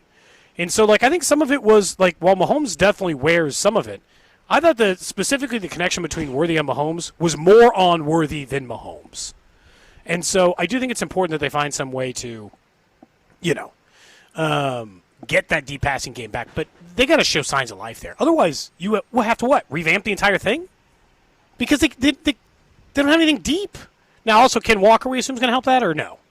We assume absolutely. We assume that there'll be a lot more single coverage downfield moving forward. Yeah, I think that's something that's going to take time, though. Meaning, in week 1, let's say the run game's effective against the Broncos. I don't know if it means in week 2 the Colts are just automatically going to say, all right, we're going to worry about Kenneth Walker. We'll dare Mahomes to beat us deep. I don't think we're going to see it that quick. I would love for that to happen. I think there's a chance eventually some teams have to honor the run game if Kenneth Walker's effective. But don't you think that's going to take some time for teams to change that thought process again? I think most teams would still say, all right, I need to see that this run game in Kenneth Walker is actually dangerous. I think it will be, but I need to see that, and then maybe you would see some teams adapt and give you some opportunities down the field. But some of it is just like the risk-taking. It's like they don't want to. Is that I think Andy didn't trust his wide receivers for a little bit, so everything was closer to the line of scrimmage. I think they throw to Xavier Worthy closer to the line of scrimmage than they should more often, and they got to develop those intermediate routes. But look, I'll admit, the same thing that we heard yesterday, which was, and from Nate Taylor today, which is they didn't let him run intermediate routes because those are over the middle. Those are where you can get hit. They weren't going to let him get hit last year. So some of this is just like a wide receiver development issue. And that's where, Chad O'Shea comes into play and all this other stuff. But I do think part of the deep passing game has been twofold. I think some of it's been the Mahomes, right? Or wide receiver coaching. Yeah, or wide receiver. But I do think that there's a part of offensive line has played a factor. 2 years ago, I think offensive line played a factor. And I think that because of that, Mahomes kind of got the yips and started getting rid of the ball a little bit sooner. And then I also think that the complete lack of respect for the Chiefs running game absolutely played a factor. How could it not? Like, genuinely, how could it not have played a factor? Who the hell would be worried about stopping the Chiefs from, throwing deep or stopping the run? I don't need to commit any extra resources to the run. They can't run. So, that part of it, I guess, just doesn't concern me. But I do think it's a really important thing to bring back this year and is something that I would love to see because it's something about, not just this year, but just, going forward, knowing that could still be there. That could still come back, that could still be a part of who they were. Remember the high flying? Remember, it used to look different watching Chiefs games than everyone else's game? We haven't had that in years now. They win. They still go to Super Bowls. We're not arguing that, but, still. I think it's also big for the narrative and how people talk about Mahomes nationally. If you're annoyed, other than just going out and winning a Super Bowl, but if you're annoyed by the way some national media, the different sites are ranking quarterbacks, or I saw something today that one publication has the Chiefs as the 13th or 14th best team in football. We had that one article a week or two ago that had 44% of the league could win the Super Bowl, but the Chiefs weren't one of them. If you're sick of that stuff, other than going out and winning it, the other way is for Mahomes to go out there and have the big plays again down the field and put up the bigger MVP type numbers. Score points. Sure. Like last year, they were outside the top 10. 2 years ago, they were in the top 10, but it wasn't fun. Yeah. And it's so funny. They were 15-1 that year, but it's not like the offense was fun to watch. Every game wasn't a thrill ride. Yeah. No, the deep passing game can change all that. Someone said Thorne got less snaps because Hollywood and Rice came back. No, I understand why they took him off the field, but that was a mistake. Hollywood Brown should clearly not have been getting as many snaps as he was getting. They shouldn't have ever brought him back. One of their flaws of an organization is they love older players. They love players that have been here before. And so they run it back a lot. And sometimes it works and sometimes it doesn't, but they occasionally choose the wrong player to roll back through town. Maybe it'll work out with Snead this year, who's to say? But they love nothing more than to just find some player who used to be here and roll them in. They love the reunions, yep. Yeah. And so with Hollywood Brown, I think Hollywood Brown 2 years ago, I think what happened was that entire staff got hurt. Rashee Rice got suspended. They all got hurt. And they were like, no. That plan was great. And it's going to work. I'm going to put them all in the field again. And then they all got hurt again. Hollywood Brown was, 2 years ago at camp. Remember, he got hurt. He basically got hurt at camp or whatever. And he didn't even make it. Yeah. Or the Jags game in preseason or whatever it was. And then that was it. That was it. So, yeah, I mean, that's going to be a huge part of this offense. If it's going to get back to being one of the better units, the deep passing game, of course, has to be part of it. All right, earlier today, Nick Bolton spoke to the media. Let's hear what he had to say about this defense and also some of the younger guys up front. Especially the linebacker forward, transitions there as well. Can you all organize that? Yeah, I think kind of a lot of turnover on defense. Our room was kind of been a little bit less, other than we lost Leo, obviously. But having a group of guys that kind of come in and every single day put their best foot forward, helping the young guys out. I'm having some vet guys like Snead, Chris, myself, Drew, Aloy as well. Just having some vet guys that's been there helps me out along the way, helps Spags out, relaying information. And obviously, we're just laying the groundwork right now, trying to lay the foundation and give us a chance to compete. I think the young guys did a good job during OTAs of absorbing knowledge, retaining it, and then coming out here on the very first day, minimizing mental error. It's no wonder special interests are trying. Yeah, a lot of different guys. Obviously, I just watched some of our early draft picks, just kind of see what those guys do well, what's the things they excel in, things that I feel like they could work on a little bit. R. Mason, Delane, Peter Woods, all those guys. Just added different things to our defense. R. Mason obviously is accelerating off the ball. good bend. Delane's a smart guy, good cover guy, good line of scrimmage, able to read concepts well, and it's going to help us out a lot. And obviously Peter Woods he do a little bit of everything, man. Stop the run, got a good pass rush and all that type of stuff. So every single day I'm just kind of trying to see what guys do well, see if I can help them out, and the things they don't do well, trying to figure out I can make it easier for them. How hard is it to replace Leo, considering he did so much? Yeah, you're never going to replace that guy with one person, man. The energy he has on the team, in the building, also on the football field. You see his effort on field goal blocks, but on defensive plays. He goes and plays 3-tech for us sometimes. He blitzes, plays some little coverage, a little bit of everything. So special teams as well. So it's going to be all hands on deck, man. I think they're trying to find guys that can mimic things he does well, but obviously he's a great player for us. Nick, you mentioned a lot of the new faces, a bunch of new guys in the back end. How important is this time for just the communication aspect? Yeah, I think that's what this whole training camp is about. Just communication, learning front work, everybody speaking the same language, everybody seeing the same things the same way. So everybody goes out there on Sundays and execute. So I think that's just the whole camp, man. We're just every day new challenges, put new things in, take things out, change communication verbiage. So everybody just retaining things and changing as we go. Hey, what have you seen in the development and the growth of Cooper McDonald in the past year, from an undrafted guy and then down maybe a guy who is going to be competing for maybe a starting spot? Yeah, man, I just see his confidence. This is the biggest thing. When he first came in, he was unsure of himself, where he fit, if he could belong in this league. And then as games progressed and seasons and years kept going, you can see his confidence growing. We always say, like, bring your own swagger, or things you do well. But you can see, like, he brings his little things. He pass rush a little bit. He can play the run, set the edge. So you kind of see what guys' flavor when they bring their personality and have a little confidence to themselves. So I think that's probably the biggest thing I've seen. Nick, we mentioned in the offseason just how difficult it was to grasp everything Steve wants to do. I guess, how far have you seen him come along, even throughout the offseason and out there today? Yeah, I think he did a great job, even when he wasn't playing last year, of retaining information and learning, asking Leo questions and stuff like that when he was behind him. And I think that's kind of helped him out along the way. Now he's just obviously got me and Drew and Coach BD and Coach House as well in his ear and kind of giving him some information. But just retaining information and not going backwards, I think it's kind of helped him up and set him up for the best success. Yeah, Travis slid in between you and Drew for a nice catch in there. What did you see on that play? But also, how does that speak to sort of what condition you see him in as he's come back from this camp? Yeah, obviously, Travis is a great player. He's going to beat him every single day. We're in a man coverage. We're in an out route, 7 route. So he's able to find a hole in between two guys. We try to play deep to short, make it a little bit contested. Pat did a good job throwing it back shoulder in between the two defenders to make the catch. But yeah, it's just what he does. He's been doing it for a long time. Those two guys, man, they're just like on a string. So he's got to make sure you do a little bit better in communication and coverage. Is he looking pretty fresh to you? Absolutely. I think this is probably the first time having a little bit extended time in the offseason. So I think he took a great advantage of that and taking care of his body. What does it mean to be in the Zoo Hall of Fame? You got that news from Andy Reid in the offseason. Yeah, super special. A kid coming from Texas. Coach Odom took a chance on me. I was offered about 2 weeks before signing day, so I told him, man to a man, I'm going to give everything I got to this program for giving me a chance. And looking back on it, what is it, about 9 years ago from on the first day in the building. So, yeah, man, super proud to be a true son of the University of Missouri.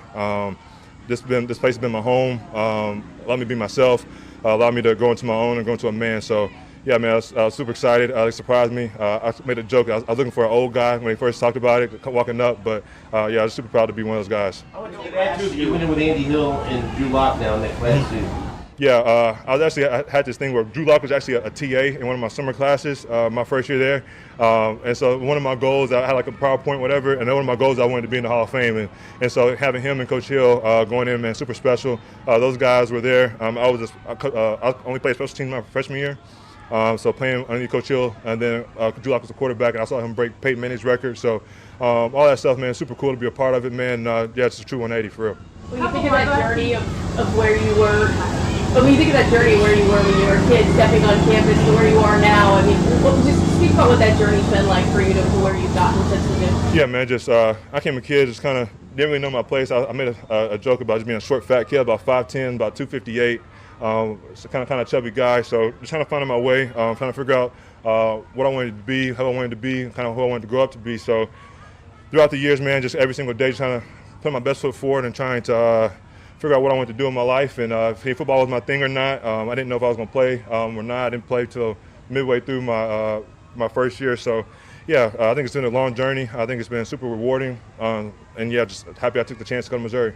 Last one, please. Nick, we're about to get a Lowy. How far has he come since the offseason? Yeah, I think he's been tremendous. Obviously, we saw him come from, I think, the Chargers to the Ravens midseason and able to go out there and produce, and he run that nod into a similar scheme, so he's able to kind of pick up things super quick, super cerebral guy, able to communicate well, get guys lined up, and then also on the sidelines, able to make adjustments and things he saw and communicate things. So I think that's kind of the biggest thing that he brings to our team, man, is just a super smart guy, being able to relay information, and that's super big in Spag's scheme.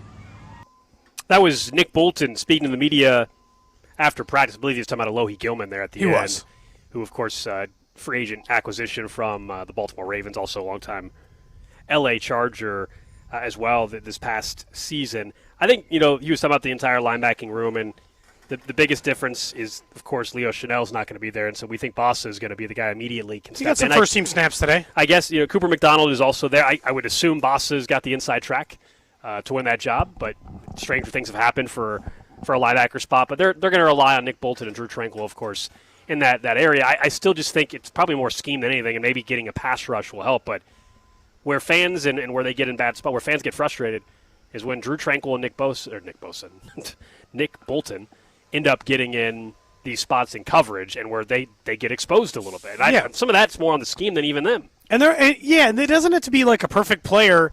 Teams also try to put them in those positions because they try to rework or attack in a way that puts those guys, forcing them into coverage, and some of it goes back there. But they're going to miss some of what Chanel's just pure athleticism brought them on defense, on special teams, setting edges, special teams, all this other stuff. And Bossa is a great athlete, so maybe there is some of that. But it's the kind of players that in the NFL, they stink to let go, but you have to kind of turn and burn. And the guy you took in the 4th round a couple of years ago has to be thrust into the job. Look, Spags loves Bolton.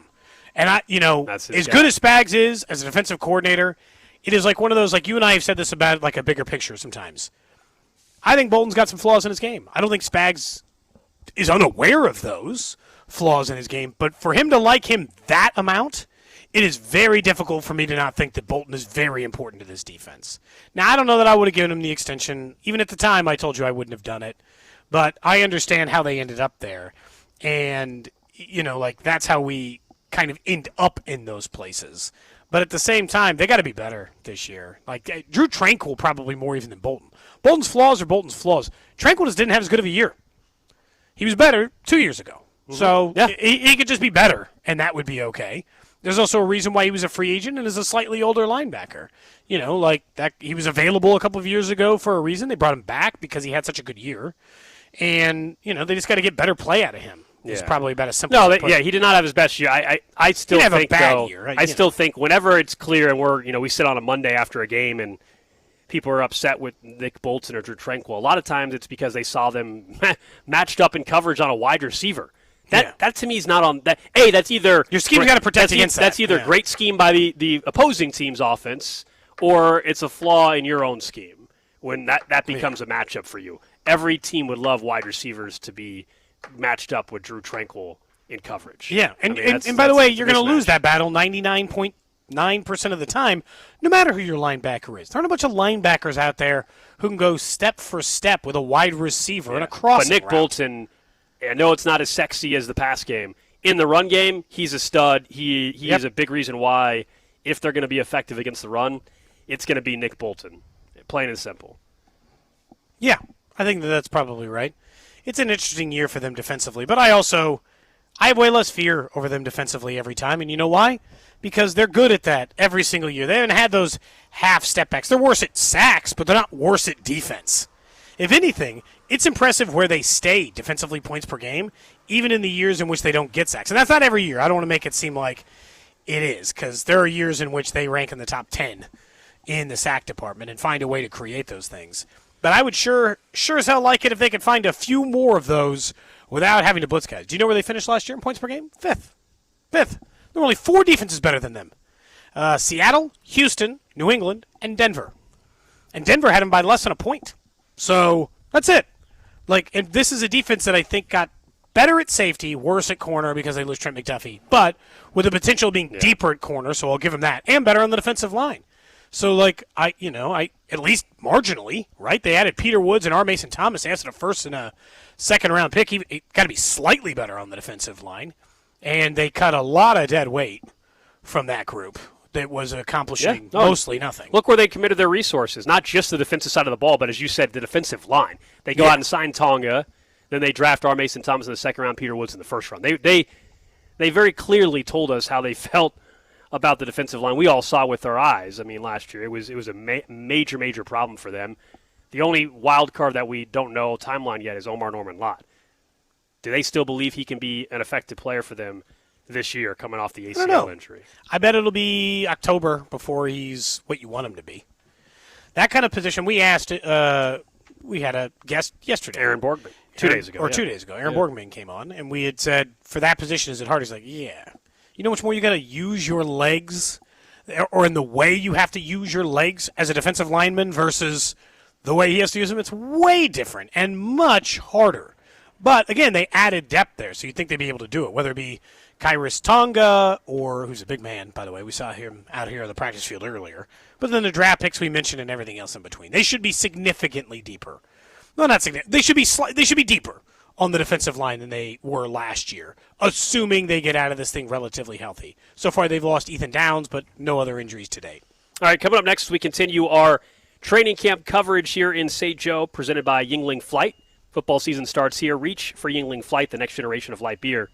Enjoy responsibly. We'll get to what's trending, plus you'll hear our conversation with Chiefs wide receiver Xavier Worthy. We asked him about his own health heading into this season and what he expects to see from this offense.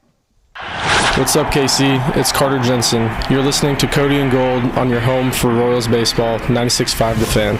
Brought to you by Heartland Men's Health, the leader in men's sexual health. Thousands of men have been successfully treated for low T, ED, and more, all with discretion and compassion. Make your appointment at heartlandmenshealth.com.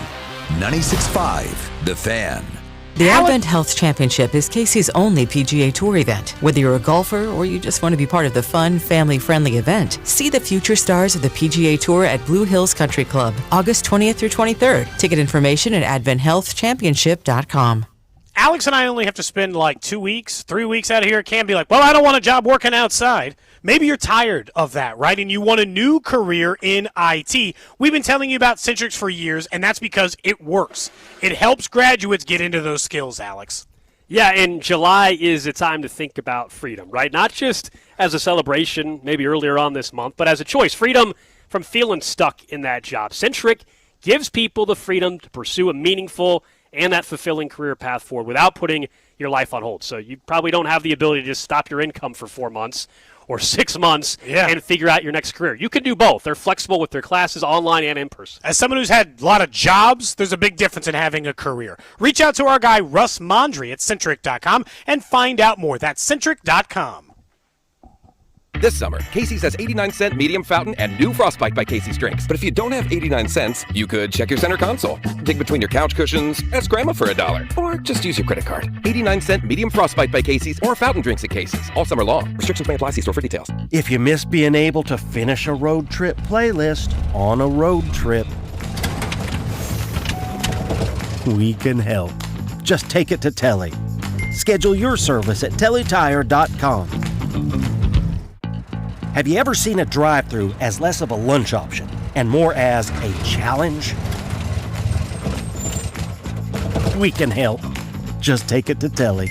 Schedule your service at tellytire.com. What if you could have the most reliable fiber-powered Wi-Fi? And get this, what if you could keep it at the same price for 5 years guaranteed?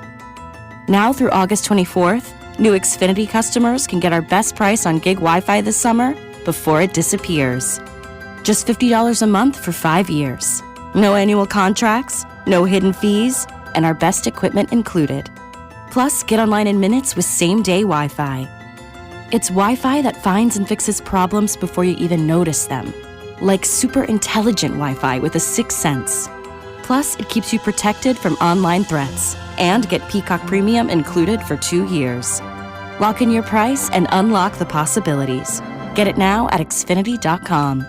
Xfinity. Imagine that. Restrictions apply. Requires paperless billing and autopay with stored bank account. Taxes and fees extra. Speeds vary. Use the fiber coaxial cable. Learn more at xfinity.com/same-day Wi-Fi. Fanatics Sportsbook makes being a sports fan more rewarding every single day. When you bet with Fanatics, you earn up to 10% fan cash on your bets, whether you win or lose. Fan cash is Fanatics' exclusive loyalty currency, and it's not just points, because every dollar of fan cash is a dollar you can spend on anything at Fanatics, like your favorite team gear on Fanatics.com, profit boosts and bonus bets on Fanatics Sportsbook, or on tickets, collectibles, and so much more. That's what makes Fanatics Sportsbook the most rewarding place to be a fan, no matter your game. So download Fanatics Sportsbook now and start stacking up fan cash all playoffs long to spend on the stuff you love the most. Fanatics Sportsbook. Winning hits different here. Must be 21 plus. Gambling problem? Call 1-800-GAMBLER or 1-800-MyReset. CT call 888-789-7777. MA call 800-327-5050. NY call 877-8-HOPE-NY. MD visit mdgamblinghelp.org. Offer not available in all states. Terms apply. See Fanatics Sportsbook app. The Royals and the See You in the Major Leagues Foundation are teaming up with Blue Cross and Blue Shield of Kansas City to recognize outstanding high school sports coaches through the Blue KC Coaches with Character program. From April to September, we'll recognize 6 coaches as a Blue KC Coach with Character. Each honoree will receive a VIP package that includes tickets to a Royals game and more. Be part of honoring our high school coaches whose service is making Kansas City a better place to live, work, and play. Just go to bluekc.com/nominate coaches with character to nominate today. Meet Taylor Burks, the woke liberal play-acting Republican to run for Congress. Burks bankrolled and praised a never-Trumper, then attacked President Trump and his supporters. Burks' PAC even endorsed a Democrat who backed Hillary Clinton for president. Never Trump money, Democrat endorsement, liberal applause. And while serving on the board of Truman State University, Taylor Burks oversaw the school's transition into a cesspool of woke garbage. Under his watch, a performance of the vulgar vagina monologues, mocking conservative values, and a pride exchange closet, providing new clothes after sex changes, the go-to boutique for trans students looking for a wardrobe tailored to them. Woke Taylor Burks, a bad fit for Missouri. The two-faced liberal phony we can't trust. Win It Backpack is responsible for the content of this ad. Paid for by Win It Backpack. Not authorized by any candidate or candidates committee. WinItBackpack.com. I scream. You scream. We all scream. Because Wendy's famous small classic Frosty is just $1 for a limited time. More screaming, happy screaming, summer screaming, dollar small classic Frosty screaming! But please don't scream in the drive-thru. It hurts the employees' ears.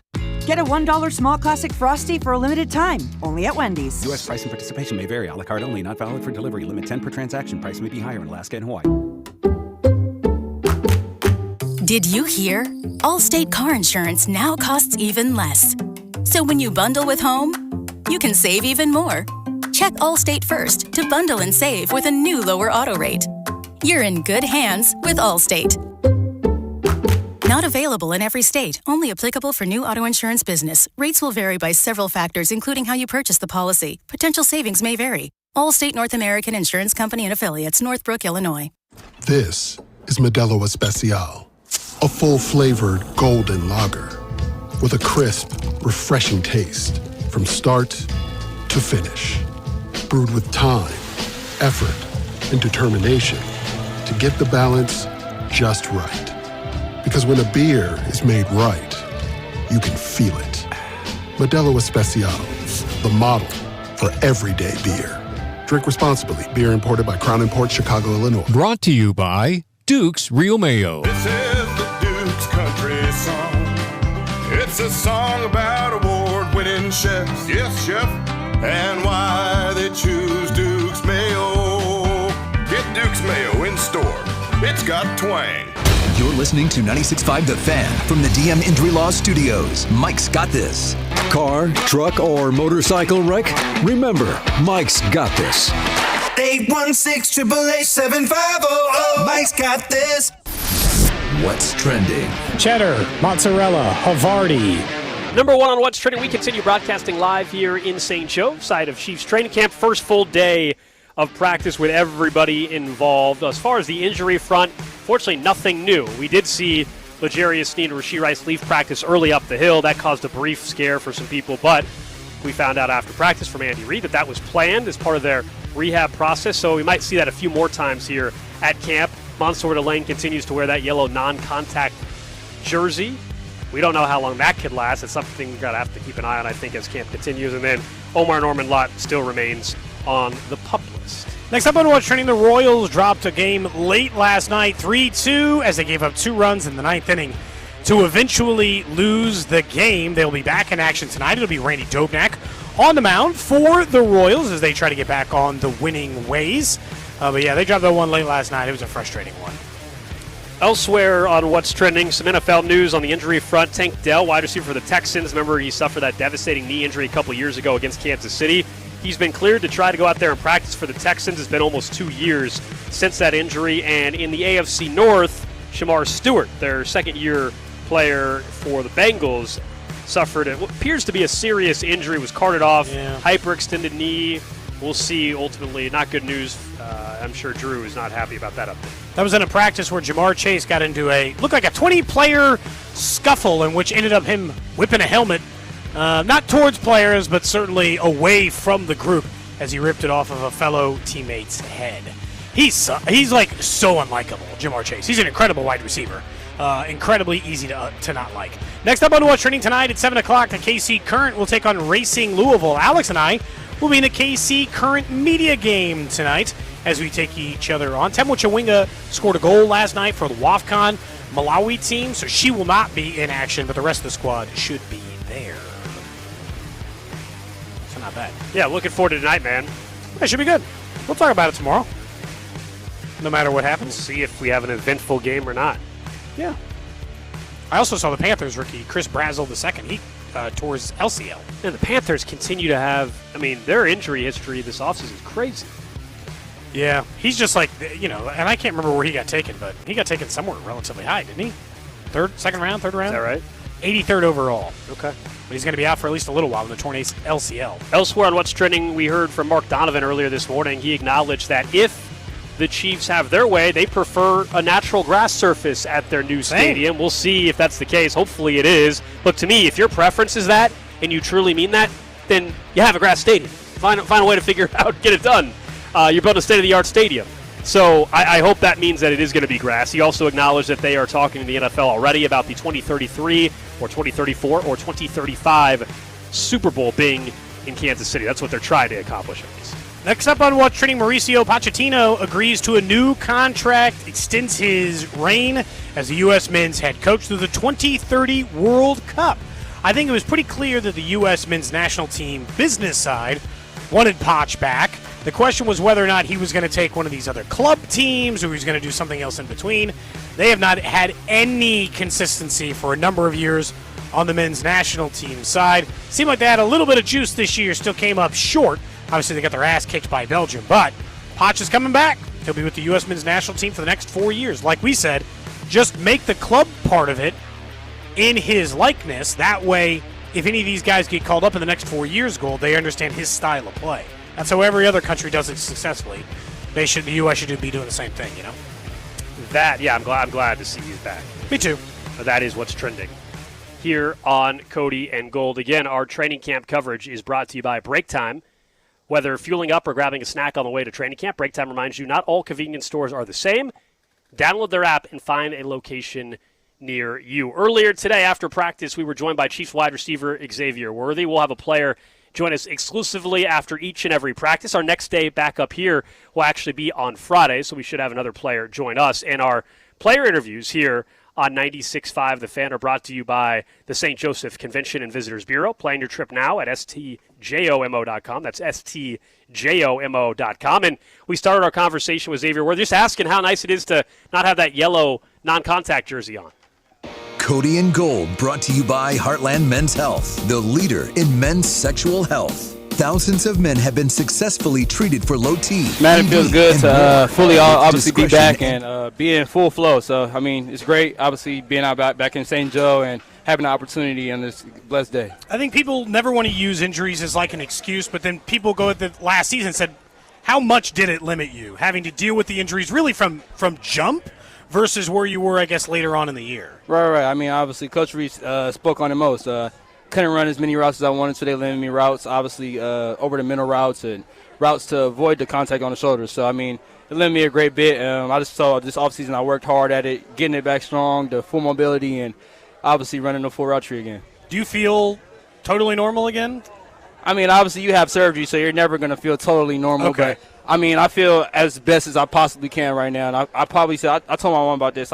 This is probably the best I felt my whole playing career, basically because I feel like it made me lock in, obviously, on just I mean, the injury was mental. So, it helped me lock in mentally, and obviously it unlocked a whole new physical ability for me to obviously learn about my body.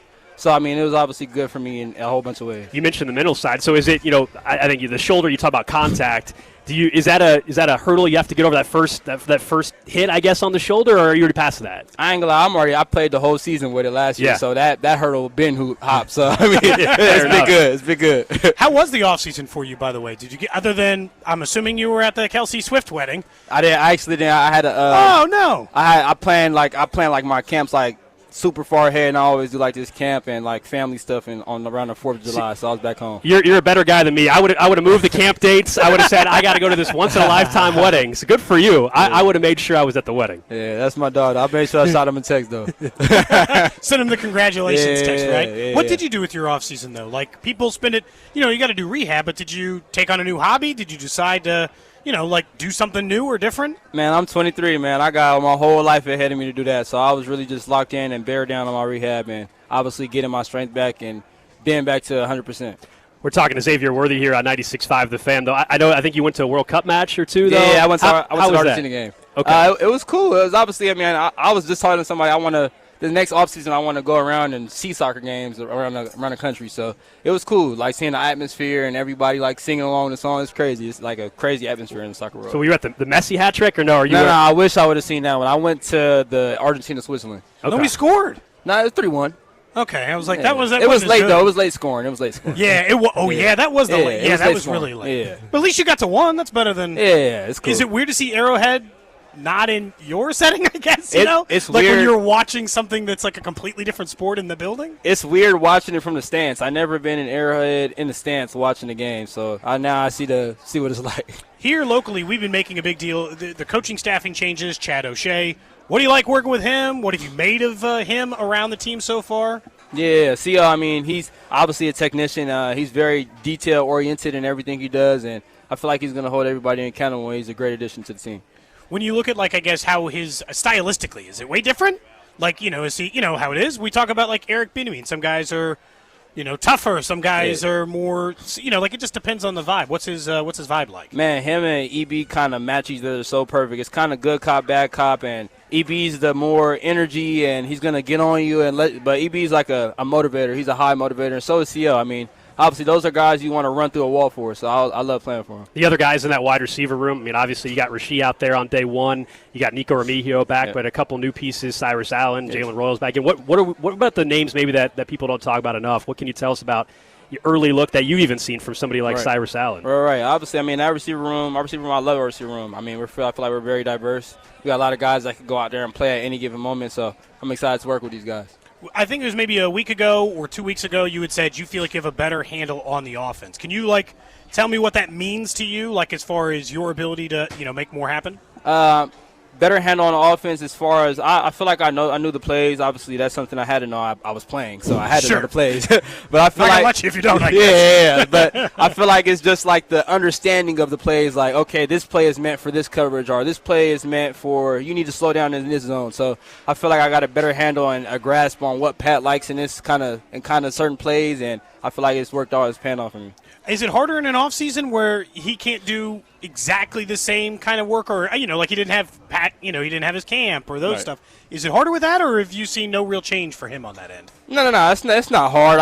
Pat is one of the hardest workers I probably, if not the hardest worker I ever met. This offseason, I've never seen somebody come back and be able to throw in however fast he threw. It's probably 6 months, 7 months. Yeah, that was ridiculous, but. I just obviously just having that in the OTAs, he was throwing a little bit 7-on-7 and group install, so it was cool having that. And then obviously just watching the film aspect and seeing what Pat's looking at and what he's dealing with in the backfield. So I feel like I did a lot of that and kind of self-reflect this whole offseason on the. Do you set goals going into the year? Nah, I really just got a lot of team goals this year. I feel like team success will lead to individual success. Does it motivate you, though, seeing, as you said, Patrick come back as quick as he has? And I feel like it would mean there's no excuse for anybody else that whether you're dealing with a shoulder, whether you're dealing with anything, when you see your quarterback jump back as quickly as he has. Right. I mean, that's the most important piece. If your leader is somebody that's highly motivated and he's doing it, then the whole team falls in line. So, I mean, obviously that's something that's big for a team, and Pat's one of the biggest people to do it on the team. Before we let you go, I don't know if you're into sports cards or not, but have you ever ripped packs before? You ever opened a sports card before? I ripped one before. You have? Okay. All right. So let's see if we can get something. We're going to make all your teammates do this, too. We'll see. We'll see if we can get something here. So this is if it's worth $20,000, can we split it? I don't know, man. These are the Art of Sports in Leawood, kind enough to give us some packs here. Okay. What do we got? Oh, I got my dog, man. Shout out KV, man. Oh, nice. Went to Texas. Okay. We went to Texas together. All right, what else I'm you going to keep that one. I got Trey Henderson, and I got Tiny Tremble and Keenan Allen. All right, so you got a rookie in Henderson. All right, I got, Kirk Cousins, Sweat, Chase Brown, Brashard Smith. You got Sweat? Yeah. You want Sweat? No, I thought you meant Tavondre Sweat. Oh, no, that's the Texas guy. No, Montez Sweat. Brashard Smith. I'm going to get that to bro. Get that bro. Make sure it gets for him. Best. I didn't get anything. I got an insert with the Legends of the Gridiron with Gronk. It's the best I can do for you. At some point, we're supposed to get an auto. We were hoping to pull a Worthy auto or something like that. It would have been cool, man. It would have been cool. Or just your flat card. It would have been nice to just see the regular one. Do you know what your one looks like in this deck? Do you know what it looks like? Huh? I said, do you know what yours ones look like in these cards? I actually don't. Okay. I don't. You just wait for it to show up? I mean, I sign it, but I don't remember what it looks like. So that was Xavier Worthy with us earlier today. All of our player interviews are presented by the St. Joseph Convention and Visitors Bureau. Plan your trip now at stjomo.com. That's stjomo.com. And we're going to open packs of cards with every player that stops by. Hopefully we get something good. Really good soon, I hope. Well, we're 2 days in and we've gotten nothing. Yeah, we're only 2 yet. days in. I mean, yeah, that's more than reasonable. Remember, we're opening 3 packs a day. It's not like we're opening. Yeah, we're not opening 3 case. We're not opening a box a day. You know what I mean? That has 20 pack or 15 packs in it. So we'll get something at some point, man. We'll get something throughout camp. So appreciate Worthy stopping by. I think what I liked hearing from him is he said, it's an off season of self-reflection, and he says he feels like his body feels better now than it ever has, going back to even his Texas days. He has a better just idea of basically who he is as a football player and what he's capable of doing. I think he recognizes how big of a year this is, Cody. Year 3. I mean, you can go a lot of money on the line, man. Absolutely, you can go in one direction where you turn out to be one of the better wide receivers in football and make some big time money in a couple years, or you're just a guy in the league. And there's a big difference between the two financially, sure, but also a big difference for this football team this year. If he turns out to be a 800-plus yard receiver versus a 600-yard guy. Very big difference. And look, they can make do. If Worthy doesn't develop, they'll need somebody else to step up in a slightly bigger way than we were planning. Maybe that's Cyrus Allen. Maybe talk more about him tomorrow since, Andy's saying that Pat's got some trust in him. Mm-hmm. It's also day 1 of full team, so I don't want to make it seem like I don't want to overblow that yet either. But when you look at Xavier Worthy, it's like, I don't care if it's for the selfish reasons, for the team reasons. We need a lot more out of you. We need you to be a lot better. And so whether it's because there's a giant mountain of cash at the end of this thing, Gold, or because it's the team is going to be so much better if you play at that level, great. Whichever thing makes you or helps you get to that stage, I don't care which version of it is. And so that part of it is what is next for Xavier Worthy. They do need him to be better. Now, I will say, the revelation of they limited him to 5 to 10 routes, man, and they just wouldn't let him go over the middle, and they wouldn't let him do this and all this stuff. It's like that it can explain away at least part of his poor season because he was an uninteresting player for a good chunk of last year. Everything was close to the line of scrimmage, 7 yards per catch, not exciting, just trying to use his speed to get to the outside, not challenging anybody. And if it's just because Andy couldn't risk him getting injured in any way because they would have been left with no one, and because of the shoulder they didn't want to hurt him permanently, fine. But I will give, and Nate Taylor said this when we were on with him earlier, Xavier Worthy small, he will have a risk of injury because he is slight of frame. But he is tough, and I think that is undeniable. He played the entire season with that injury. He played injured at Texas sometimes. Now, maybe it's bad that he's always hurt, but it doesn't stop him from being on a football field most of the time, Gold. I'll give him a lot of credit for that. If it was an injury that they wouldn't even let him run regular routes, but he was available every week, Availability matters. Better than nothing. Better than getting 0 out of you. That's for sure. It is interesting, but yeah. He did. I did like that he handed the card off to Brashard. He handed the card of Brashard Smith off to a kid. He did. Yep. He signed our helmet. If you guys don't know, the Cody Gold Garage Show came back this year. We, for the first time, asked the Chiefs if we could get permission for anybody who stops by our tent if they can sign a helmet so we can auction it off for the Cody Gold Garage Show. So every player that joins us from camp is going to sign this helmet, and then next June or whatever, whenever we do our garage sale again, we'll hopefully raise a good chunk of money just off this helmet. And it's going to be pretty cool because we're probably going to have 13, 14 signatures on this thing. It already has Juju Smith-Schuster from last year. In traditional Cody and Gold garage sale fashion, it is a repurposed helmet from the station that had Juju Smith-Schuster's autograph on it, but now it has Juju and Xavier Worthy's. Yep. That's 2 Super Bowl champions. No, is it Worthy hasn't won one? He has not won. No. He's been to the team 2 years. He's been to one and lost it. Okay, well, that's 1 Super Bowl champion. And Xavier Worthy, who's played in a Super Bowl and is a former first-round pick, so still pretty good. And he's going to win a Super Bowl as a time in the Chief, right? I hope so. He's going to get paid by the Chiefs if he has a big year this year. That's why this year is so If he has 900 yards, the team that pays him won't be somebody else. It'll be Kansas City because they don't have a lot of long-term or very few long-term answers at that position. So, we got to at least control some of that. Or they'll want some controllable wide receivers to go outside of it. Are you proud of us? We didn't let JT's mispronunciation derail the show like yesterday. Well, that one we really couldn't because there's only so much you can do with that one. We can't play that. I don't think. Can't play it back. I mean, he was trying to say something. He was saying their name. It didn't sound like their name. Yeah, I don't think we can play that one back. That one probably can't. What did Spec say, JT? Did he say whether or not we could replay hopefully that? Spec No, he didn't say anything. Didn't hear that. He didn't say anything. But I mean, I didn't see a problem with it. But I'm also. I mean, you were trying to pronounce someone's last name spelled Pucci, and most people would probably say instead of Gucci, Poochie. Poochie, but he did not say you. that. You hit the double C sound with an S sound. If anybody wants to put the rest of that together, sounded a little more. And I would say you hesitated. It wasn't like a full strong. Yeah, with your chest. You didn't say it. It wasn't that strong, but it was still there. You just can't do that. No. Plus, I will say I think the show got very lucky today. We've been accused of being bad luck on occasion. Xavier Worthy could not get to our broadcast spot because of the fence, and so he jumped it, slid a little on his cleat as he was getting to it. I was a little worried. They already fixed it, though. They already fixed it. Can't have that happen. No. We are back in studio tomorrow. That's because the Royals have a day game. And then on Friday, we are back here in St. Joe where we'll have another player join us. We'll get closer to a padded practice, although that won't happen until we're back here next week. Correct. But that'll be another step forward as we get closer to the start of the season. That'll do it for us here on a Wednesday edition, Cody and Gold. Thanks to JT for producing the show back in KC. The Drive up next.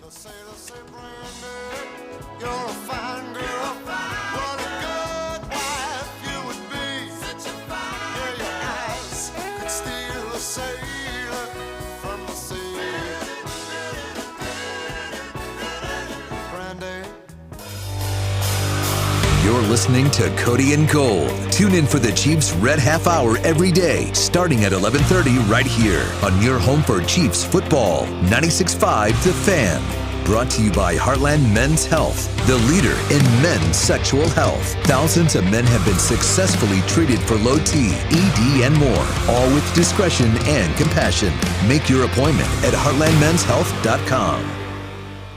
Kansas City is buzzing this summer, and the excitement keeps rolling into August at the Advent Health Championship, Kansas City's only professional golf tournament, August 20th through 23rd at Blue Hills Country Club. Watch the next generation of PGA Tour stars compete for their shot at the big stage. Follow your favorite player, enjoy the action from greenside, or upgrade to an all-inclusive hospitality experience. With tickets starting at just $10, there's something for everyone. Keep your summer going. Get your tickets today at AdventHealthChampionship.com. Chiefs Kingdom. It's hot as hell, which can only mean one thing. We're putting Cody and Gold in an outdoor tent. No water, no more snow cones. But you get to listen from an air-conditioned car or the comfort of your office. Cody